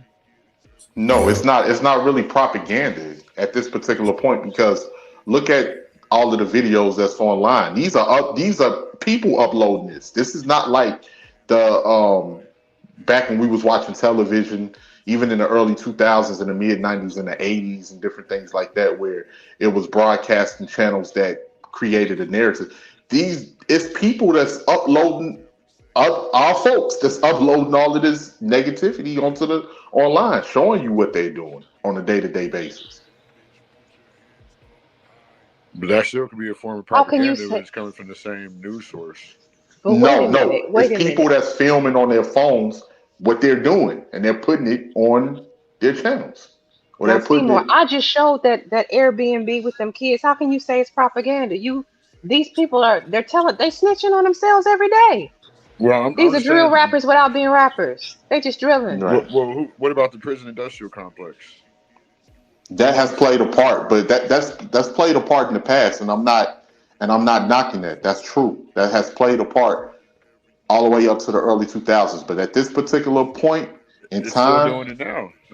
because it's incentive for irresponsible parents to keep birthing kids that are food for the industrial complex. Okay, I can see that. Yeah, but that still falls back. Yeah, okay, you got me there. Because we just had teen takeovers over here. Coach Ferg is from here. Candy is from here. We just saw these kids running wild downtown, tearing up like an army of badass kids, literally running wild, tearing up people's property, jumping on top of people's cars. Yeah. People getting smoked downtown. In the biggest business district in the Midwest, people down here getting smoked by other children. But if you got everybody, come on up, Naff. Come on up, DJ Naff. I'm sorry, Coach. Go ahead. Let me shut that up. I'll shut that up. No, I don't want you to shut up. I just want to hear. I wanted I him to come up. Come on, you can finish. Go ahead. I'm sorry. I agree, Boxing Scholar. Just because it's a 2-parent household doesn't mean that it's not going to have this problem. Yeah, nothing's. Listen, see, that's what I'm saying. Listen, nothing is 100% in real life. But if you can rock with an 85%, that's a fucking B. You can rock with that. And the other 15%, you just gotta figure out those nuances. And as you get older, especially as a mature age, some of those childish behaviors should be alleviating your thought process. You shouldn't even be waking up thinking I got to go do some dumb shit. No. Yeah. If you And think we about it in terms of lottery, if I got an 80% chance when I buy this lottery ticket of hitting the Mega Millions, wouldn't you still run with that odds versus focusing on the 15% that was probable that you wouldn't win? Right. Got to. Yeah, and that's another thing too. Yes, 2-parent households can't have this issue, but that's like, how do we measure that? Because we're seeing, yes, it can happen, but a lot of these people that are out here committing these acts of crime, of violence, with no respect for elders, no respect for no type of authority, attacking people, most of these kids we know are coming from single parent households. They're not coming from 2-parent households like that. We just had an incident here earlier, like about 4-5 months ago, where these kids jumped this mother, jumped the mother and her baby. Yeah, that happened twice. I see what you're saying, because even if we was thugging and trapping and whatever we was doing, we still have respect for our elders. These new kids, I've seen it. But again, they don't respect the elders at all. But see, here's the thing though, and this is for my brothers that was out there selling that street monkey, right? That you was out there being a part of it, right? Some of those dudes are now parents themselves, right? Some of those women are now parents themselves. So, and most, I would say more than half would probably have teenagers. 12 through 18, 19 years old. Some people say 20, but 18, 19. You're still in school. You're still in a position to be going to a learning institution, right? A lot of people are just not focused on their child. They focus on themselves. You know, if your son or daughter selling something in your house, you're not that immune to it, shit. People act like I see it's the system, because what the system is going to do, they're going to police a deviant nigga. Let me just say that. You wilding, they're going to police your ass. They always got a bed for you. So that's not the problem. The problem is before we get to the wilding part, because 18, I guarantee you, we took most of those people that's out there and put them in a circle and asked them why they doing it, you will get various answers, and more than half will probably be because nobody in my family cares about me. Why? Yeah. Because they don't talk to me. They don't pay attention to me. They let me do what I want to do. And this is going to sound extreme, but let's say, if 18th letter was the head of the Negro Kingdom. Now, I'm pretty sure all of y'all might not agree with this, because I come from that type of background. I come from the background of, people in my family selling dope, people gang banging, hustling. Everybody. My direct family was running the streets. That's what I saw growing up. But it gets to a point where we can't, I love the babies. Lord knows I do. But it's only so many passes you can keep giving people that want to keep destroying shit, that want to keep tearing down shit. That want to, I get that. But you out here robbing old ladies, bro. You out here knocking over old people, point them out, knock them out. Yeah, they doing shit. It gets like, I'm gonna keep it all the way real. I have empathy for my people because I'm a black man. I'm an African American man. I got empathy for my people.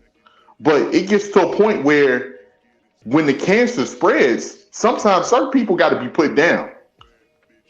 I'm sorry. Certain people got to be put down. If it was up to me, people are going to get put, because it seems like that's the only thing people will understand. We didn't try talking. We didn't try preaching. We didn't try, look, hey, y'all young brothers don't do that. I understand. I come from where y'all. Some people don't want it. Some people want to do what they're doing.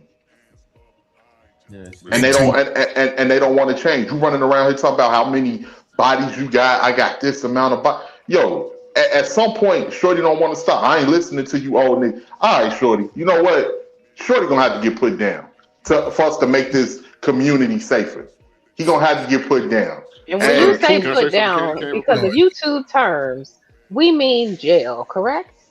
Nah. Well, Now, wait. that'd be Listen one. to what I'm saying. Yeah, Listen to what I'm okay. saying. Listen to what I'm saying. Purposes, yeah. Because of YouTube terms, when we say put down, we mean jail, right? Yeah, you're right. You're right. The difference is, But can I say shout something, out to Candy Cane, Kim, real shout out quick, to the family. before you go? I appreciate you having me. I dropped my channel in the back chat if anybody wants to sub or you want to drop it. I dropped your channel, and Oh, you somebody dropped it asked for your already? channel earlier. I dropped it in the actual I chat. appreciate So it. Thank you. I didn't see it. I'm bad, but yeah, no thank problem. you. Because It's you been a great. old, It's been man. a great conversation. No drama. Keep it going. Thank you for having me up. I gotta start. You're my welcome, live, Seymour. and I appreciate it. It's nice seeing you again, Coach K, and the rest of the panel, everybody else. Salute, bro. Be safe, man. Yeah, have a great rest of the stream. You too. Have a good night. All right, Like, and I'll even say this before anybody start. I just wanted to say, and the same thing. Like, we might have to put Shorty down. And for the women, if you got one of these wild rebellious girls that don't want to live, I ain't listening to nobody. Can't none of y'all look, man. Y'all might have to whoop her. Y'all might have to whoop her all the way up and down 79th Street. I'm sorry. 18, you can't get voted as president. You just go have to work security on the perimeter. I'm sorry, because it seems like I don't want to say violence is the answer, but for some people, violence is the only language that they understand. But you know what, 18, before we get to violence, it starts with raising your kids right. Like somebody, you don't, when you raise them from childhood, early childhood, with structure, with discipline, with consequences to their actions, you usually do not get the kicking, screaming, I don't give a fuck, them kind of kids. Like usually they don't act that way because they've already been trained to how to integrate into society. And let me just say this, Candy Cane. Violence may have to come into play with that, because we might have to hold on, I'm going to just say it like this, right? We might have to implement different laws. Like, I'm just saying, if I'm the head of the Negro Kingdom. No, 18. You said you had a security. I would have to implement laws where they get arrested. Your kids, you going to jail because you're not taking care of your kids. You're not raising your kids correctly, and they're becoming a menace to everybody in society. When I go pick them up or try to arrest them, I might be met with a violent response, a violent resistance, which I will have to engage in violence just to put 18, them in jail. No, 18. You don't do nothing with the kids. You stay over on security. Don't be over trying to talk to the kids. You stay away. No, I love the kids, man. I love the babies, and I actually got real good rapport with a lot of shorties that came up in my neighborhood. They love me. They know I'm willing to do something. But there's certain people out here that violence is the only language that they understand, man. And they are fucking cancer. They are cancer. I'm sorry. They really are. So this is That's why the sad thing about it. This is why I think where we are as millennials and the older millennials, because we like bridge the gap, right, between the Gen Z and the Gen X. Like, technically, we're supposed to be the next leaders, so it's fortunate to see different panels, and you hear more people speaking up, especially in the Black community. Because 18th is right. I have the same sentiment. Like, I worked with law enforcement when I was in the military, and then I see these videos and stuff. They got a lot more patience than me, because I will be tasing these motherfuckers. Like, it's just, I'm not about to argue with you and fight with you, and there's just a spirit of defiance, right, and rebelliousness that we're combating, and it's the parents too, right? You see the educators are leaving the schools because of these bad behind kids, and then you try to work with the parents and they're just as disrespectful, if not more. So what are you supposed to do? Yep. Either you take that option or you leave, one of the two, and you have a mass exodus in our community. You got people, you having a brain drain, because the people that are able to get the fuck. I can't tell you nothing about your kids. I can't tell you shit. Who are you to be talking to us? And then that's to be the same motherfucker that you call a sellout when they leaving. So it's one of the two options. The Y'all problem niggas don't. it's the lure of us Yeah. that have the loudest voice, right? It's the lure of it. And we know that. Like I said, we're starting to speak up and be like, hey, listen, this is Y'all don't unacceptable. get And let me coaches tell you and this. Like, how do we And let move me tell you. forward? Huh, go ahead. Oh, go ahead. Now, I was just Okay. saying, Well, let me tell you. how do we Oh, move go ahead. forward? Go ahead. Yeah, how do we move forward, right? If we're trying to tell you this is unacceptable, like we can't move forward, y'all holding us back. Okay, we heard y'all. We got it from here. And y'all want to still, I'm not saying they shouldn't have a voice, but it's reaching the point to where it's like, all right. So brother, do you have a son or a daughter? I have both, and they grown. I'm in my mid-40s, bro. So my kids are in their 20s. You know what I mean? So it's. Oh, okay. So you have okay. So that's different, right?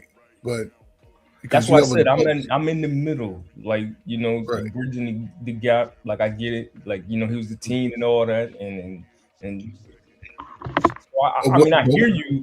No, I'm asking because were your children an example of what you say is out here running around in the streets? Absolutely not. Absolutely not. Because we were talking about that dynamic as that father has that when you have access to your children as a father, we get a different result. All right. What if the father and the mama ain't hold up, ain't no good either though? real quick question for I was in the military, so I wasn't always around the way that I would have liked to be. That's different. Hold on, one second, y'all. Before y'all continue, I did have two new guests join the panel. We got Auntie who joined and Dale who joined. Oh, what's up, yo? What's up?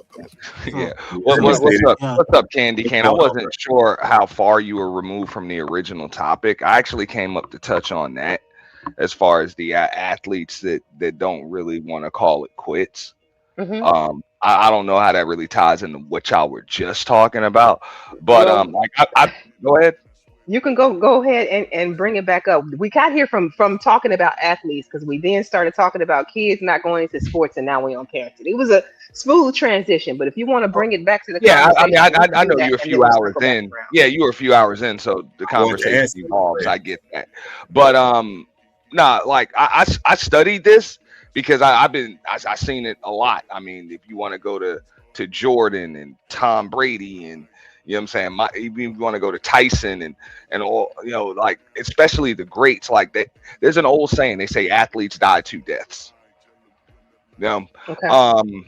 And it's just the truth. There was look, at some point it's not just like most of us, we have a job, we can't wait till the day that we retire because that's something that we do. But for most professional athletes, it's really like part of their DNA.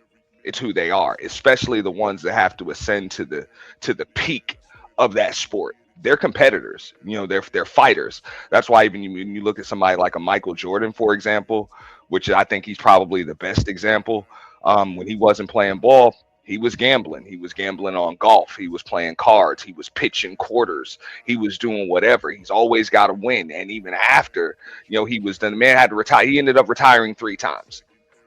From basketball, retired 3 times, and then tried to win as far as just being in the front office, and then had to compete in the business world, and everything else. Don't forget his stint in baseball. He even went there too. Yeah, then that was the one break he had from one of the breaks he had from basketball. He had to always do something. Like this man just always had to win. I know there was a clip in The Last Dance when some of the guys on the bench or whatever, they're like, they're playing cards for like $1 or whatever, and Jordan's like, I want to play. And they're like, you worth hundreds of millions of dollars. Why you want to play with us for $1? Like we're playing for $1, $5. He said, I don't care. I want to beat you and take your money. Like that's what it is. He getting hustled out of hundreds of thousands of dollars playing golf. Like I'm just saying, these people are competitors, and it's not something that you can just turn off.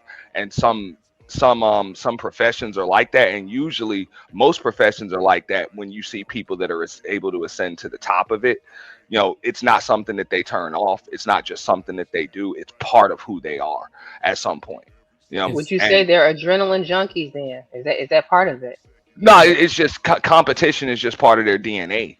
It just is what it is, and that's why Jordan, even he had to get into the realm of business ownership and ownership of teams, and it's not even just basketball. Even though he had the Charlotte Bobcats, who turned into the Charlotte Hornets, now he owns a racing team with NASCAR and everything else. Like he'll always be a competitor. Like it doesn't matter what he retires from, how much money he makes. That man is going to be a competitor until the day he dies. Same with the Tom Brady. It's like, bro, how many Super Bowl rings you trying to win? Once you ascend to the mountaintop, they say ain't nothing else around except more mountains.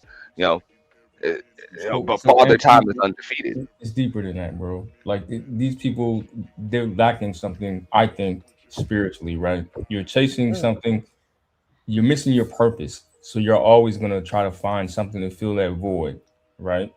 So it's I don't know. I mean, that ties into the same thing, like with these kids and all that, man. Like it's a spiritual thing that's happening, um, that we're being exposed to, right? It's starting to really show itself, and more people are waking up and seeing it for what it really is. Like you can accomplish so many things as man, but if you never fulfill your God-given purpose, you're always going to be chasing something to fill that void, bro. That's just And I understand what you're saying. It's just some men are just built different when it comes to that chase. It's like a fighter. A fighter's yeah, I get that so too. some We need people are that. just fighting to make a living, and others are fighting because it's just who they are. There's always going to be another fight. If there's no other fight, like for example, I know that's Coach Ferg that's up here. He knows what I'm talking about. Like them old school football coaches, like a Joe Paterno and stuff like that. When they retire, 2 weeks later, more often than not, they die. Like that's Yeah. it. There's no reason for them to live no more. Yeah, You I that's know, was what I about was to say like that because Coach like Ferg like in the you know what I'm military saying? too. How many brothers we know the military was their whole identity as soon as their career was over, especially if you was in like special ops or something like that. Yeah. They off themselves, bro, because they like, well, who am I outside of this? This is who I was. Both of y'all agree, but y'all agree. Y'all just Yeah. We coming at it from different sides. that's what I Yeah, I think, mean, man. Yeah. yeah, When no, you I was talking gonna about say like I know it's just like just even like my career in sales, and it's been so long. Like I had to find a way to just get a balance in that because it wasn't just something that I did for a living. It became who I was. So I found myself not ever taking no for an answer. Even when I'm talking to friends, family members, and all of that, I had to work on just being able to kind of turn that off. You know, when I ain't working no more. So it takes Mhm. some time to kind of decompress and stuff like that. So certain people That's what made you they good can't at just what sit you around, did, though, right? huh? No, but That's what, it became more than just a profession. It's like yeah, I had to rewire my damn DNA, and that's what it is with a lot of those professional athletes, especially the ones that ascend to that pinnacle. that level, yeah, Even if you look at somebody like a Kobe Bryant or whatever, he yeah, retired, but the yeah. competition was still there. He wanted to win Oscars doing this and doing that and everything else, and then he went to training his daughter like there was always another game. Like just because ain't no more NBA tip offs, there's still another game to play. There's still another win he has to get, or else he doesn't have a purpose. Yeah. And I'm just saying, not everybody's built like that, so it is real Yeah. tough for people to understand. But I would even say, even if y'all wanted to kind of talk about, even when it comes to the relationships that people talk about, I think a lot of people need to understand the type of person that they're with. Because sometimes you might just be with that type of person that look, that's just who the hell they are. You know, that's just who the hell they are. They're a competitor like Giselle Bunch and Tom Brady or whatever. I don't think she understood, like, yo, Yeah. it ain't never gonna be over for this dude. Yeah. Like it ain't never gonna be over. No, I can concede that for sure. Because I've met those type of people, and they're usually, like I said, the best at what it is that they do. But like I said, a lot of times it's because they become that, right? They have no identity outside of that. So, A but I lot of don't. times, in order to be the best of the best of the best, you gotta get deep into it like that. Like you have to, just make it part of you. Yeah, I'm one of them. I think like we all have a divine purpose, and like if you don't find that purpose, then you're gonna grab onto whatever it is that you're good at or something that you may enjoy, and you're gonna pursue that instead to fill. the purpose. And so what I'm looking at is like I've reached a point in life to where I'm not chasing things anymore. I'm chasing peace. outside. What's up, Luke? I'm chasing peace, if that makes sense. Like I find peace and joy in like the simple things. I'm like, okay, yeah, I've lived a good life, but now peace is more important than, you know, things or accomplishments or accolades, if that makes sense. I don't know if it's because I'm getting older, you know what I'm saying? But I think a lot of these cats, they don't have peace. So they're just constantly chasing, you know, the attention, right? They want to be the crowd cheering and the celebration and the, you know, you the man, you the girl, you know what I'm saying? I don't know, man. Just like, well, I know even like Ferg could say, and I'm gonna pass it to somebody else in a second, but I know even Ferg can say it. Like, you know what I'm saying? He was able to find purpose in sports, you know, growing up. So as he became older or whatever, yeah, he might not be playing it like that anymore, but there's still like he's still deep into it. You know, even as a coach, the competition is still there. That'll probably never leave him. Yeah, he's also like I think a super dope mentor, you know, and we never had that conversation, but he's kind of had me thinking about it, and I've thought about it before, mentoring maybe in DC. I've had other people encourage me to maybe look into it.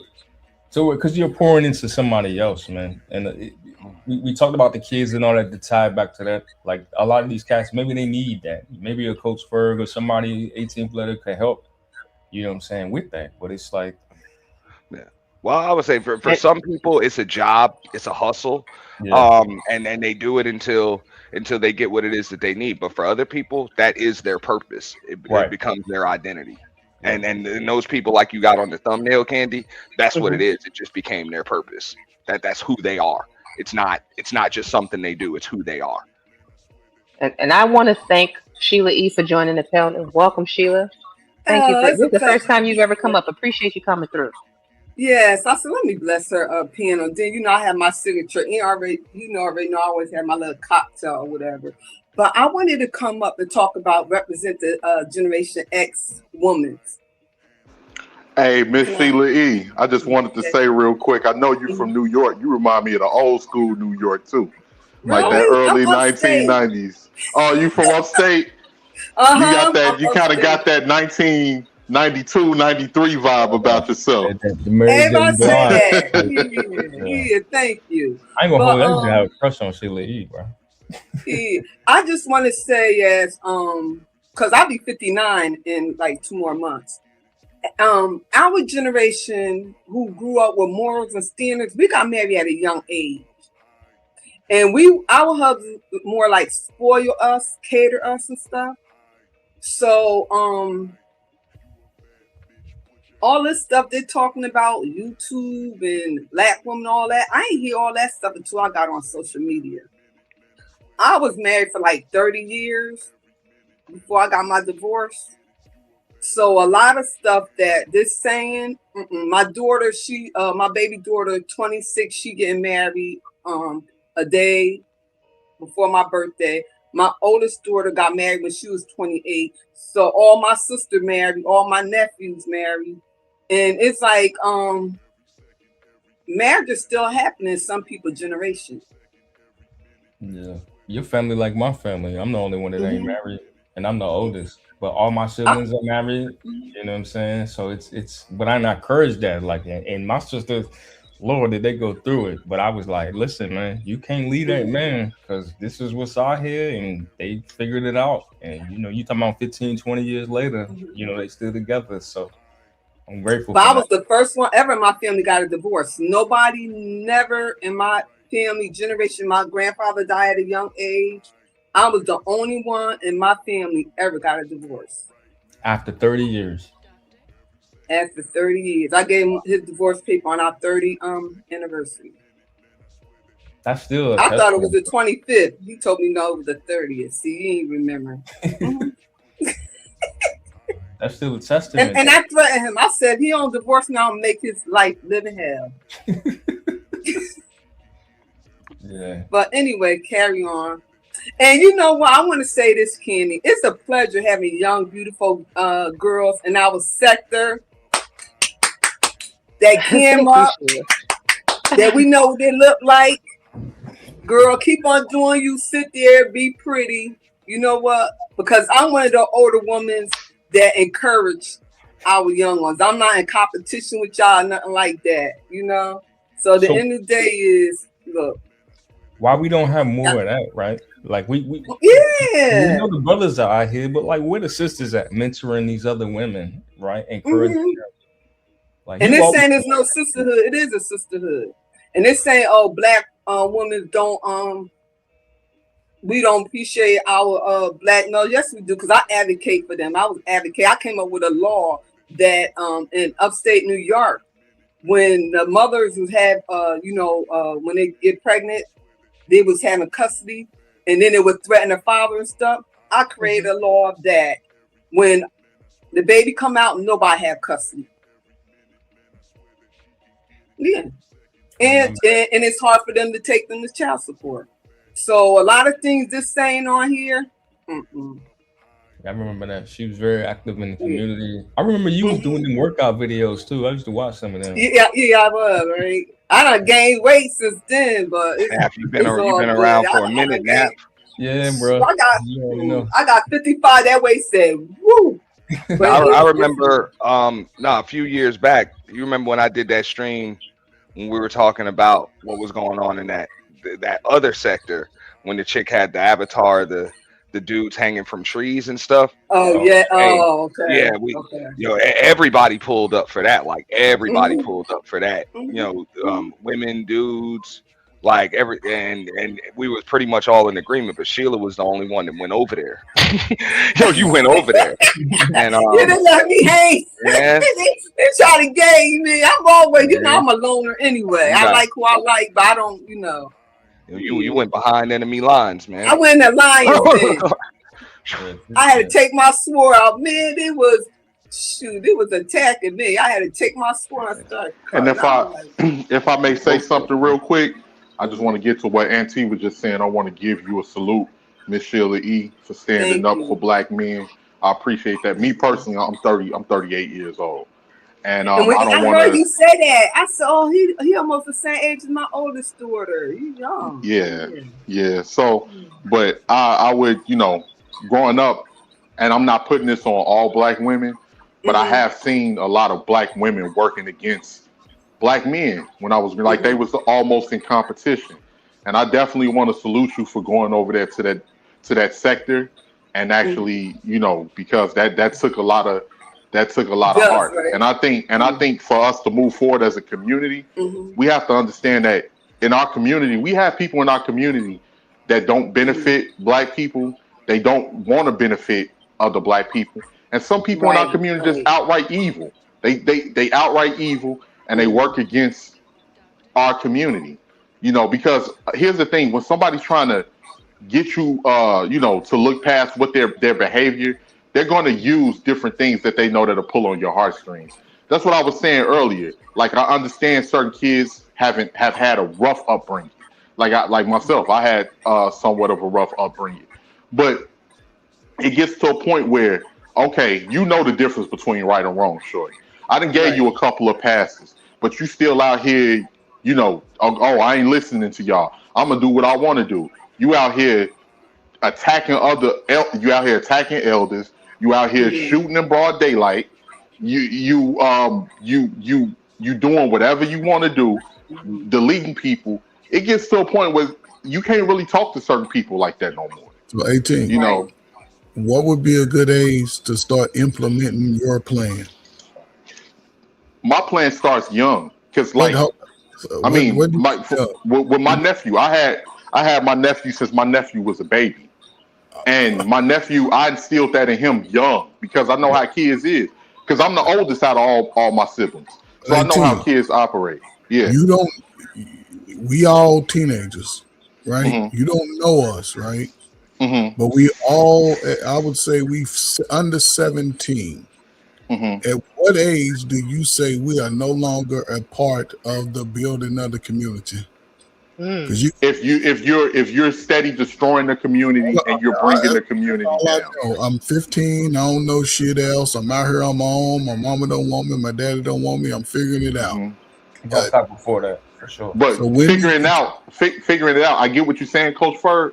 It depends on the level of violence because if you 14 out here and you popping pistols and you dropping people and random people is getting hit, something has to be done about that. And something has to be done about that quickly. Yes, but you're gonna deal with the after effect, right? But again, that's all I'm doing. I done stole a few cars. I done robbed, broke in a Okay, few that we houses. can work with that. We can work with that. But We can that's work with the that. thing. That's what we seeing acted out for real. For real. But There's still a small number of people who are gonna be that level of violence. You're not gonna see a large number of people just committing heinous crimes, right? But again, a lot of this, and I'll shut up, a lot of this can be alleviated, right? If going forward, people would take their woke information that they got and apply it to those that's under them and say, listen, this is the way we used to live. However, let's work on being a little different. And it's not a one summer fix. It may take 3 or 4 summers, 4 or 5 summers, right? Because even the children grow up. Even the young people grow. But Coach, I think what 18th is talking about is you see the mentality, the people that want to change and the people that actively like participate in this type of behavior and they celebrate it and they want to do that I type don't of know what change is though. Huh? Check this out, right, Ferg. How you gonna And show me how? I would go back to this, right, Ferg. You can remember back in the day, when coaches would come or college coaches would come and they would go to sit on the top recruits couch, and this kind of pivots to Candy's original topic. They would sit on those couches, and when they pitched your mother and your father and everything, it was about, look, everybody's going to offer all of the gifts and the trinkets and the exposure and everything, but I'm going to make your son a better man. It was about balance. We're going to graduate him. He's going to be a better man, and that was usually the winning recruit, or the winning coach as far as recruiting. Now it's pivoted to, I'm going to make sure your kid is on TV every Saturday, every Sunday. We're you know what I'm saying? The NIL deal is going to pop. Okay, it's going to pop, and your kid's going to be a lottery pick, a first rounder. That's it. That's the pitch. So I think that's where me personally, that's where I would say that's the difference. It's all about getting the bag now. It's not about the balance, because back in the day, like I say, it wasn't just all about getting the bag. It was about being a better man for your family, for your community, for all of those different things. And now it's not about that. It's about just getting the bag, being the most popular, getting the money, whatever. And that's why you see things falling apart. So, would you say the adults in the young people's lives is all about getting the bag for them and nothing else? Correct. Yeah. Ooh, it's gonna be a scary future for y'all millennials, man. It's gonna be scary. Well, right now it's the millennials that are doing the recruiting, so we can't blame it on them. Like, what I'm saying, I think myself, 18th, Candy, for example, we the old, like probably the oldest millennials, right? Yeah, I'm just saying, because you would be considered Gen X, I believe, but we're like the oldest millennials. That mid early 80s, those mid early 80s millennials. So are those impressionable ages of young people listening to you all? Yeah, but our generation is about that bag, so we the ones giving bad advice. Y'all are. That's how my daughters did money, and I mean, like, okay, money and traveling and stuff. That's what they're about. But so that's what I'm saying. Like, we the ones giving. I got to be real. It's my generation that's giving the bad advice right now. We're not giving any advice, really. And I remember having that conversation outside of one of the headquarters buildings in DC. And I was like, we got next. Because we was talking about, there was a young lady, she was a little bit younger than me. She was like late 30s. But she was already like a director, GS15. Sheila, I know you worked in the government at some point. Mm-hmm. That's how I retired from government job. Yeah, so it was like, I got a contract. I just got a contract here. Oh, she getting that bread, bro. She look. That's what I'm talking about. And guess what? And Remember, I'm the first black female bricklayer here too. She I did killing it. finish that, so She I killing got it. that under my belt. But like we was having that conversation. I was like, we got next, right? She was a director. I don't know if she's still there. And it just got me to thinking because when I saw that, I was like, damn, like, yo, we really are the future. And I think I might have been mid-30s at the time. But like, we got to start thinking like that. And then I had brothers that I know they was running for office. You know, some of them they won elections for local DC council. One of them, I don't know if y'all remember, what was his name? I think it was Mayor Gray. And then when he went back and he ran for city council, dude took his spot. And then of course he wanted back because of name recognition, because he had been a mayor or whatnot. But just to see that though, this is somebody that I know personally. I'm like, man. Then another sister I knew, she won another district. I was like, oh shit, y'all really out here like doing it. But I my mean, point is, we kind of like behind the curve. We just been like getting money, and then it's like we're afraid because of social media. We grew up before social media, right? So now it's like, all right, when you put yourself in the public, you can get exposed, and nobody's perfect. Nobody wants to deal with that. So a lot of people be afraid to like run for office and do stuff like that. But Well, that's what we also got. we don't protect our talented tenth anymore. We don't I protect like them. that. I like that. Yeah. And what we do, and I'm saying as a whole, as far as the gender is, it's not about protecting them for the sake of the community. It's more so about, look, what can I get off of you? What Mm. can I get off of you? You Yeah. know.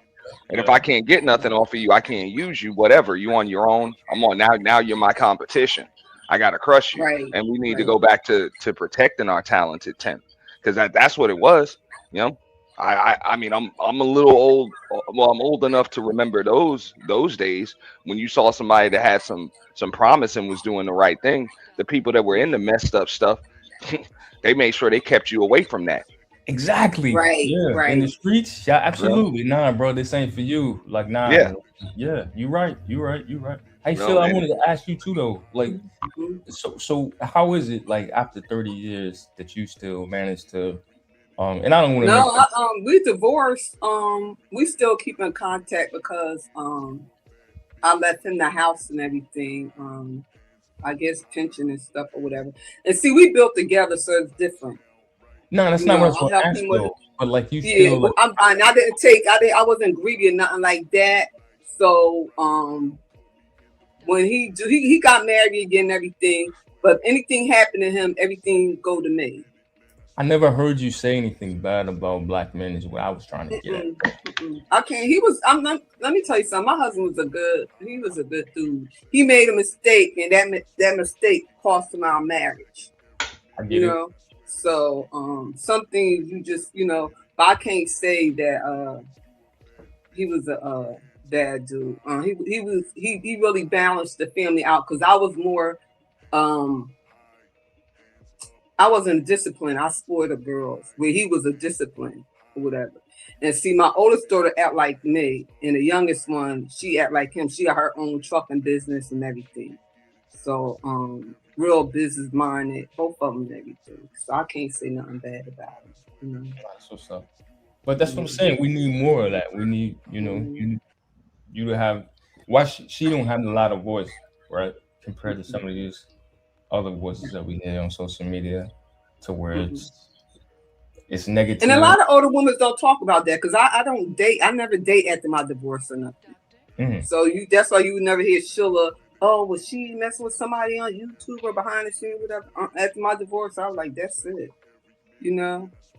So Word, so Coach Ferg ain't slide up in there on that. Man, Coach Ferg I don't married. even. This is my first time meeting him, like on the panel. Coach, She that dude. And Coach is young. What's up, everyone? Nah, Nice to I'm see you. 58 years old. Listen, man, How I old you, knew Coach? 58. I Compared knew. to me, Oh, he's you still is. Oh, And Yeah. Coach Oh, Ferg is wow. married, DJ Nash. Come on Yeah, now. Oh, my no, bad. no. I'm being messy. Coach My Ferg, fault. Coach Ferg had his little heyday. I listen. I talk about my little getting flued out days Yeah. when You I was know, man. early, when I was late. see. Look, when I was late 20s, early 30s, and 40s. Yeah, Yeah. but I stayed with my peer group of women. Mm-hmm. You know, Gen X women were a little different. They would you know how dudes be talking about submissive. No, Gen X women was cooperative.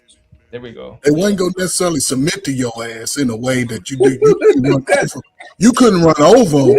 They No, cooperate with your ass. A big deal. you But can't see, do that's the that. term, We rough. cooperative. That's what we're looking for now, But and it's no, hard. but see, I can get it. But a women, listen, I You understood cooking all everything, you Gen come X. home, your meal done, Yeah, Look, and shower, they might I would say this and they much: might cuss you out on the massage way your home. feet, your but back, all that but stuff. Ferg, check this out. Cooperative is still out there. I think the problem is people are Okay, looking for cooperative from people that ain't trying to cooperate. there you go. That's the problem. That's Yeah, it. You know, yeah. That's it. like There you it's still out there, man. go. Yeah, But anybody that don't want to cooperate with you, they not for you.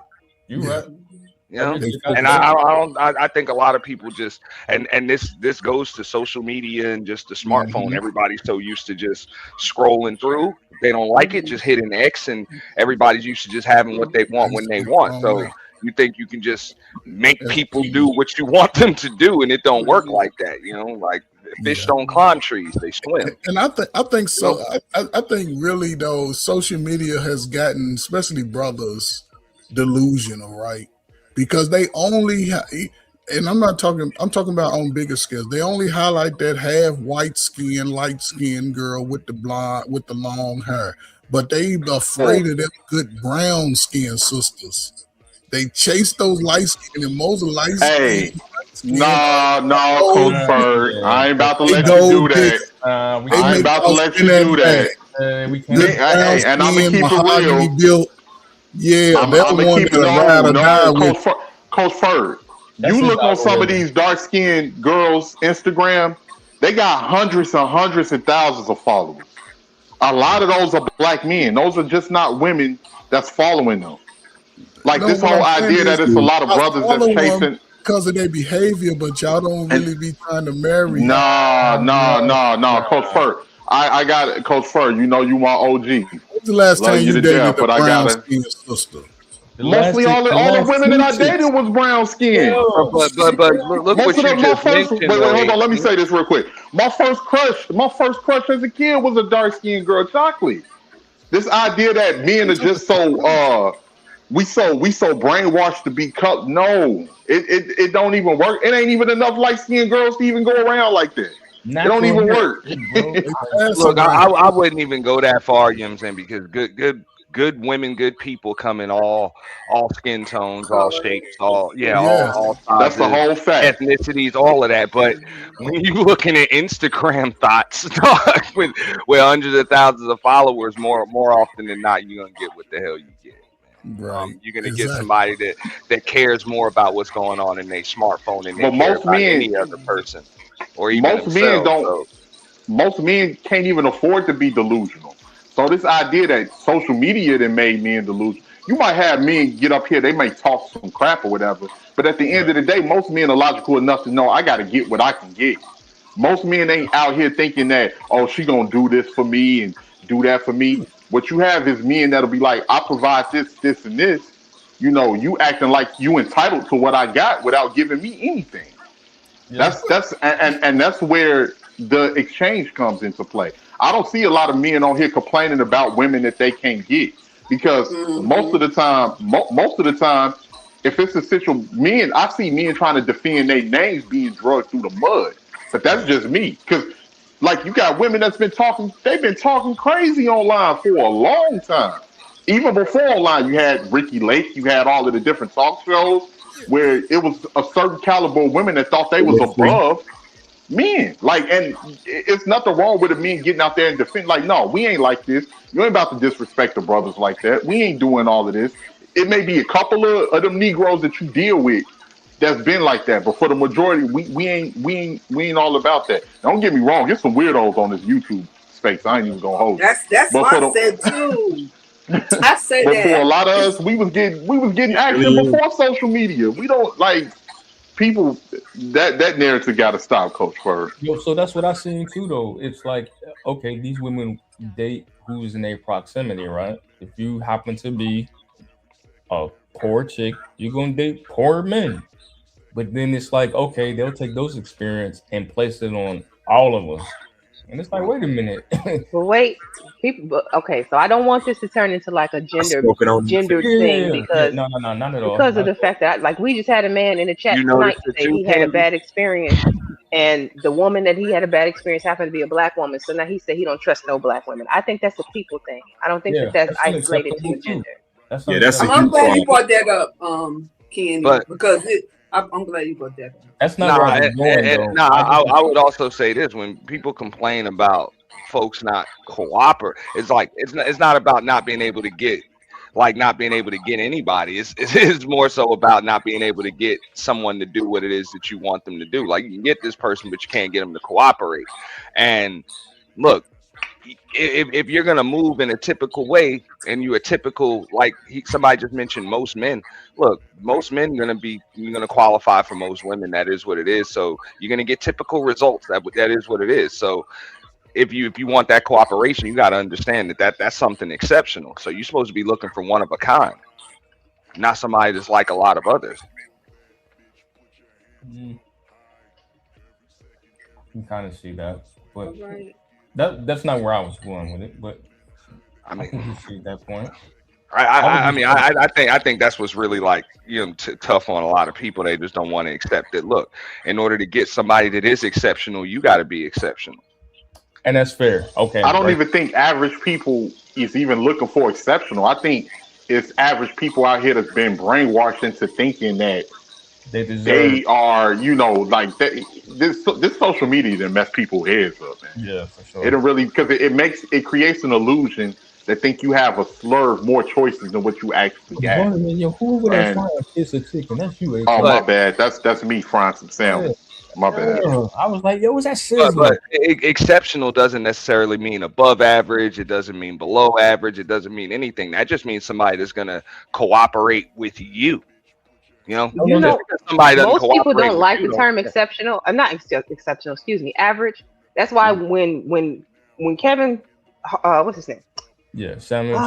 Kevin Samuels, when he called Kevin that girl Samuel. average at best and it set the internet on fire, Yeah. most people do not like the idea of them being counted in the average pool, but that's where most of us fit. Most of us are I'm average. average as well, hell. I'm average Average. as hell. And that's the crazy thing about it So is am I. because It's not changing. you've been a lot of people have been told that that they I don't know people been brainwashed into believing sometimes people it's nothing wrong with with bigging yourself up, but sometimes Mhm. people big themselves up a little bit too much to the point that they delusional and they Yeah. don't realize what's going on around them. If I create a market around lying to people and I've been lying to you since you was a teenager, and you turn around and you hold that lie to heart, you're gonna go everywhere with that lie on your mind, thinking that it's the truth. If I, displayed all of this stuff towards you and say, yeah, you this, and these people ain't that, and you're gonna go around and you're gonna be believing it, and that's just the average human check. instinct. Yeah, check this out though, 18. And now this is what I got like with that whole average at best thing. And Mhm. I think a lot of people just didn't see the silver lining. She came up there, and a lot of because let's keep it real, he did the same show every night. It was the same show every night, same It format, was all of just that. different. So yeah, so it was a lot of women that came up there. They're like, look, I want a high value man. He's got to make this amount. He's got to have this type of status and everything else. So these women have you rarely heard anybody come up there and say, look, I just want a good man that respects me for me. Like they're going with the superficial materialistic stuff. So he hit them with some superficial materialistic stuff. Well, how much do you weigh? What's your dress size? How many kids do you have? How old are you? And then it would hurt people's feelings. But look, if you're looking like if you have superficial standards to choose somebody, you you got to understand that those people that you're looking for likely have superficial standards too. Facts. Right. And because you like being a good man isn't even criteria for you, why would being a good woman be criteria for the man you looking for? And you want to know what the crazy part is? Most men, they'll like a woman if she's nice, right? If she's pleasant, and she's like, I dated a chick. She was like a bigger chick. You know what I'm saying? I think she was like white and Hawaiian or something like that. But like, I don't know. She just was cute. She was fun to hang around. Like I was feeling her. She wasn't feeling me at the time, so nothing came of it. You know what I'm saying? We messed around a couple of times. That's what it was. But I was digging that chick. And then like looking back, like what Kevin was talking about, because did well for myself and all that. Most people superficially would be like, "Yo, he would never date a chick like I dated chicks that look better than her." And then I messed with some that maybe they weren't as pretty as her, but I thought she was pretty, which she was, and she just was a good time to be around. So I'm thinking like, yo, if she can work out a little bit, maybe lose a little weight, whatever, and we be straight. Like the average man is like, if you're a good woman, you know what I'm saying? Like, Yeah. he's Like no, not. that's plenty. No, I know what you're saying. I'm just saying if all I care about is a woman's face and her measurements, you know, and her Yeah, dress size, yeah, her dress size or measurements, all of that. How am I gonna trip when all a woman cares about is my bank account your bank, yeah, which is and, good. and, But and, and, y'all and do, what I y'all can do with let's her keep like it that? real here on the panel. Y'all do because y'all go by looks, y'all visual. Well, Y'all first, visual. yeah, first, That's in our nature, is it And, not? No, that's Yeah, yes, in we your we nature. and y'all would if You speak someone for yourself. overweight and they're not that attractive, but they have a good spirit, and they will be there for y'all and you everything ain't gonna like see that that. spirit. Y'all would take that girl who looked better than her. Yeah, of You know Nah, what course. I'm saying? to Well, to be be honest. fair, I've done it Hey, before, so hey, we hey, lying about not, it. I'm not gonna lie. Like I mean, most men have done it, but once you grow to a level of maturity, and different men gonna hit that level of maturity at different ages. Some of them ain't. Some of us ain't never gonna hit it. Like for real, we're gonna pass on without hitting that level of maturity. But we tend to appreciate somebody that is good to us and appreciates us. Like I mean, I'll take a good meal, you know, a good meal, and very few arguments Mm. over all of that. You know what I'm saying? Pretty face and the Hmm. drama and the chick be burning the water when she try to boil it. Like, She come just on. gotta stay in the house. That's all. You can't take her nowhere. But see that okay, man. But see again, most of Okay. us will spend a lot of time playing house, playing childish, grown up games, and then we expect the person to stay elementary forever. People evolve, good or Yeah. bad or indifferent. People that's in a man's nature. What Yeah, you like at 25, you don't like that at 35, 45. yeah, yeah. That's But a fact. as a person, again, do y'all and I just ask everybody up here, do y'all accept y'all uglies? If Yeah, something about you that's ugly right now, do you embrace it? right. I try to hide. absolutely. You have no choice at this particular age. You ain't got Not no choice but anybody. Not accept. everybody does. You may amazed how many people don't. Ferg is absolutely right. It's a Nah, lot of yeah, people don't embrace their flaws. Forget just the physical flaws or whatever. Right. People don't accept, embrace their flaws, and because once you accept, embrace them, recognize them, you tend to realize that hey, this is what I can correct, or I can at least work on it. You know, Hmm. you accept who you are, or you can just accept that hey, this is just part of me. This is who I am. and You know, T, it wasn't until I was 32, and I told one of my young boys, she's 31 now. Like I said, I'm in my 40s, and I was like, bro, it wasn't until I was 32. I was like, look, I'm not gonna get no taller. You know what I'm saying? Meat not gonna get no bigger. Pause. Like this is what it is. But you reach a level to where you just accept, like, okay, this is me, right? And you continue to evolve, like Coach said, and develop. But yeah, I guess everybody reaches different ages before they come to that reality, or maybe they don't. You know, but it does. It makes things easier, right? Because once you're comfortable with yourself and you accept this is who I am, you can start to really embrace it, and then you can move through life. I think easier, right? Because you're comfortable with yourself. You're like, hey, this is what it is, and then you're always learning. You know what I mean? That's just what it is. But also in being comfortable, you have to recognize when you even on bullshit Mhm. and avoid it. We have to recognize like, why do I keep putting myself in these positions with Yeah, these women? Or in the women, why do I keep doing it? A lot of people, instead of looking at themselves, they want to put it on somebody else. it's always After that, somebody else. Yeah, it's I always can't leave with my money and then say women are trying to take my money. I would even tell my sister, get that nigga's money. That's what he leaving with.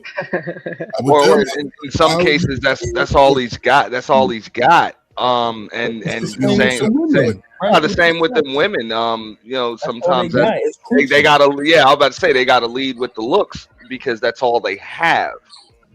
Yeah, they ain't got no Yeah. internal work done. Um, It's Or you could say what the man lacks in looks, he can make up for in other areas, such as his money, personality, and yada yada yada. So Yeah, that's true too. I made it But up in my body. remember, this fades away as you get older. You get bigger. You Right. get, you know Yeah, what I'm saying? and that's So gonna the happen looks with of that everybody, body. Sheila. Like that's gonna happen with I mean, everybody. we Like all gonna fade away. Father Time is undefeated, but I still say this: it's not geometry, it's chemistry. You know that's what it is more But so than say it anything. again. So the It's not. game is supposed to be sold, not told. Say it again. Yeah, but it's about chemistry. So you're not necessarily looking for somebody that's cooperative. You're looking for somebody that's going to cooperate with you. So hey, let's go back to the money It's to part, me. right? If it's a Wait a minute, why Candy ain't saying now? What's her input in all this? Candy. I'm taking it all in. I'm here. I'm listening.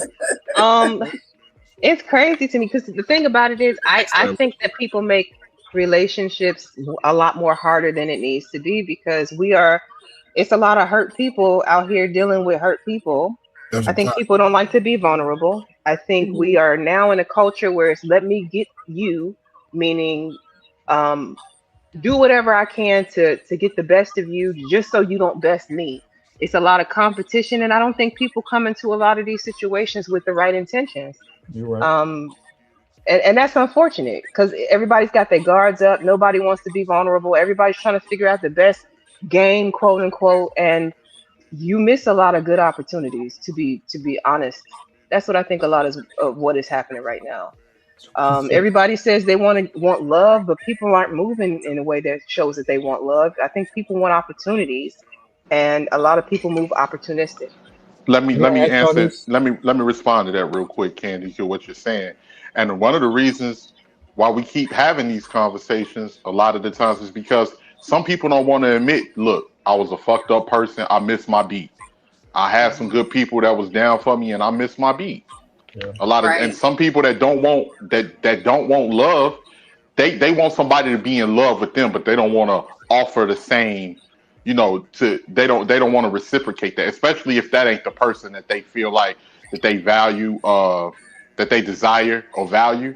What a lot of people want is what they really mean is that when you hear some people say, "Oh, I want love," and what they want is for that person to be infatuated with them and for them not to have to really do much to, keep them infatuated. Like, What they so a saying? lot of people want one way, Hey, can I you ask a know. question real quick, Coach Ferg? Right, Yeah, and brother. this to the fellas, right? So, as men, even as young men, like we're taught that one of your jobs is to provide and protect, right?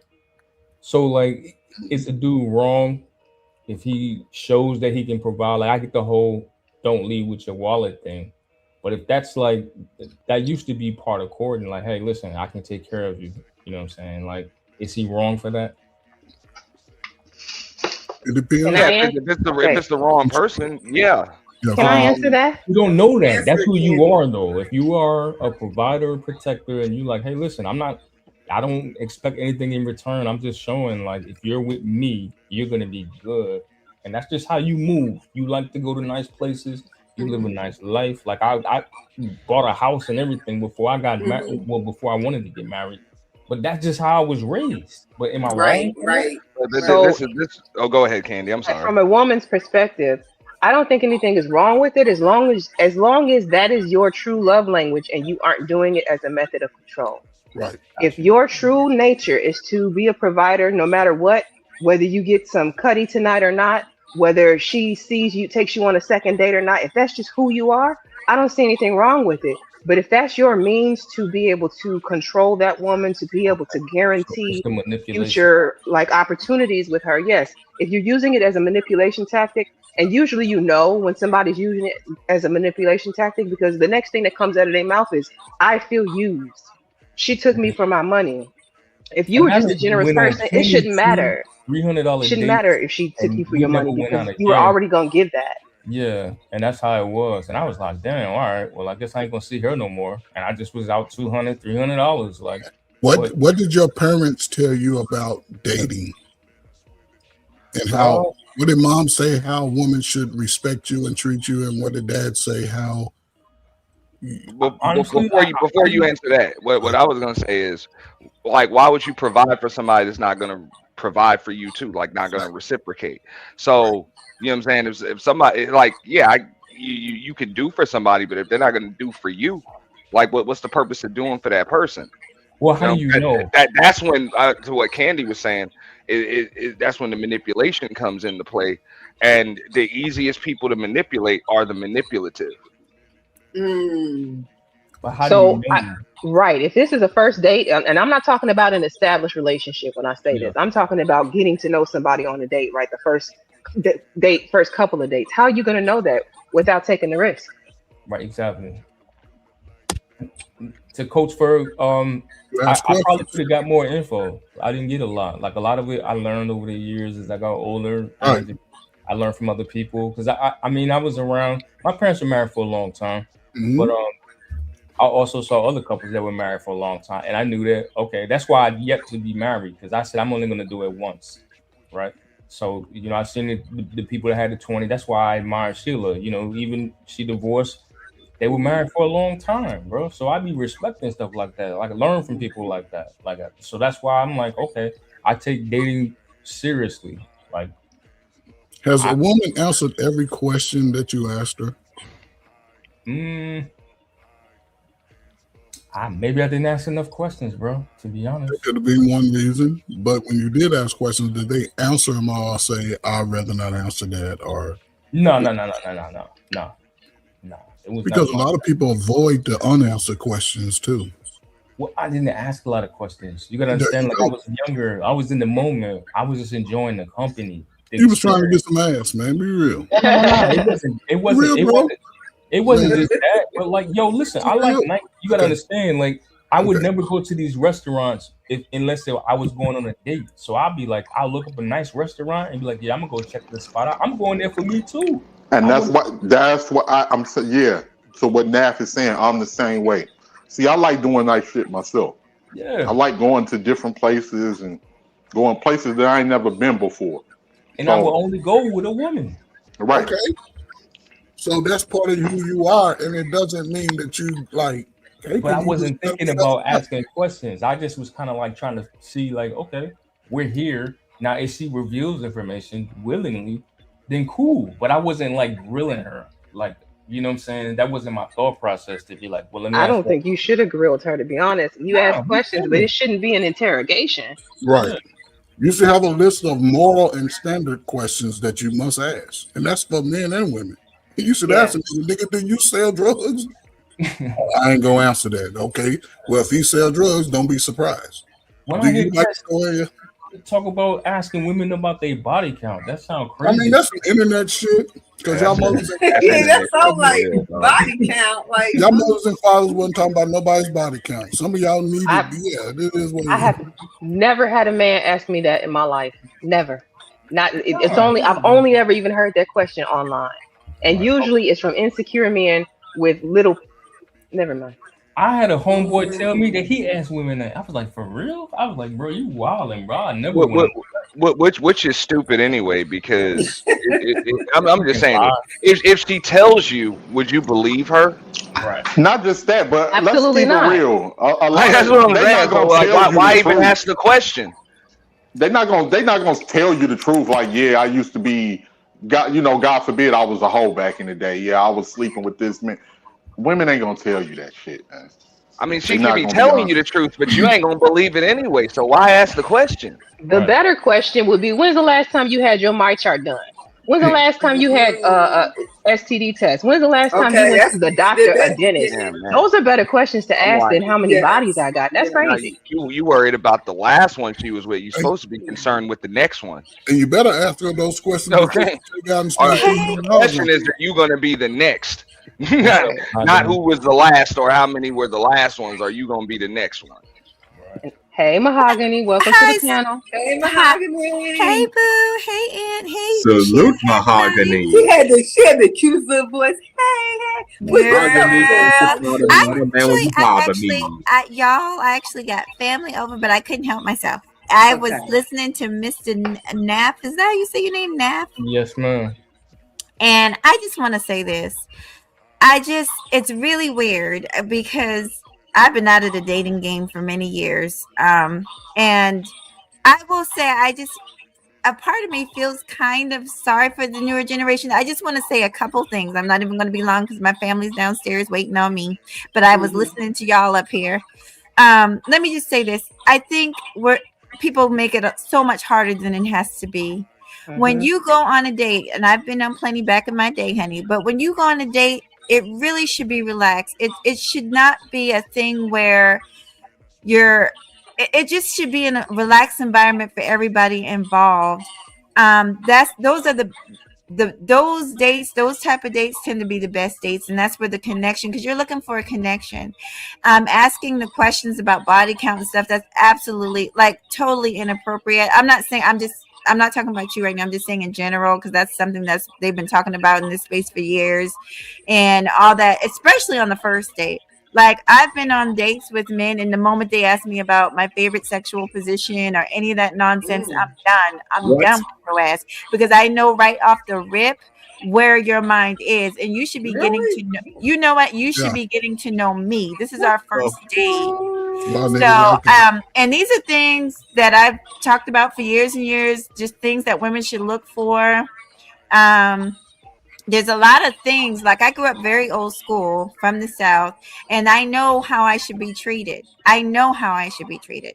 And I think a lot of the issue is people they just not sure their roles. They're not sure how to treat. They're not sure how to receive.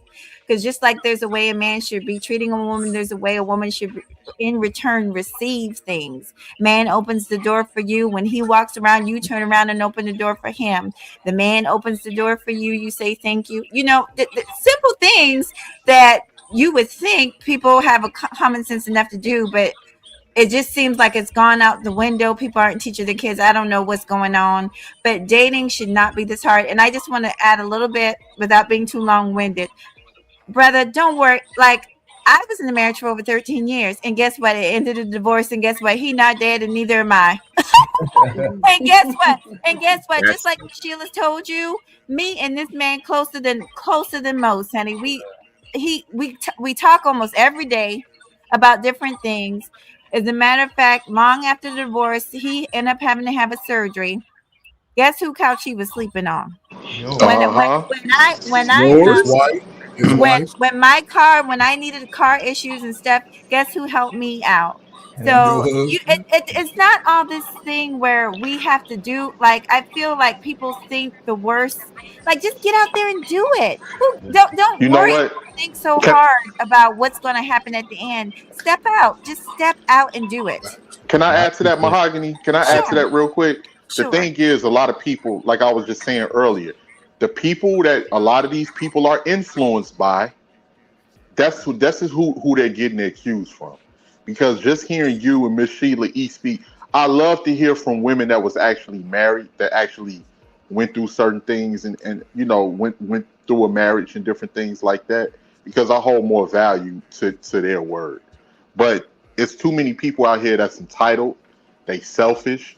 Like I was watching the video, what's her name? Drea Nicole, Drea Nicole and Lex P from Poor Minds, where she was just saying, like, she was like, well, and I thought about it, and I'm ready to get married now. And when you hear people even say that, like when I hear something come from her like that, what you're saying is you're ready to get married for you. You're not even thinking about the person that you're marrying. You're not thinking about what they may want. Only thing you're thinking about is that you want a wedding for you. That's selfish and entitled. And then on top of that, you don't know how to be a wife. And the type of dudes that you may want to marry you, the dudes that you're used to chasing after, them ain't the type of dudes that's built for no marriage. And that's what I'm talking about. A lot of people, they go ahead, Coach Fur. I just wonder, why do people pay attention to those people who are showing a behavior worse than damn near selling drugs? Well, what I'm saying is those people that are doing that paying attention, those people have the most influence on the youth. They have But the loudest they They seem to voice. have have, the most influence on the youth. Not but they that seem wait, to have more wait. Let me just influence say this, on Coach Fur. adults. You see how crazy things are right now, and what do you think? A lot of people is getting this misinformation. Would think Just think about how things took such a drastic turn from the '80s into now. Yeah. That's because those are the people that are influencing the youth. So Yeah. that's why people pay attention to it. And Because plus, you'll ask some of these kids, you'll be like, "Where are you even getting this from? Where we're you getting late. this mindset from?" Can I answer We a just now question? speaking up. That's why. Bronzebird asked, why did they get married? Well, we got married because we loved each other, but we grew apart through the years. We were together over 13 years. And that happens. And then also, when the arguments and stuff were getting too bad, I felt like was affecting my child. So that's why we got divorced. And now that we don't live together, we get along like besties because we're not always up under each other. So I just wanted to answer that question. You But got you guys, some. I'm loving it. But again, Enjoy Candy, your I want family. you to know that I was here, but I do have company, so I'll just All listen. right, Mahogany. Salute to your All family. right, bye, bye, y'all. All Bye. right. Thanks, Mahogany. Good night. Thank, good night. Thank So I you. got a similar situation. I was Salute to dating. Mahogany. She ended up hooking up with some other dude. I think they're still together now. They got twins, but we're friends. We've been friends probably like now, like almost like 10 years later. You know what I mean? Yeah, She was. and Go ahead. but just the whole, and this is the thing, people act like when people leave us, they ain't supposed to go on and have success. Every woman I used to date, I'd be like, look, we ain't together. I hope you go on and be and find whoever you're looking for that can make you that person you. I didn't walk around with, oh, you left me. That's Right. the thing. My No, I parents, didn't. I don't bring feelings to people. Well, let me clarify, right? When I come to the world, I leave my feelings in my house Yeah. with my family. They the only people you want to see me crash out. Let my son tell me he became a bad baby daddy. That's all I'm gonna complain about. What the hell? You didn't listen. You're right. But when it comes to other people and the lives of every one of y'all, people, I guess I can learn from each one of y'all. Like It what? doesn't matter. Just an experience like, ooh, I wouldn't want to go through that experience. Or being older, there's certain experiences I wouldn't put myself through again. Yeah. Right, I'm right. not gonna be like, oh man, you know what I'm saying? I talk to my son often, and he's seeing like, man, dad, women my age, they lead with what can you do for me? Hmm. I'm letting them know, don't fall victim to it, because at some point they're going to mature. Yeah. Right. But you don't run back to them, because there's a large number of young women who are single that ain't out here running around, but they don't get Mhm. seen because the ones that want to be seen, they always showing y'all they monkey, they breast, they want to be seen, and y'all love it. Like, oh my god! But the girl that that covered up, you like, oh man, she boring. She ain't That this, is but true. the one to be the straight That's big closet. turtlenecks. I cover up a lot. My sister and they used to get on me But about here's the that. thing. Here's the thing. Like from what I've seen, men, it don't even matter if you cover up. If you somewhat attractive, men don't give a damn if you covered up or not. Yeah, you fine. You If you fine. look good, they don't care if you were if you a librarian with glasses on. If you look decent, he gonna holler. But do Now you it think men depends. are going? 18, I want to ask you this question. You think men are going off of face look alone or that body? Well, they going off, but Both. that's what's because that's they going off of both. But You that's can't what's see shoved both in if our it's covered up. faces, Just a You little bit can't of huh? see both. both. You can't see both if it's covered up. You can see But that you, ass in them sweatpants. What you if we're talking gonna be honest, come on, y'all. Now, let's not make it sound like every man who approaches a woman or hollers at a woman has good intentions for that woman. I can't let y'all do that. No, that's true. I No, can't no, let no, y'all that's No, do that. true. we didn't I'm say talking that. about We no, no, said no. every. I agree. I agree. I'm talking about for men that got my type Them of niggas want mindset. to fucking about? Right, I'm right, flee. right. not. Yeah. I I'm can't speak thinking so. about. I can't Right. speak I about can't the speak for no them. good trifling ass men out here. Yeah. They just I'm want talking smack. about. Yeah, I'm talking about. Because truth be told, neither one of them got the best intentions. You got both. You got They both. really That's don't. why you have certain women. Oh, I'm looking for this type of Negro that can ask me real good, and I won't like. So it's a mixed bag on both situations. It's a bunch of people that looking at both of them on that foolishness. They Wait get a on minute. that If you foolishness together. described her as, it's a lot of good women out here. She the librarian with the glasses and the blah blah blah blah blah. She's a No, lot no, less that's not what I'm likely to saying. be. That's not fair, Candy. That's not what I'm saying, Yeah, Candy. What I'm saying is that if she ain't freaky if enough she's for you. halfway decent and she looks good, if he's the right type of guy and he sees her, he's going to talk to her. He's not going to bypass her because she's not scantily clad or she ain't got a monkey throwing all the way around everywhere. He's going. It's going to be other men that's going to talk to her. He might be a nerd himself. He might be the type of dude that likes those type of women. It's going to be somebody that's going to approach her and talk to her All because I'm men go off saying her is, attraction. I feel like a lot of y'all like crazy chicks, and when we get on these panels, we do a lot of good talking. It sounds good, but what y'all Man, really like is some crazy Tatianas. That's a We see false see, here's the evidence of thing. it narrative. every Let, day. let me Wait, respond to that real Candy, quick. Let me Candy, respond to Candy, that real Candy, quick. get You his know who words like? in. I'm gonna keep it real. Let me respond to that real quick. I'm gonna keep it all the way at G. The only ones that like crazy girls is a lot of dudes that's on bullshit they sell. Yeah, that's a Any man that's mature, he got something to lose. If he got something that he's taking care of, he don't want to deal with no crazy ass woman, man. A lot of The only dudes that they ain't got shit going on and they still probably got multiple women that they messing around with to begin with. Them a the lot niggas of that like crazy girls, a lot but of not. baby mama raised dudes. They like them. Yes, they yeah, liked it yeah, because they saw their mama doing it. yep, They used to their mama cursing them out. They used to their mama telling them, "Get your ass up and do it." Like that's why they made like that. Any man that's a man and he was raised by men, you ain't about to be talking to me crazy like right. that.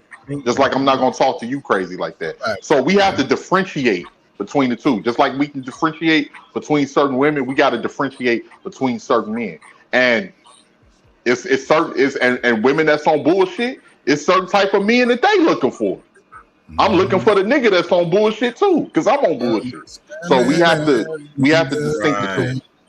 Right. Hey, so 18th, you got me thinking again, bro. Because it's chicks that I mess with, but then it's chicks Sex that I is crazy. dated. So what I mean is like it's chicks that I was willing to be in a relationship with, and it was chicks that I would just smash. Like we didn't go out Hmm to eat, nothing.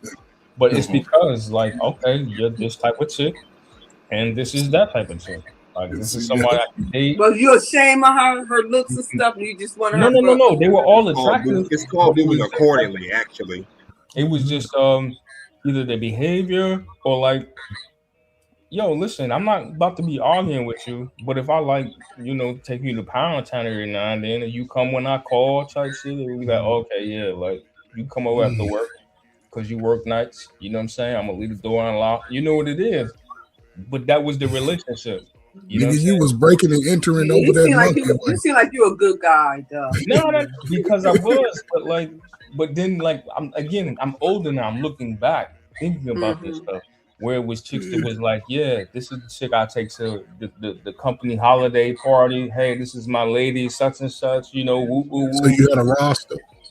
Yeah, this is my girl. Like, Was you taking advantage of your handsome privileges, your no, no, no, money? no, no, no. This wasn't all at the same time. This wasn't all No, at the same no, time. he Like, didn't. that was the other thing too. I got out of that So you in my chasing the 20s. monkey. Back In in my your 30s, chasing the monkey days, nah, it didn't coach, matter. coach, check this out. In my 30s, I Coach only is would deal with nuts. one chick at a time. So if I was just messing Okay. around with one chick, I'm just messing with her. And then when that fell through, then I mess with another joint. And then when that fell through, I messed with another joint until I got into a relationship. But I was Oh, never okay. like, yeah, I wasn't juggling. Like, no, I left that in my 20s. In my I 20s, think on average, most people, it comes to a level of maturity, right? It comes to a level of, let's be honest, y'all never find out how many men y'all auntie slept with. If y'all got a Gen X auntie, mom, and daddy, they'll never oh tell yeah, she y'all. got ran through They for gonna sure. take it. No, you can't say that. You can't necessarily say that. Most Gen X women had Y'all better confidence when they stop talking were about my generation now. Mm-hmm. no, but y'all Y'all, had confidence. The women had confidence back then, but it was a sort of, it wasn't a you niggas ain't shit confidence. It was just a it was a quiet confidence. The they way was that they getting showed left. up, the way that they, and they wouldn't mind telling a nigga, believe it or not, I can go to a girl and be like, hey, what's up, pretty? I don't talk to ugly niggas like you. Oh, excuse me then.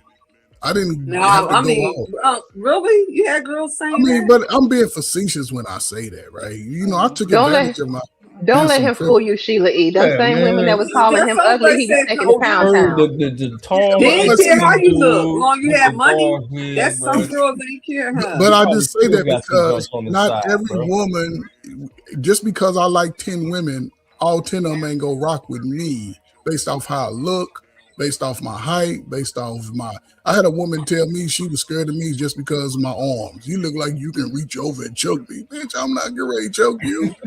We just on the first date. I'm like, I didn't know you was. You take steroids? No. That was her trauma speaking. That mean that last Negro or a couple of Negroes had put his arms But around her again, neck. That's what that was. I dated millionaires who had all the money you can ever want.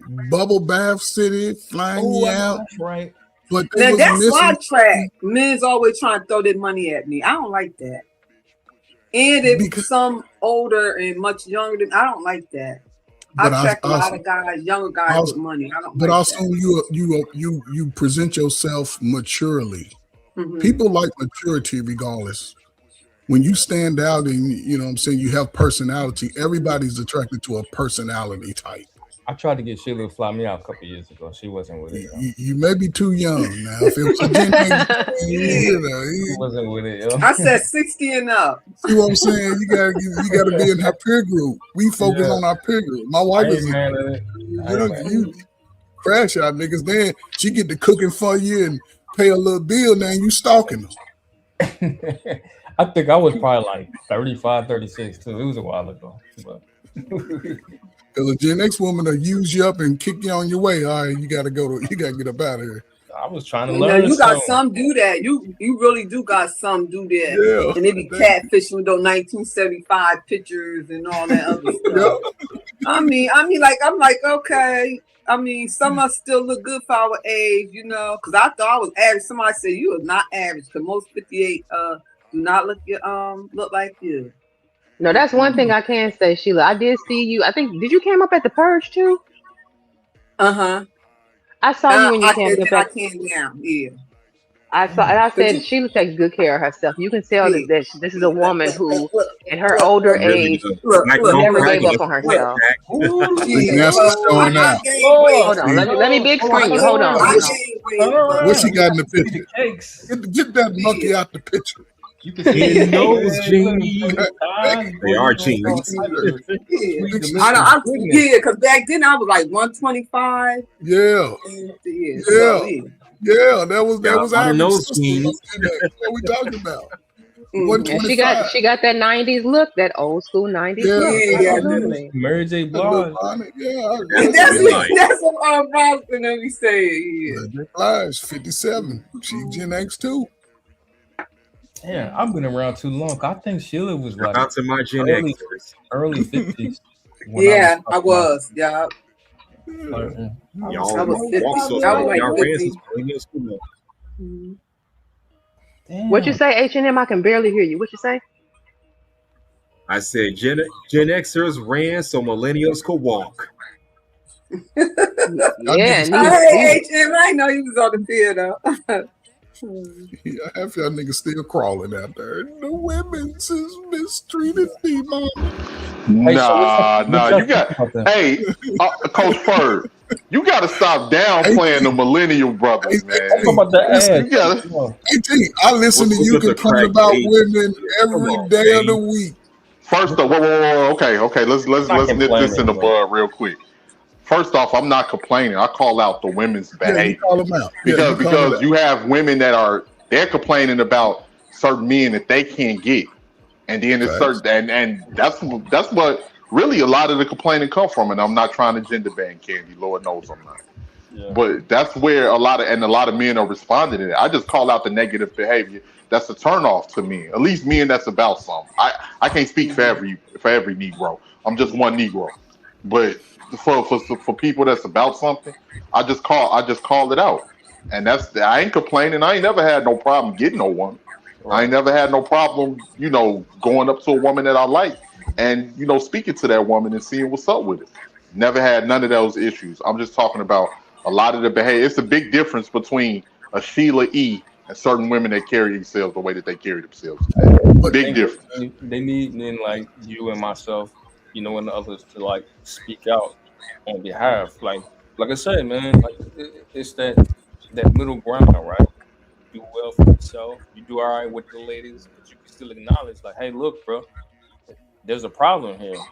You know what I'm saying? And like things have changed. Like Like Candy, she have a more meek spirit. She more quiet and girly and stuff like that or whatever. No, she cuss Until people I'm out. mad, and Nah, you make me mad Candy ain't enough quiet. to.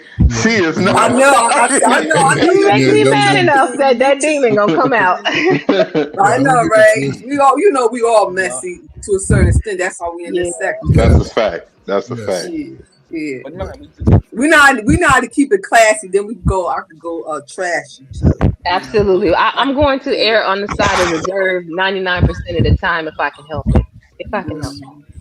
nah, we just call it out for the other cats that don't speak out. Naf, your mic is extremely low. I know you're talking, but I can barely hear you. you kind of Nath, you at low. the I end of know. the hallway, brother. You at the end of the hallway. I'm trying not to yell. Yeah. Though, but there's too much of the whining and complaining though. It says Wait, device is not who's doing connected, Naf. the whining and complaining, Big J? Oh,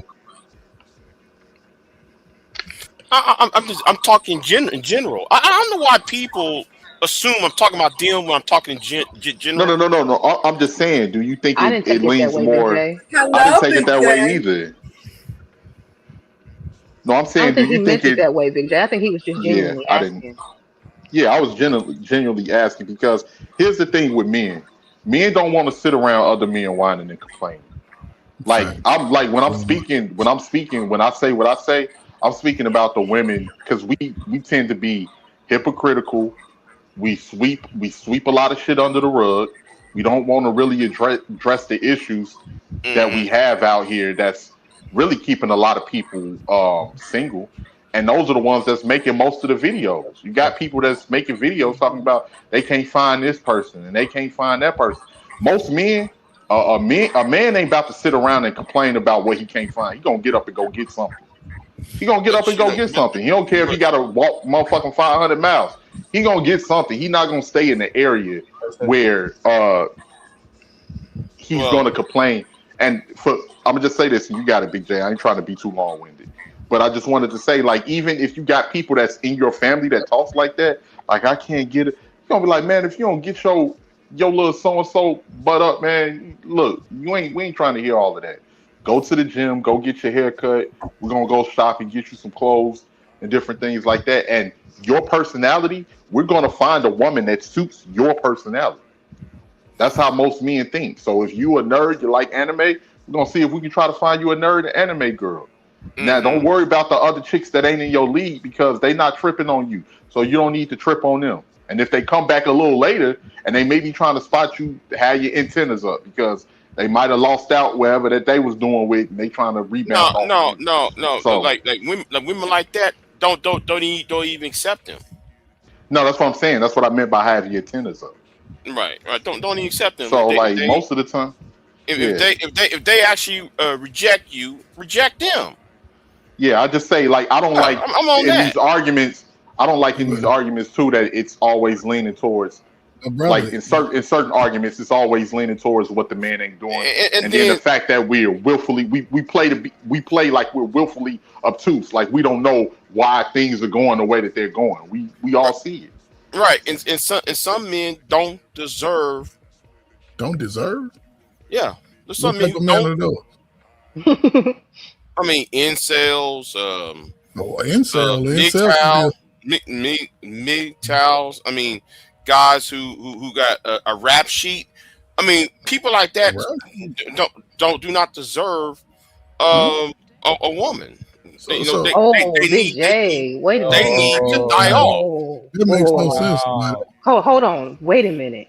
Okay, I hear you with the rap sheet part, but then you also got to consider sometimes people go to jail for good reasons, but a bad decision. If you went to jail because you took out a pedophile, a pedo, Yeah, I know somebody like did that. I'm not counting that against you. It never even happened. What are we talking about? I know Like, somebody who did that. Exactly what you're saying. I believe that some bloodlines need to be cut off. So It should so it so should not so continue. so in reference to the incels, right? There's a group of men who are very smart. I'm talking about academic guru smart, but don't have the confidence around women. They don't they shouldn't have the opportunity to find their mate. Also, they should be put to death. I mean, 'cause that's an I mean, the sword cuts both ways. But I'm just talking about those who are online complaint on SBE all the time. Those who whine all the time. I mean, Those are those the are ones who. narratives, but those are narratives being pushed. You know, Ain't no, ain't yeah, no because narrative. there's a group of men who haven't even seen the light of day when it comes to opportunities with women. They've been so into their own little bubble of life. So coach, Listen. I understand that because I've been there. Who cares? but coach, You got, So, but you got some are people you who saying that you should said not. No. I know what you're going to do. You're going to do that baby boomer. I'm going to teach these you young don't know niggas what I'm today. gonna do? Pat me on my head type You shit. said you've been there. I'm going to ask you questions because there's other men who've been there and are there. You've gotten out of it, right? Because apparently you said I used to be an incel. I don't know which one you categorizing yourself as, but at some I never point, said I used to be incel. I never I know you just said said that. that. I know you I said. never said I used to I be didn't. incel. Yeah, I'm sorry. I don't mean to say incel, but you've coach, been there. can I jump in Oh, just you for a go ahead. I second? never said I used to I'm be just trying to incel. get up. What I I'm just trying to said get an was, understanding. No, I hold on, understand where because some of these men are coming from, but at the same time, those who are complaining every day, you Mhm. don't deserve your bloodline to continue. Okay. so Yes. coach, this is what I was gonna say, right? Just real quick, because what you're talking about is like the socially awkward cats, and I've Yeah. worked with a lot of these guys, right? And they happen to be some of the brightest engineers in the Yes. country. You know what I'm Yes. saying? They just lack the social skills to interact with women, and like once I would see that, I would be the guy to try to help them a little bit, like what 18 was talking about. Hey, bro, maybe get you some clothes, get you some cologne, get you a Okay. haircut, come out with me. We going to happy hour.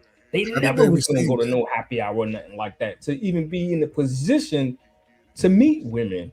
And then, they might meet somebody and get married or get a girlfriend or something like that. It's just it's opportunity. But to say that they don't deserve to even like that sounds crazy.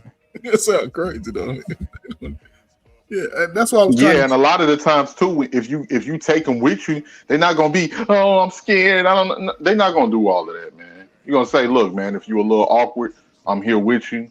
Go over there, go talk to her, bro. I'm gonna wait right here in the wing. If you need me to come up and be your wingman, we're gonna go up there and we'll talk to them together. But Most of the men I ain't would doing like. that, but I'm sorry. Go go ahead, ahead. Jason. I didn't mean to cut you off. No, I was just gonna say Candy, but a lot of the times too, what has stopped a lot of men from actually talking to certain women, because if these boys wasn't raised up like women cutting them down, like if they go up, hey, excuse me, why the hell you coming up here trying to talk to me, or like trying to play them in front of their little girlfriends and shit, that'll stop a lot of men from even Y'all wanting to niggas been approach getting certain women. at 18. Y'all niggas been getting turned down by the girl since elementary school. Why we act like But a we don't lot know we that that's talk. gonna See, that's happen? what I'm saying, Coach Ferg. You stuck in a certain era. This No, new Well, y'all grown generation folks. today. pro tip, Oh, pro oh, tip: teach your sons to holler at that girl when she's solo dolo right, versus going up to right, her in a group. He has Yeah, much better chances. right. and why and wait, Candy. Why he got much better chances? Because a lot of the Because usually, girlfriends are haters, and a how you lot of gonna them. ask me and then answer for me? Okay, You well, I'm want me to sorry. Go answer? You ahead. want you Go to answer? ahead. Who Go you ahead. want Go to ahead. answer? Go ahead. I'm sorry. Go I'm ahead. gonna be. I can be honest. I Yeah. was just about to say because a lot of the times, what I have seen in some of these groups is if the girls' friends are not getting hollered at, and that girl is, yes, Facts. there will be some hate that comes into play. Fact. I mean, you even had a content creator on here admit to the fact that when she was in college, she used to be that hater friend. She Fact. would turn around and be with her homegirls and convince the homegirl if she was Mm-hmm. talking to a guy, like if a guy walks up and approaches, oh girl, don't talk to him, he's ugly. And I Mm-hmm. suspect that, once she's convinced her homegirl, I'm guessing this girl was like more of a follower. I can't even see Mm-hmm. you telling me that a man that I thought was attractive was ugly, and I'm going like, what kind of brain dead bird brains are you hanging out with? Exactly. But Right, okay, right, Exactly. cool. right. You Must convinced be a them, and lot of then them. you convinced them, and then now But these dudes do girls the same are thing. listening to you. Yes. And then I suspect the part that she left out of the story was as soon as them homegirls turned their back, she ran over to that man to get his Yes. information. Yes. Mm. And Can I they say something too? I'm gonna be honest. Go And ahead, even Sheila. though I am the president of the sisterhood, but majority of the women Really? who really got bitterness towards the guys, they're not that attractive yeah. looking. And, And and I'm you, gonna, I'm keeping it real. Yeah, Because they y'all don't got to accept that remember, ugly. we don't choose the guy choose us. So a lot of Right. them bitter because they have not been chosen, they have not been Right. married, and a lot of stuff. So Facts. you have a lot of women too hating on the guys, mad at the Yes. guys. And that's why I asked the question earlier. Do you accept your ugly? Because How again, do you accept ugly, sir? Just because asking. if I realize my face is too round, my head is too big, I have to embrace that. And and Fair this is why fact. and this is why I love being around my friends when we was coming up. We will let you know, hey man, when you go over, she might turn your ass down. So Yeah. don't be surprised if she tell you get away from her. That's why you go And approach a girl by herself, solo dolo. Catch yes, her at the bar, catch her. Don't she be still creepy might about it, turn but you catch down. her solo. You have a much Yes, better chance. That's what I yes. be doing. Shit. But she might Or turn you. if she got some homegirls with her, you got to approach me first, and then I can talk to you and your homegirls. Oh, Had to see, have y'all let me just be don't know how me to there. do it, man. Just compliment them all. Find the ugliest one and tell her how Yeah, that's she's advanced pretty. level I though. don't I do don't all think that nobody bullshit, but ugly. okay, They could I be get I'm what you're just saying. unattractive. saying. I can't say But you ugly. said unattractive. I use that word just to make it Okay, neutral. yeah, because See, you can have some not that I talk to all of them. attractive, but they Shit. have a beautiful spirit. But I grew it's up on sad when you're saying not. ugly. They call them mean girl spirit. You're not attractive and you mean too. see, I mean, Yeah. but women placate the feelings Don't be of other cock women blocking, and okay? call them unattractive. But when a woman speaking to a nigga, she gonna call him ugly. Let's be real. I know. I But don't. you I don't know, call guys ugly. but there are two sides of the coin on this, right? Now I know what I just said earlier, and some people think I'm being hypocritical, but I look at things. There's two sides of this, right? There are men who like big women, but they don't want to date big women because they're trying to impress the other niggas in the room. Or, And or, that's or why I let, said earlier, it doesn't matter what size she is because I see a lot of big girls. They have a sweet spirit, and then like the guys act like there's shame of them. Or right. majority of big girls, the guys that come and see them 1 or 2 o'clock at night because you want a guy. She got 4 or 5 kids, but I never see her with nobody. Stuff like that guys do too. Right, because it's both sides of this. Because some Yeah. men are single, some men are single because they trying to impress other niggas. Well, I got the baddest bitch. I got the Mm-hmm. baddest, this, that, and third. When man, but you like Kim, and Kim is like a 5 or a 6, trying to get a 9 or a 10 with I don't know with Rebecca, when you got Kim right there, bro. All you gotta do just accept who you like and move on. You don't have to But impress these it's niggas. Like, you ain't fucking and sucking these niggas. You fucking sucking her. but is Kim really a 5 or 6, or is she a 10 to you and you downplaying I'm her just because saying. of society? You just chill. Yeah. Kenny Well, said, well, "What Yeah, you that's say, You different. don't Kenny?" get well. but I said, Jay, is Kim really a 5 or 6, or you just downplaying her because of society? Because if you want Right, Kim and she's right, the one who right. gets your thing hard, yeah, Well, it can't be no I five mean, or six. You if know? she's a oh wait, hold on, is this that? Bro, that's true. He Yep. be in her they talk that manosphere stuff because they be right. All be in They their be in their DMs. DMs. Yeah, all in the DMs. Big all J in. too. He be Yeah. talking that John. He be in a But lot of now, girls Big J, we DM. talked about this earlier. These are people that aren't comfortable with themselves. That's Hmm. why they looking to impress other people. Right, right. You know what I mean? So I Man can. living to But impress other man is a weak man. I don't want to be seen with I don't want to be seen with old girl Yeah, man, they that happens see to most of everybody's in us. love with the image. Mhm. Everybody's We in love all with got, that image. but bro, we all listen. I don't know about y'all, but all y'all look like y'all was good looking enough to get some cheeks when y'all was young. Y'all all had some coming through the back door moments. Yeah, absolutely. Who we talking about? I don't want to be seen, so let me come through the back door. As soon as Only Right, they said that, right. yo, I had flashbacks. I was like, oh we shit. had that, but it stayed. It didn't come to the streets. Now they bringing all they backdoor shit to the front. So, if that's what you like, I And mean, Yeah, then but that's what I'm saying. You can't get mad at somebody like me. You know, mhm. I like real dark skin guys. See, I so don't you want just nobody lighter than you. I'm be so you honest. just so Where you just cut where so is you just Sir dismiss me. Why you gotta You put a just take skin you just tone cut on it? me out God the damn. game then. Sir Ism come out Yeah, the I bushes? don't want Sheila is a nothing prime light. example. Sheila, Yeah. though, Look, Sheila, I'm Sheila look, cut Let me herself be I, a I, year real. old. I'm glad you said I'll that, be Miss Sheila. honest. Miss Look, Sheila. I don't want nothing lighter than me. I'm glad you No. said that, Miss What Sheila. the I'm fuck, glad you said that. woman? Damn, light I'm skin don't glad have you shit to said do with that. Because I it. saw talk Candy, this is what Come I mean, on right? now, There's a man. group of people, right, who would dismiss another group of people just because of their complexion. No, Yeah, and no, you know what? And I yeah. had to learn that as I got older. It's not about. I mean, and I just got out of it because I'm like, God, that's just me. But I you limit can't. your options. That's why you tell guys, why dismiss a woman because of her complexion? You limiting your options. There's no Yeah, way. I said that No, was in my young but day. she I likes don't. Yeah. dark That's. skinned But guys. again, I don't think that but she it's would. a lot of it is self-imposed on us, right? Because as you get older, you realize some of these niggas is bandits forever. Well, you got guys. They don't like dark skinned women. Yes, that's what I'm saying. But they limit their Yeah. options. And then they wondering why the light skin is always a degenerate because all the niggas is chasing after her. And she gonna give it up to half of. Can we keep it a buck? You know what I heard from Oh, women well, that you say know that? what, Coach? Now, Sheila, why you gotta say it like that? I'm I'm, sorry, she might Sheila, I'm about to put you on blast because I've like heard a this few of from other women, right? What they say, they be like, I don't want no man prettier than me or no man that's gonna get more attention than me. And like that's usually why they don't like to deal with like lights and you got the pretty hair, if you got pretty eyes or some shit.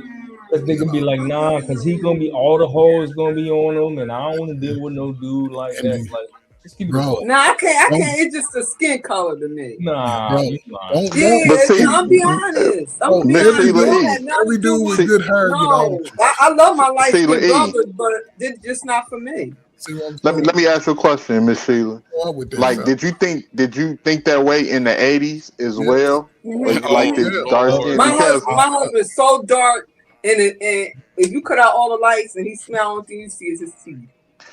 like from Oh, the people that I spoke to, those day, oh yeah, that's a dark brother right Thank there. you, sister. Oh. Thank you, That's sister. that brother in the abyss. Thank you. Mm-hmm. But And I know in the here's the 80s, thing.